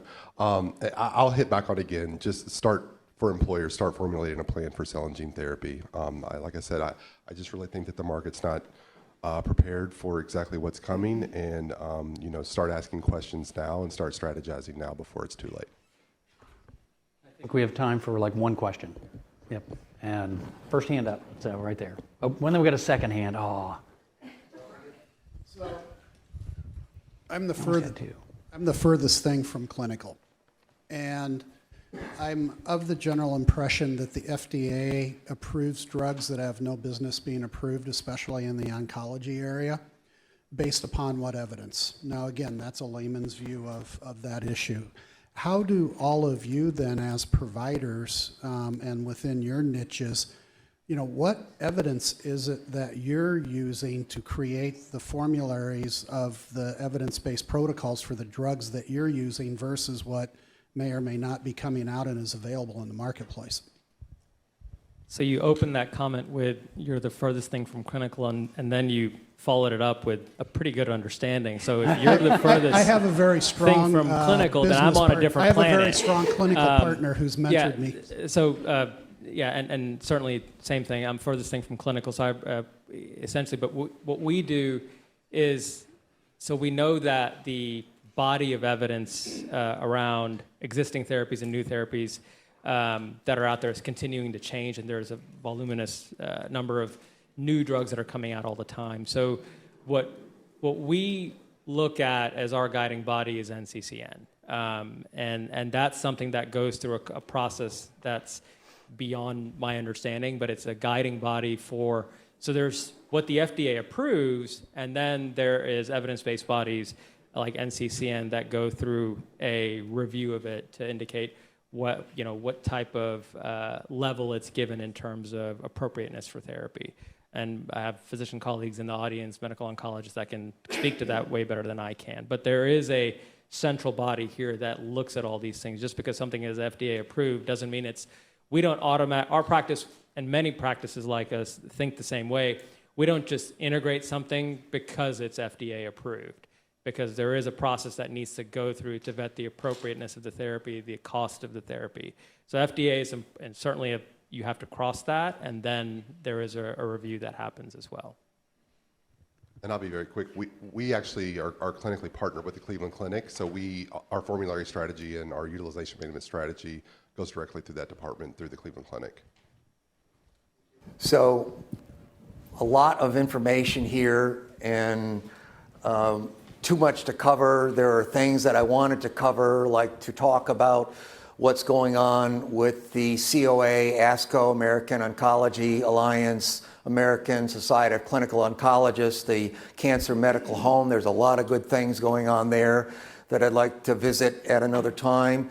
There's the next generation sequencing and the total lack of understanding by employers, by their consultants, and by the practitioners themselves, the physicians. I'm participating in a national committee review on NGS for lung cancer, small squamous cell lung cancer, and the confusion among these practitioners and the reports that come out. There's a lot of work to be done, but there is a lot of known things here, especially in lung, especially in breast cancer, that right now can immediately improve outcomes if employers would integrate that into their approach. So I just thought of another session for next year's program. But before next year, we have to get to our last session today. And let's thank these folks again. Thank you so much for your expertise. And there was a theme here. We started off with high cost claimants, and as you saw, cancer was number one. Then we brought in the cancer management, talk a little bit about this, and we're going to focus on more than just cancer, but you've heard a lot of formulary issues here. I don't know that this is a PBM bashing session. Think of it as an enlightenment session for those who need to purchase. All right, excellent.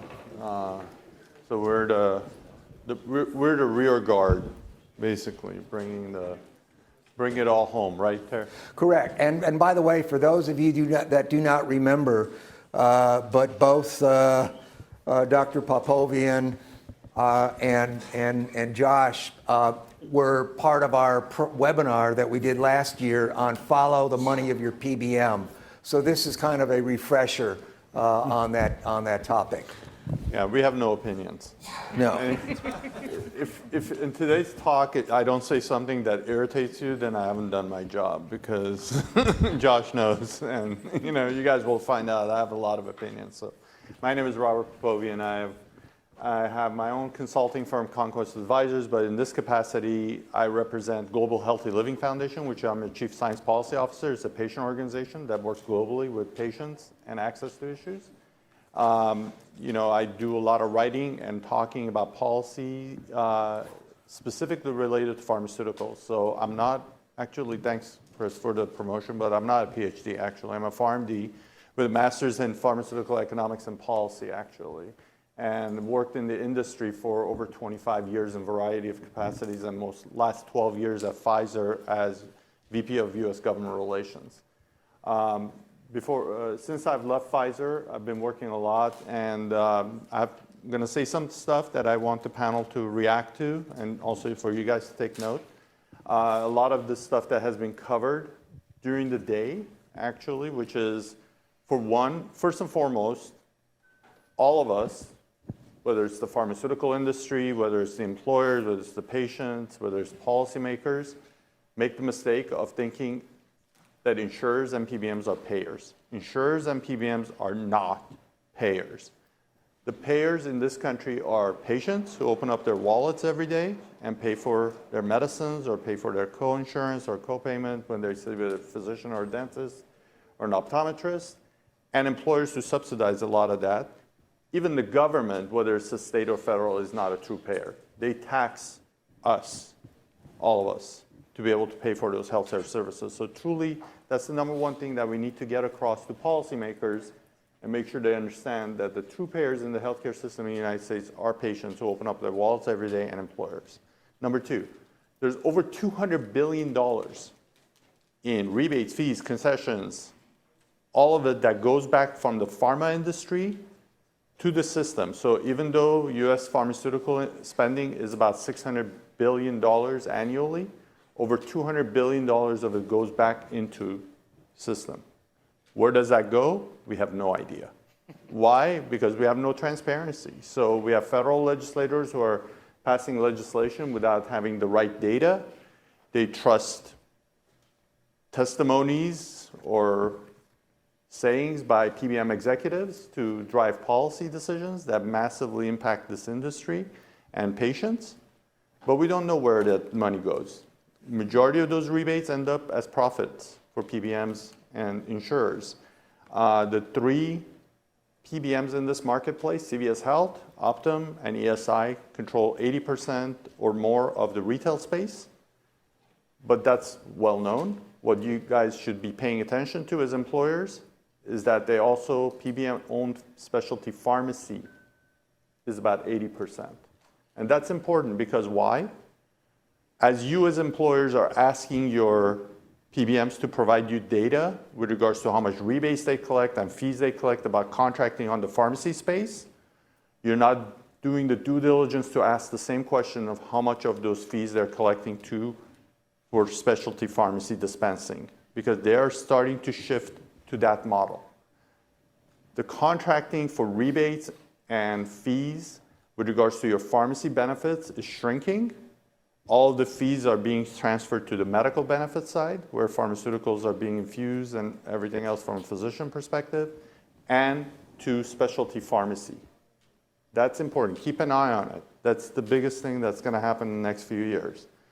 In Texas Department of Insurance has already data that demonstrates very few, if any, patient benefits from the rebates and fees. Only about 0.5% gets transferred back to the patient. And because we have this vertical integration of PBMs and the three largest one with these insurers, the term issuer has been bastardized. In the past, there was a separation of church and state. Insurance company was here, PBM was here. Insurance company was really taking care of and making sure that things are audited. That's not the case anymore. And Chris and I testified at this hearing. The chair of the health committee, which happens to be a physician, basically made this point that, fantastic, you guys are collecting all this stuff and passing back to the insurer, but you are the insurer now. So you're just passing it back to yourself. So keep an eye on that. In addition, there's ample evidence that, let's put brand pharmaceuticals aside, every day patients are overpaying for their generics when they walk in and use their insurance card. Best evidence says 30%. I think it's more like 50% of the time. 1 out of 2 prescriptions filled in the United States for a generic medicine in the top 200, patients are overpaying for their medicines. Whether it's the cost plus pharmacy, which is fantastic. I'm happy for Mark Cuban because he has a major megaphone and is talking about this issue. But they're better, well-established entities such as Costco have demonstrated how much patients are overpaying for these drugs.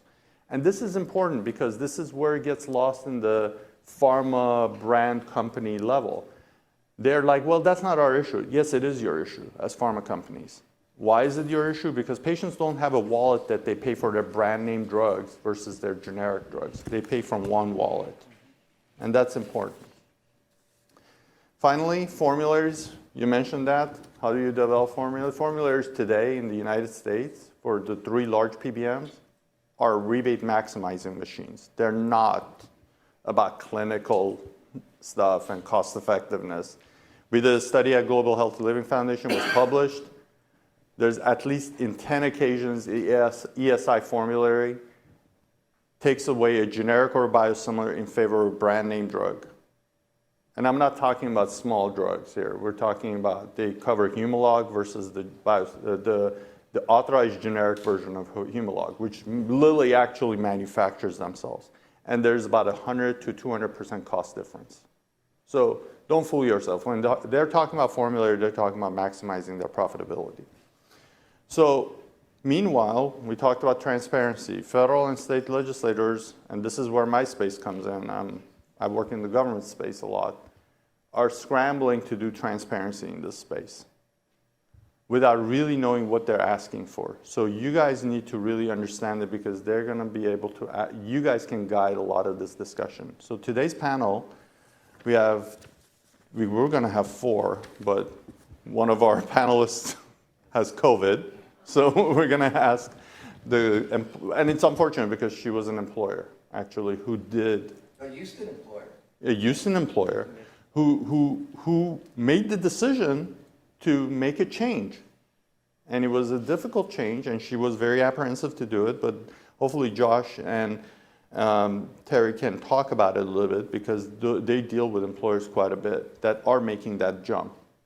So to my right is Josh Golden from Capital RX. I'm going to ask him and Leland Wilfong, who happens to be an oncologist, correct? Yeah. Sometimes.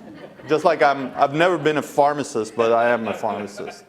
And he's with McKesson US Oncology, and Terry Kalalea, who's with USI Insurance Services. So I'm going to ask them to provide some comments, and then we're going to ask some questions, and we're going to open it up for you guys to ask questions. So, Josh? Yeah. Thanks. Can everyone hear me okay?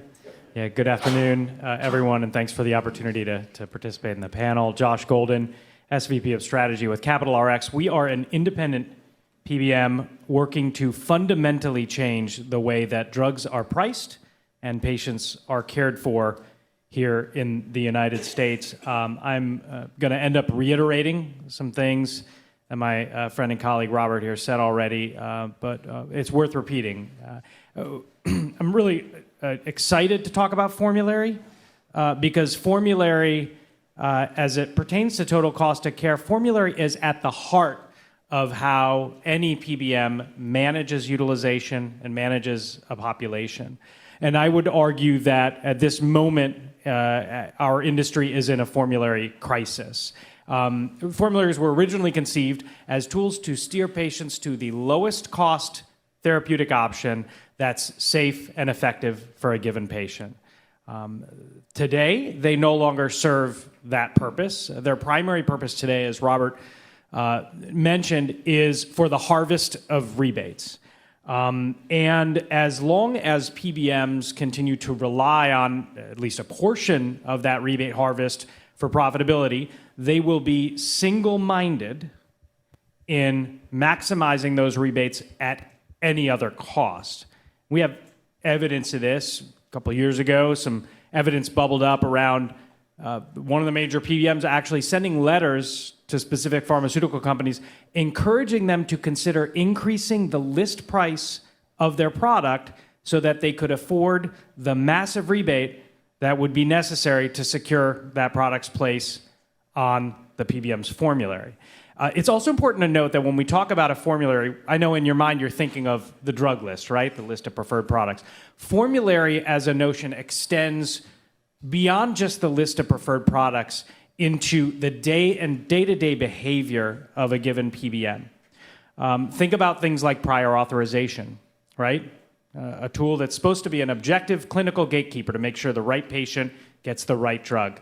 Well, I don't know if many of you know this, but many PBM contracts with pharmaceutical companies actually require the loosening of PA criteria specifically for preferred products, right? Which means that in many cases we're talking about gatekeeper functions where the gate's being left wide open. The PBMs don't argue with this because, let's remember, especially for high-cost specialty products, the PBMs are the primary dispensing assets for these as well, right? So a couple sources of profitability. This is why if you have a chance to ask your PBM what was the PA approval rate across all my different specialty classes for the last year, you may or may not be surprised to learn that they tend to hover in the high 90% range, and sometimes 100% of these products just being waived through the gatekeeper function. So again, another example of a tool that was intended to function as an objective gatekeeper of utilization that's been, I'll use the same word, it's been bastardized as a tool for rebate harvest. None of this will change. Please understand this. No matter the dance steps of PCMA and the CEOs of large PBMs, none of this will change unless we can wean the big PBM off of their dependency on rebates as a primary source of profitability. Unfortunately, you can't do that without having a devastating effect on their stock price. And so the new reality is that it's up to disruptive vendors like Capital RX and Emsana RX and others to step up and demonstrate to the industry that there is a better way to manage total cost of care with a more objective formulary and more financial alignment. And I'll pause there. So I'm Leyland Wolfong. I am a medical oncologist. I was actually kidding earlier. I am a medical oncologist. I practice with Texas Oncology still, and led Texas Oncology's value-based care work for many years, and transitioned over to the U.S. Oncology Network, which is a network of community oncologists across the United States, and lead our value-based care team at that organization. And the reason why I was asked to speak on this panel is we were in a program called the Oncology Care Model, which was an alternative payment model through CMMI for oncology specific care. And as part of that model, we were able to achieve shared savings if we came under benchmark prices and things like that. As an organization, we decided that we wanted to go all in and succeed in this model. And in cancer care now, 60 to 70% of the cost of care is drugs, right? When the model started in 2015, 2016, it was about 40% of the cost of care was drugs. Now it's up to 60, 70% because of all the new therapies and specialty drugs that are coming out, right? It's good. You heard earlier, patients are living much longer with cancer now than they ever did before because of all the advances in therapies. But anyway, in order to succeed in this model, and many of our practices started taking risk, where if we exceeded benchmarks, we were going to have to pay back the government. It's never fun to give the government back money. It's like paying taxes twice. And so we didn't want to do that.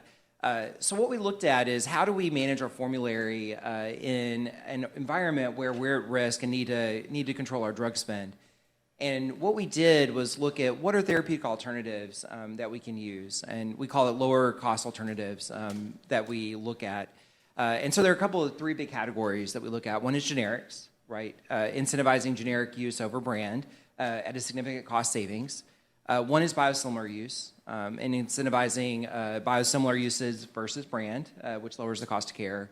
And the third was what we call lower cost therapeutic alternatives. So drugs that aren't therapeutically the same, but very similar in outcomes and benefits. And there's some very good examples in antiemetics, for example, where you can spend $6,000 to $7,000 per cycle on a drug to control nausea, vomiting, whereas you could potentially use a $5 drug to do the same thing if you manage it correctly. And so that's what we did. And what we showed in a 6-month period, in our last performance period that we have back, and in 6 months, we were able to save 5% of the total cost of care in a Medicare population by using lower cost alternatives. So that's pretty big, right? That's a huge decrease in cost by using those drugs. And so we're continuing that work and looking where we can find opportunities to bend the cost curve in oncology care appropriately. I'm originally a PharmD. I'm originally a genetic engineer from UCSD, went to UCSF, got a PharmD. My clinical background is very thorough, did a residency at Stanford. Somehow got into the PBM industry. It's a long story. My story is I've built and sold one PBM, and the other is Regents, which was a 4 million life PBM up in the Northwest. So I've seen it from deep inside both sides. Our practice is very different. We've done it for 15 years. We completely take all analysis and financial incentive from the payer and member side, but we do not accept anyone's definitions of anything. What we go back to is extremely rudimentary procurement mathematics. So and it all goes back to the contract. We were taught law by the dean at Hastings, and he was like, you can play all you want in negotiations. All that matters is what's on the paper. So in our environment, and we place business everywhere from 300 life to 300,000 life groups. So we cover the gambit from Maine to Virginia to the West Coast. Everything has to be delineated before you engage. In other words, every possible expense And this goes against everyone else that we know in the marketplace. So when you look at generics, and I could not agree more on generics, how do you do it? You established a cost per unit for all 2,900 generics. It's heresy to the PBMs, but I'll get to why they're willing to do this in a few minutes. So you require all generics to be priced line item, just like you would buy axles for a truck company. In doing so, we were down, at a dime a pill for generic Lipitor before anybody. We were down at, 15 cents or lower a pill for generic esomeprazole before anybody, Nexium. And why? Because it's all about competition. So you require your model to be all line item, everything from the ground up. And I have a slide I use where it's very basic. There's nothing fancy about this. But it's just not done because people listen to buzz phrases such as transparency, God forbid. I have a slide I use that's got mom, apple pie, and transparency. Okay? We're all for transparency, so I'm not against it. But when you have what's called a transparent contract, you cannot have any idea if it's a good contract with good pricing. We have absorbed clients that have cast in stone transparency, and they have really, really bad pricing. And what I mean by bad pricing is they're paying 90 cents a pill for generic atorvastatin, those examples. Not to mention the oral cancer drugs, which we'll get to in a second. So you build it all from the ground up. Brands, AWP discounts, fine, because there's only one AWP, but you got to watch your definition of AWPs. Specialty contracting. Almost every specialty contract for a PBM says specialties will be at minus 18% across the board. Well, that's awful. You can't do that. You don't buy, shelving for a store that way. You line item everything. So we require line item discounts for every single specialty drug. And why it's important is, again, generic oral specialties should be, let's face it, generic Gleevec should be down to 20 cents a pill within a year, which is insane because we still have people charging $40,000, $50,000 a year for a drug which currently is about $500 a month at worst at the retail level. So there's a huge disparity in generic specialty, but even brands, you look at the hemophilia drugs that should be AWP minus 40, versus your common ones such as Humira, which would be 16, 18% off.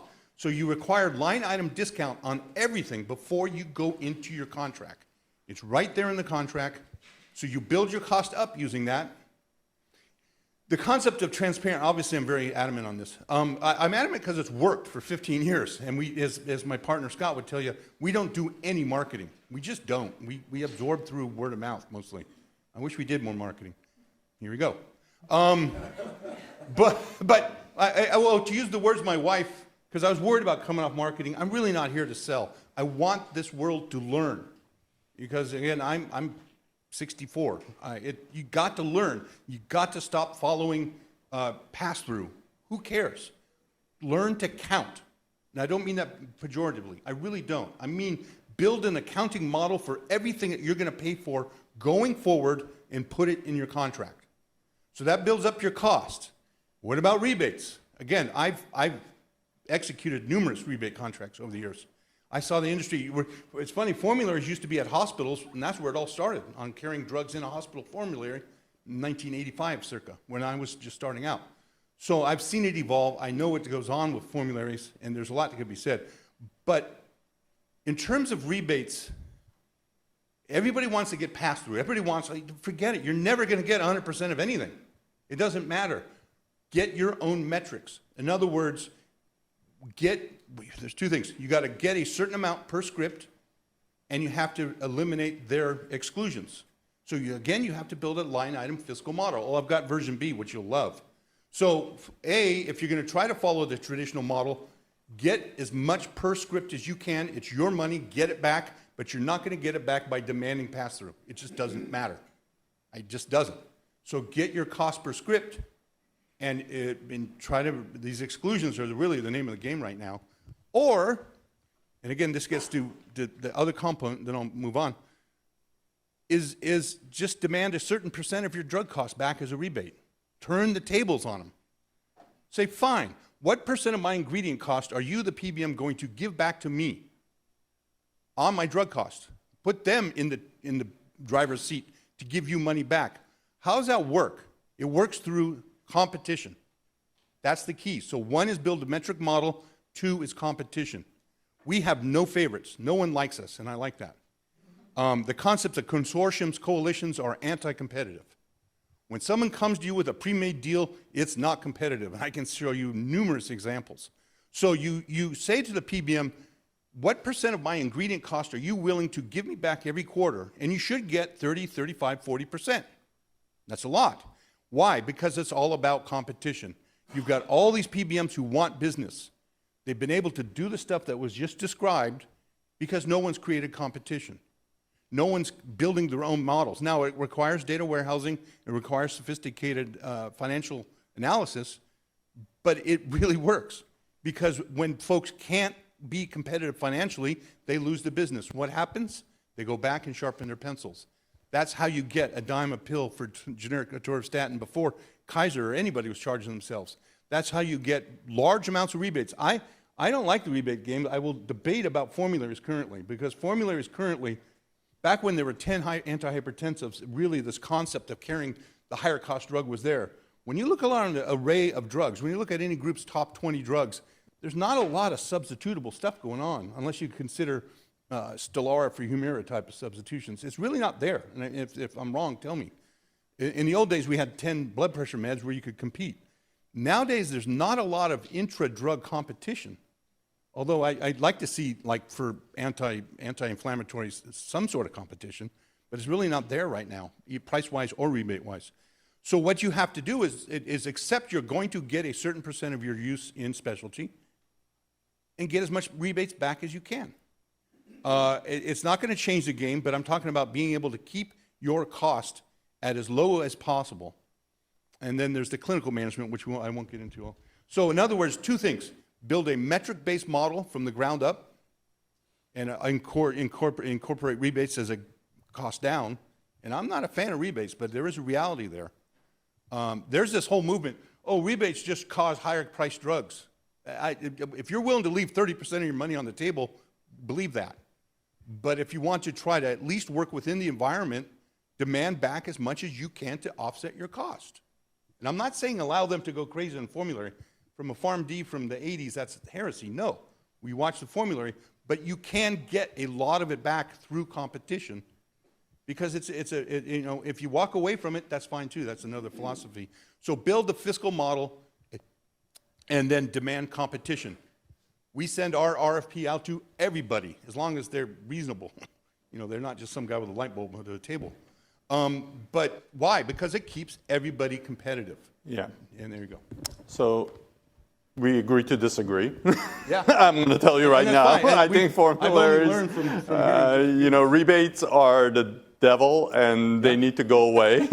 But we're going to agree to disagree, and I can send you several examples of why they don't work. But I want to go back to Josh, because Josh has a CEO, AJ, who talks a lot about a single ledger.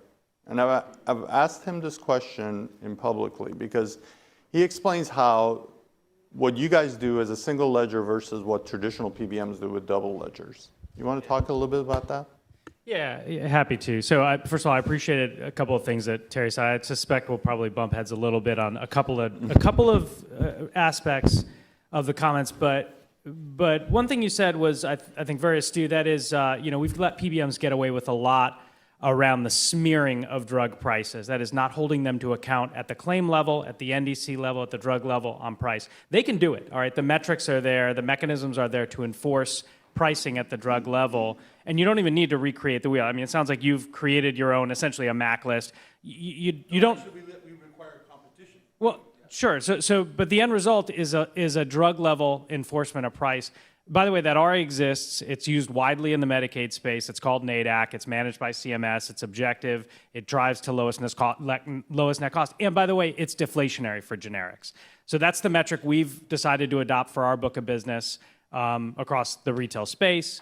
And it's an example of a single ledger economics. See, the way MAC lists work on generics is that the PBM will enforce one MAC list with the retail pharmacies, turn around and charge the client on a different MAC list. And the black box in between is the space between the dual ledgers in which they can extract spread. That's one example of dual ledger economics. The other side happens on rebates, which we've already talked about. They receive one wave of rebates from manufacturers and pass on the other, some portion of it on the other ledger to plans. In my mind, it's not just important to tighten down the pricing metrics, the guarantees, okay? I think price is important. Unit price is important. And you always want to optimize to the lowest unit cost. But I can tell you with certainty, your cost of your pharmacy benefit over the next year, or your clients, will not be determined by a number in a contract. It will not be determined by a minimum rebate guarantee, by an AWP discount, or by a MAC list price. Your cost that you pay ultimately to provide the benefit will be determined by the 1,000 tiny decisions that PBM makes day to day as they work to manage your plan. Whether or not they approve that PA and just wave it through because they stand to profit from the drug being dispensed, or whether they act as a rational gatekeeper, right? Whether they set that, think about this, 90-day fill. Where's that auto refill set, right? That PBM out of their mail center is pumping out the next claim at 60 days. That means by the end of the year, that patient has 150% of the pills that they need sitting in their medicine cabinet. I don't care how good of a price you've negotiated, you just paid for 50% more product than you needed to. So again, the key is in the M. Everyone ignores the M in PBM. It's in the management of drugs and utilization and patients to optimize cost and outcome. And price is important, and we will offer a competitive price as a PBM, but the real magic of our model is in objective and aligned management. Yeah, I agree 100% everything you said. I mean, it's standard what you're asking for, which is just eliminating these variant factors. I'm glad y'all agree because I was worried. I was gonna No. I just people come to these for some spicy conversation. You want a little sizzle here. Yeah. Leland, I want to ask you something because I'm glad that you and I sort of communicated before, because I always like to ask this because it makes AMA nervous and want to strangle me, because physicians, there's an incentive, right, to use more expensive medicines in the marketplace right now as it exists. The buy and bill, we don't, and I did my work in capitation. I drank the Kool-Aid a long time ago. If you want to fix the model, we got to go to a capitated model. And yet, I want you to talk about a little bit about that. No, great. So especially in oncology, where a significant amount of I just kind of told you, even in our Medicare space, 67% of the cost of care is drugs, right? And then currently in that world, I get paid a % of the cost of drugs to deliver. Most of our contracts, Medicare is ASP plus 106 minus sequestration. Most of our contracts are based on a % of ASP in the commercial world, ASP by 110% or whatever. Some bad players, as we mentioned before, maybe 200 to 300%. Never seen a contract like that come through our organization, but anyway, it is what it is, right? So in that incentive, obviously, if you're giving a $10,000 drug, you're going to make $1,000. If you give a $100 drug, you're going to make $10. And that's just the world we live in now. We don't get paid as an oncologist to deliver care. I have my E&M services. I can't see a lot of patients per day. I don't have a throughput office as an oncologist because those patients are complicated and they require a lot of care. I don't get reimbursed for my pharmacist. I don't get reimbursed I get a minimal reimbursement for the nurses giving my infusion. It doesn't cover their costs, especially now with inflation and the nursing shortages. I don't get covered to do navigation services. I don't get paid to do all that. So theoretically, those margins and drugs are used to cover the cost of care that we provide for our patient population. Is that the right model? Probably not, right? I mean, we were talking a little bit earlier today about alternative payment models where you really disrupt the care. And I think in the advanced primary care model is a really good example of that, where they've totally changed the way that you reimburse primary care and have a better outcome. Now, these opinions are my own. I'm not speaking for my organization, but I agree with that, right? If we're incentivized to do the right thing, we're incentivized to take care of patients more appropriately. And in Medicare, which, in our Medicare demonstration project, those incentives were flipped on their head a little bit, right? I mean, there was still some benefit to giving higher cost drugs there. But when we did our financial analysis, we realized that if we actually made the therapeutic choices that were appropriate, that we could actually we were financially better off by doing that in that program versus, giving higher cost drugs. And so it made a lot of sense. So how do you roll that into a private payer environment then? It's a really good question. Yeah, I mean, that sounds intriguing. It's a really good question. And we've looked at bundled models, capitated models, things like that. What's challenging is, and I will tell you what's challenging with those right now, the field of oncology is changing rapidly. We just heard 300 and something drugs in the pipeline. Lung cancer, we talked about lung cancer earlier. When I started practice, our biggest dilemma in lung cancer was to whether to give gemcitabine versus docetaxel with carboplatin. That was our biggest dilemma that we faced back then. And now, if you look at the management of lung cancer, the pathway is significantly more complicated because of the advancements that have been made and the improved outcomes. And it is really hard to think about capitation and bundles in a rapidly changing space because the appropriate care is changing so quickly that you can't keep up. And so we spend a lot of time thinking about that. What are the right incentives for us to be able to manage our patients most appropriately while maintaining control of the cost of care? But to answer your question, I firmly believe that the choice and the decision-making for this should lie between the physician and the patient. It should not lie with the PBM. It should not lie with some external party telling us what to do with different incentives than I have of managing my patient more appropriately. And I firmly believe that if we are incentivized, just like the advanced primary care groups, if we are incentivized appropriately to manage our patients, we will do that. And we will make the right decisions for our patients that are most cost effective. Sorry, that was a little bit of an editorial. No, but that's exactly it. I mean, there's some things that we can do as clinicians to be able to do it. And if you are given the right economic incentives in the marketplace, we do practice the right way. There's a reason why biosimilar usage within Kaiser took off within a month of the biosimilars being instituted. Why? Because Kaiser is an insurer who's also a provider who takes on the risk, the full risk. Okay? And that's why Remicade use dropped in Kaiser within 3 months of biosimilar introduction to 5% utilization versus the rest of the market was still 95%. And supportive care for oncology just took off. Why? Because they have the right incentives in place. So we know we're missing our employer, right, on this panel, and it was important for her to talk about. Yes? So as an employer, those high-cost drugs and those special, that's not going through the PBM, that's going through the medical plan. So those high-cost drugs that, we're talking about, the oncology drugs, the ones that are going up 50% every year, they're not going through the PBM. There's no way for your PBM to manage that. That's going through your medical, your TPA or whoever, and if your contract's not right, then they're keeping those rebates. Exactly. And I know rebates is a whole different thing, right? But and how do we change that paradigm to where the incentives are different? But it's interesting. Most of the new drugs coming out on the market are orals that are going through the PBMs, and so we're seeing significant challenges there with being able to manage patients appropriately because of some of the mixed incentives that PBMs have. And I'll give you another example just on the medical side.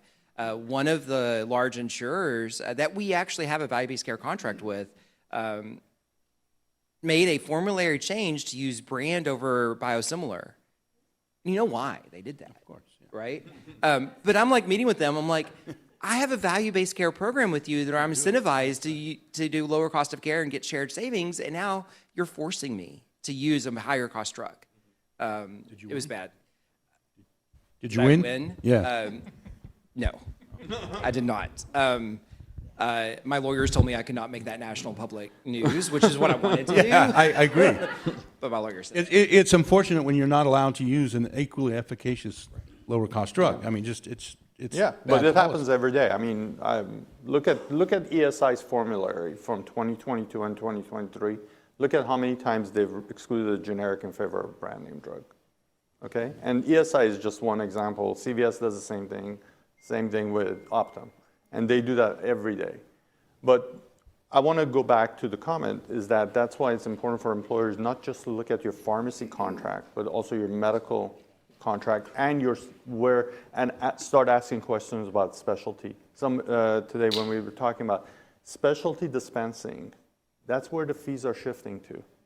And they will show you the contract for pharmacy and medical, and a lot of the fees now that they're charging pharma companies are going through specialty dispensing because they become the judge, the jury, and the executioner. now. They're developing the benefit design, they're developing the formulary, and now they're dispensing those drugs. Yeah. Two secrets I want to clue you in on as long as we're talking about biosimilars. Number one, and about specialty dispensing in general. Number one, the vast majority of large PBM specialty pharmacies are 340B contract pharmacies. That's another one. So the dispensing of those products actually in many cases is coming from the PBM. The PBM's profiting from them, but is white bagged or brown bagged over to the physician's office. Number two, if I can leave you with one little tidbit, if you are an employer, please look at your contract with your PBM and confirm whether biosimilars are excluded from the rebate pass-through provisions. One reason PBMs are smiling about the explosive wave of biosims hitting the market is that many of their contracts quietly allow them to retain rebate revenue associated with biosims because they convinced the industry that there would never be rebates on biosimilars. So don't worry your pretty little heads about it.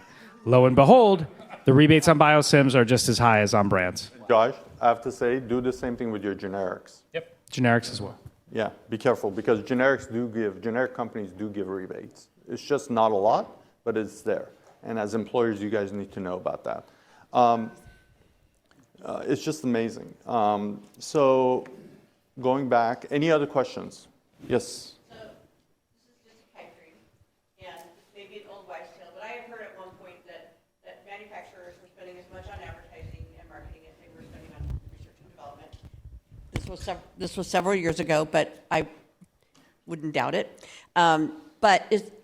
Can we draw up a formulary and say that if you have an ad on TV, we won't be on the formulary? Because they make me crazy, right? And they are forcing members to go to their physicians and say, I want this drug. And I think drug costs would drop tremendously if we stopped those ads. Yeah, I agree. And the anti-inflammatory class is just incredibly.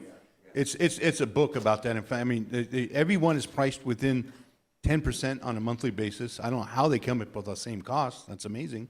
And there's no competition amongst them. And mind you, there's not a lot of evaluative clinical studies.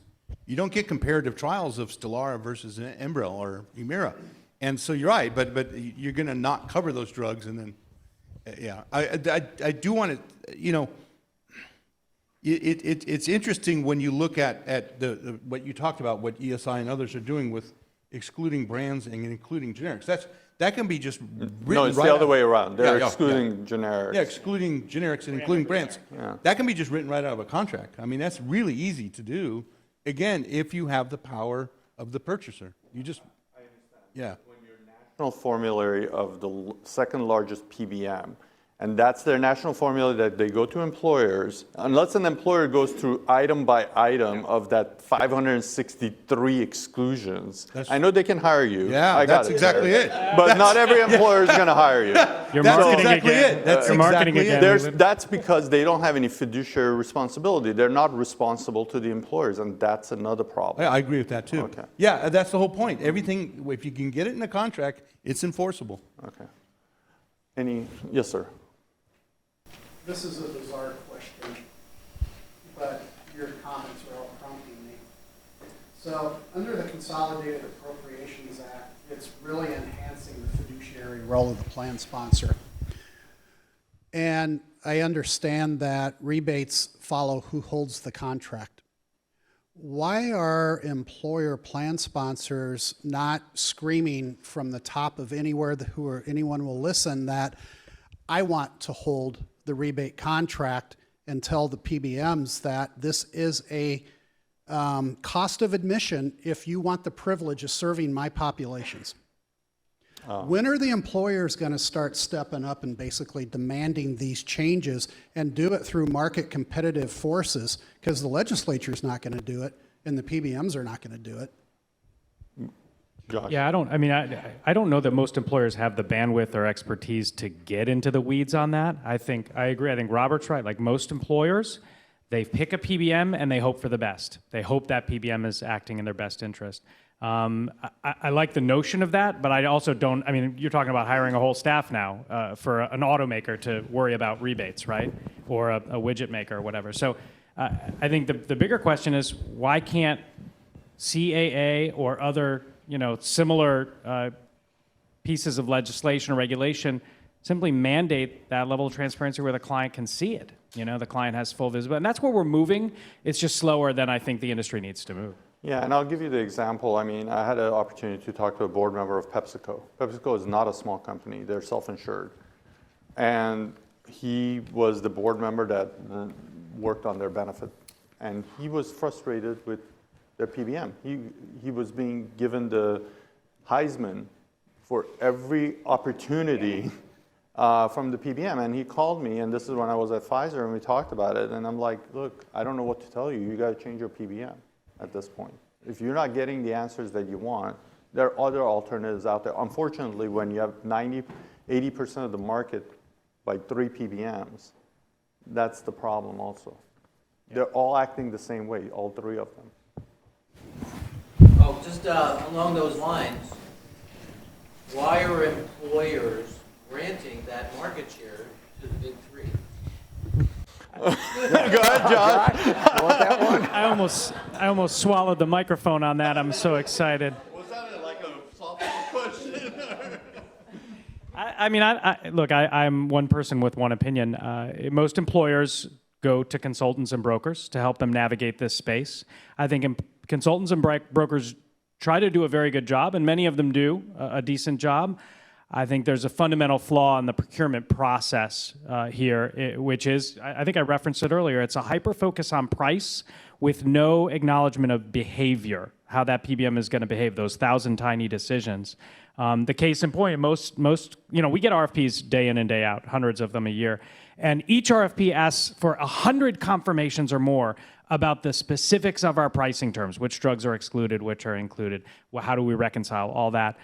But when the consultant goes to enter those pricing details into their model, many of them, not all, but some of them make a fundamental flaw. They assume that the drug mix and utilization for every PBM is going to be exactly the same, that the only difference between PBMs is price.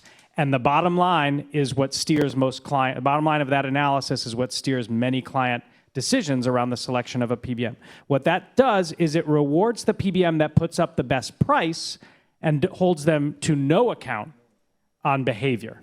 And I hate to say it, but this is what leads to the selection of suboptimal strategic partners in the space. I would only argue they're not mutually exclusive. You can do both. You can do both. You can do both. But right now, most consultant processes don't pay enough attention to that behavior, the M in PBM, right? Yeah. And Are there, I'm sorry. Are there any evidence-based metrics that employers can look at that PBM should be following? Is there any standardization around that? Is there anything that you could give me that shows that information? Go ahead. Sure. To my Ross Perot because I'm in Texas. I'm glad you asked that. No, I absolutely. But again, part of But is it a standard? Is it a national I think the standard? with all real deference to what I just presented, the standard is a fiscal model without any. But variance. what is, when you say fiscal model, that can mean one thing for you and another thing for somebody else. Yeah, there's terminology. I just won't get into it. But yeah, building a ground-up model with everything that you're going to spend defined in objective metrics. That is the end all. And then obviously the various exceptional management. Let me ask the question in a different way. Yeah, please. Let me ask it in a different way. maybe like Josh can healthcare, answer like it. physical healthcare, when you go in to see a physician for diabetes, there's an evidence-based care plan pathway that is credible. Are we in discussion, or has there been discussion about building that same type of evidence-based care pathway for PBMs? That would be great. No, that's a good. Can we have Josh answer? Is the answer because- no? Yeah. We're thinking about it? I'm not sure if my mic's still on. There are objective criteria. For example, for prior authorization, fraud, waste, and abuse, the elimination of waste in the system, there are objective, I would argue, universally agreed upon criteria that can be followed.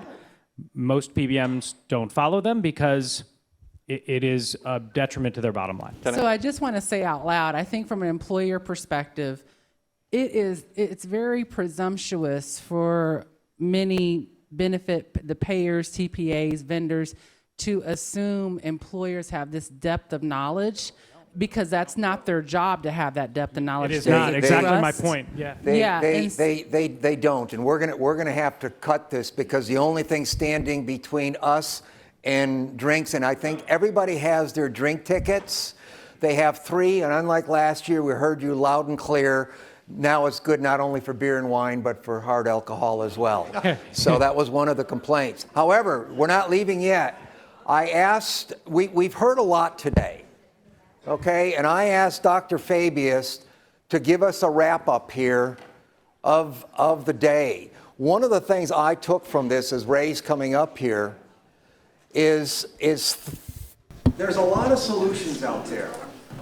And I would like to develop a list of things that employers should have on their list to ask their benefits consultant, are you thinking or are you doing that?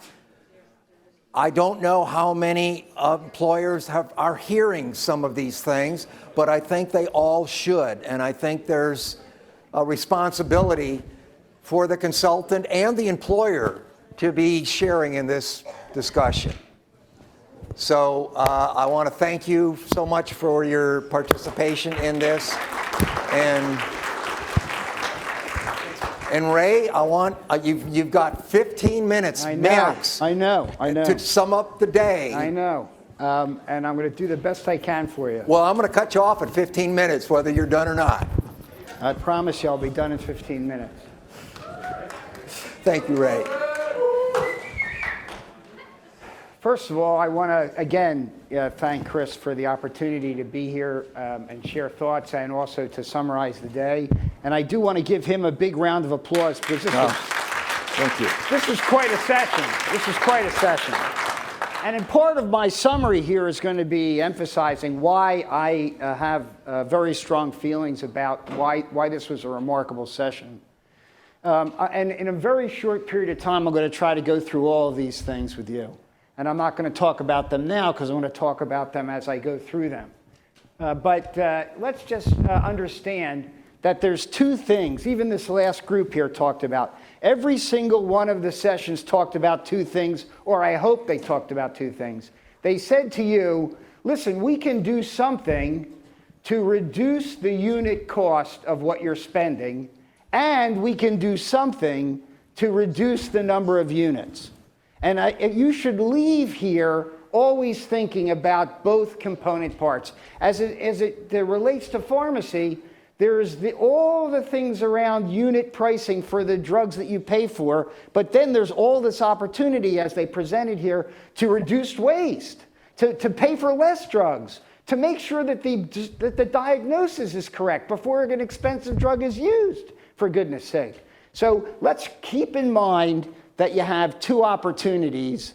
And a lot of these things that we talked about today had a more heavy emphasis perhaps on reducing unit cost, and others talked a little bit more about reducing the demand for healthcare. But in every case, in every session, there was at least some discussion about both ends of this.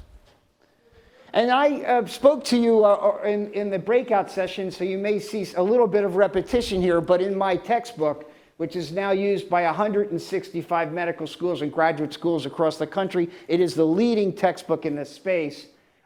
We talk about population health and creating cultures of wellness. And in this textbook, we talk about these 5 components. And whenever you sit down and you're trying to manage a population, you have to try your best to keep the well people well, to reduce the health risks of people who have health risks, to make sure that people have acute access to care if they're ill, especially have some kind of a medical home. And you need to try your best to try to mitigate the complications of chronic conditions. And you have to try to get the people who have catastrophic situations to the very best that healthcare has to offer. But in addition now, we're starting to see with social determinants of health, the importance of well-being. Well, you know, most of the academics now are starting to think about illness on one axis and well-being on another axis, right? So think about Stephen Hawkins. Stephen Hawkins was told that he was supposed to pass away 30 years before he passed away. wheelchair bound, he depended on a ventilator, needed a computer to communicate. But he was remarkably well in a lot of these other components, even though he had a devastating illness. And that's what kept him going for 30 additional years. The doctors and healthcare delivery systems of the future are going to prescribe these things, especially for people who have devastating illness.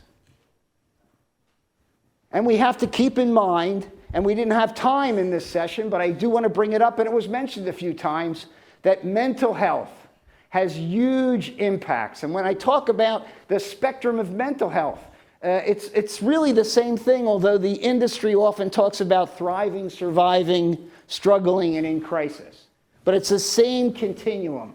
And so if you are managing a workforce, you need to pay attention to what am I doing to keep thriving people thriving versus what do I do for people who are in crisis. And I'm still mad at Descartes. Descartes is the philosopher who first proposed this idea that the mind and the body are separate. They're not.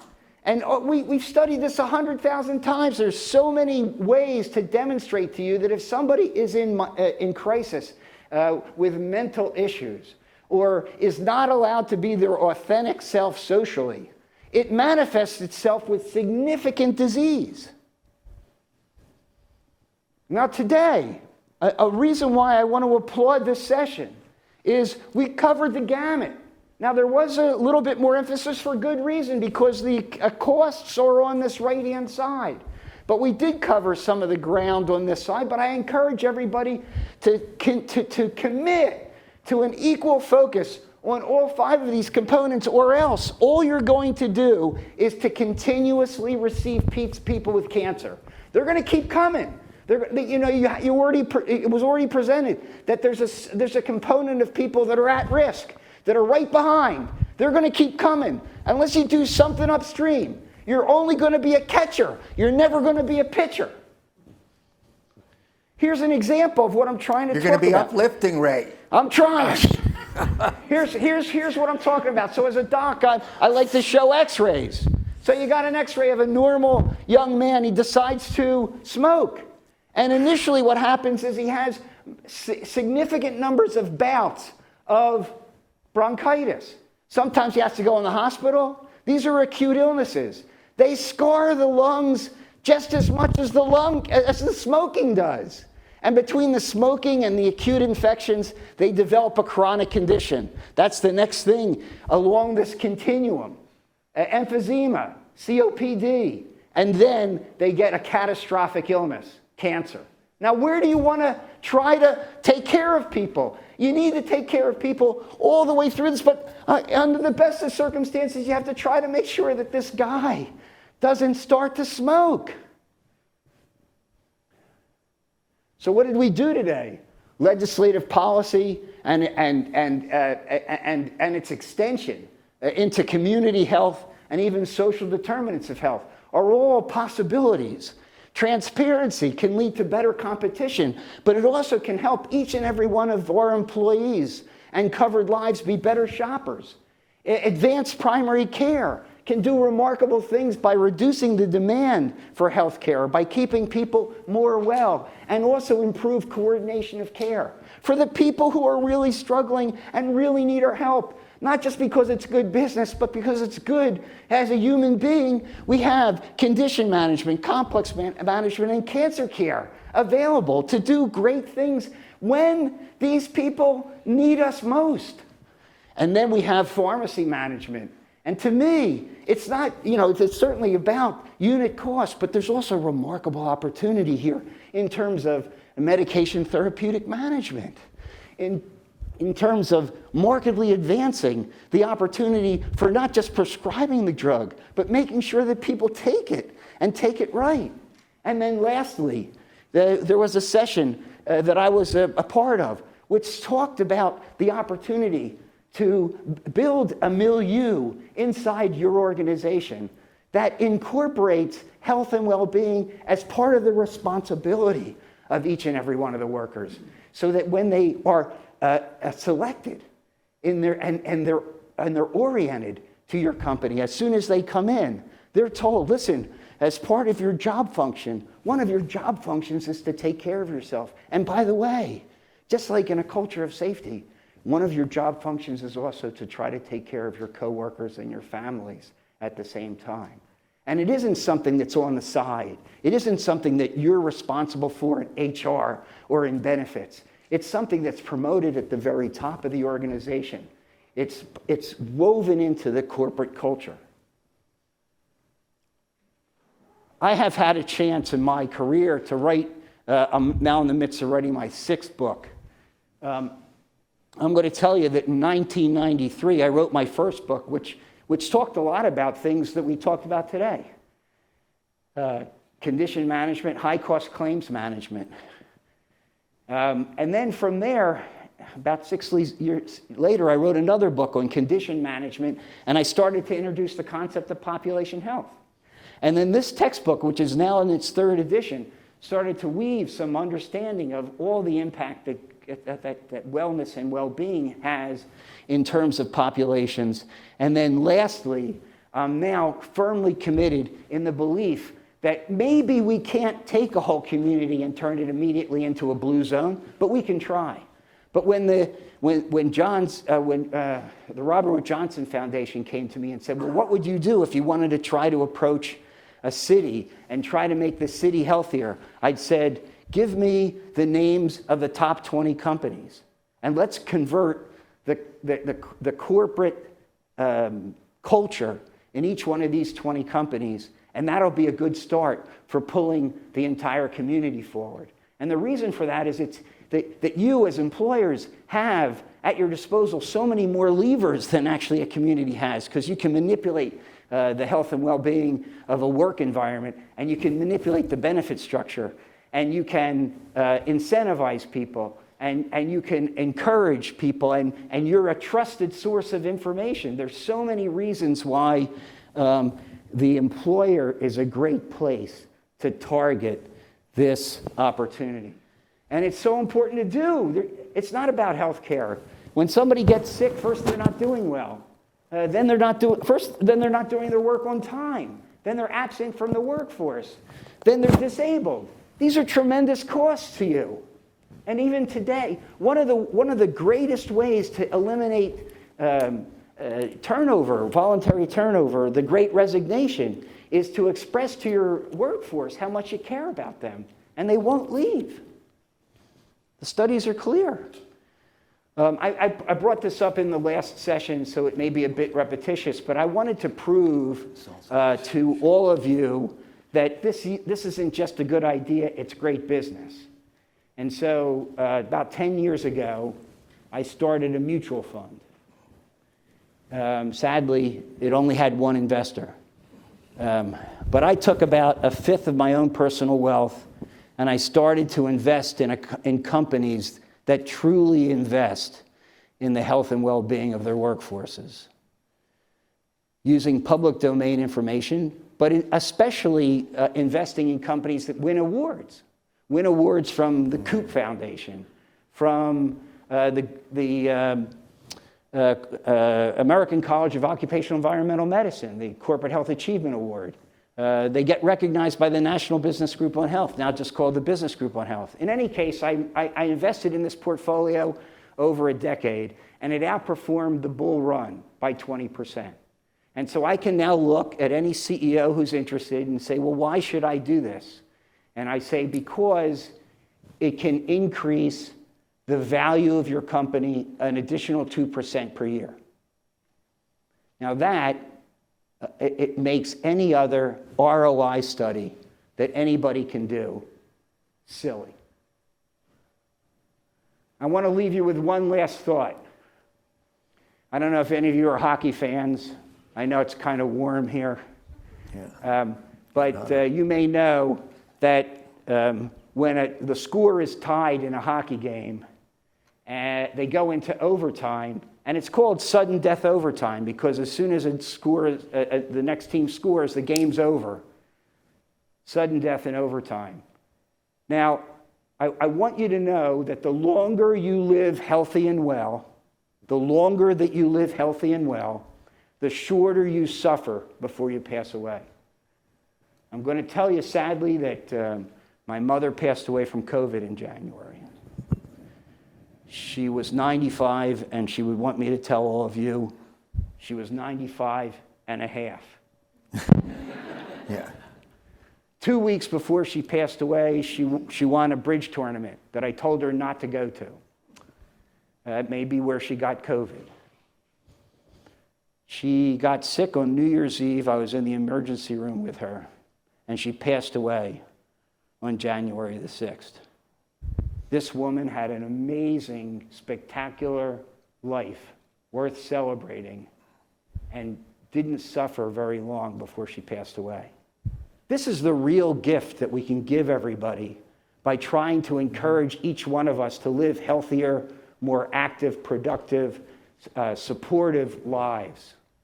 And I'm going to close by wishing all of you sudden death in overtime. Yes. Thank you very much. I like that, Ray. That's good.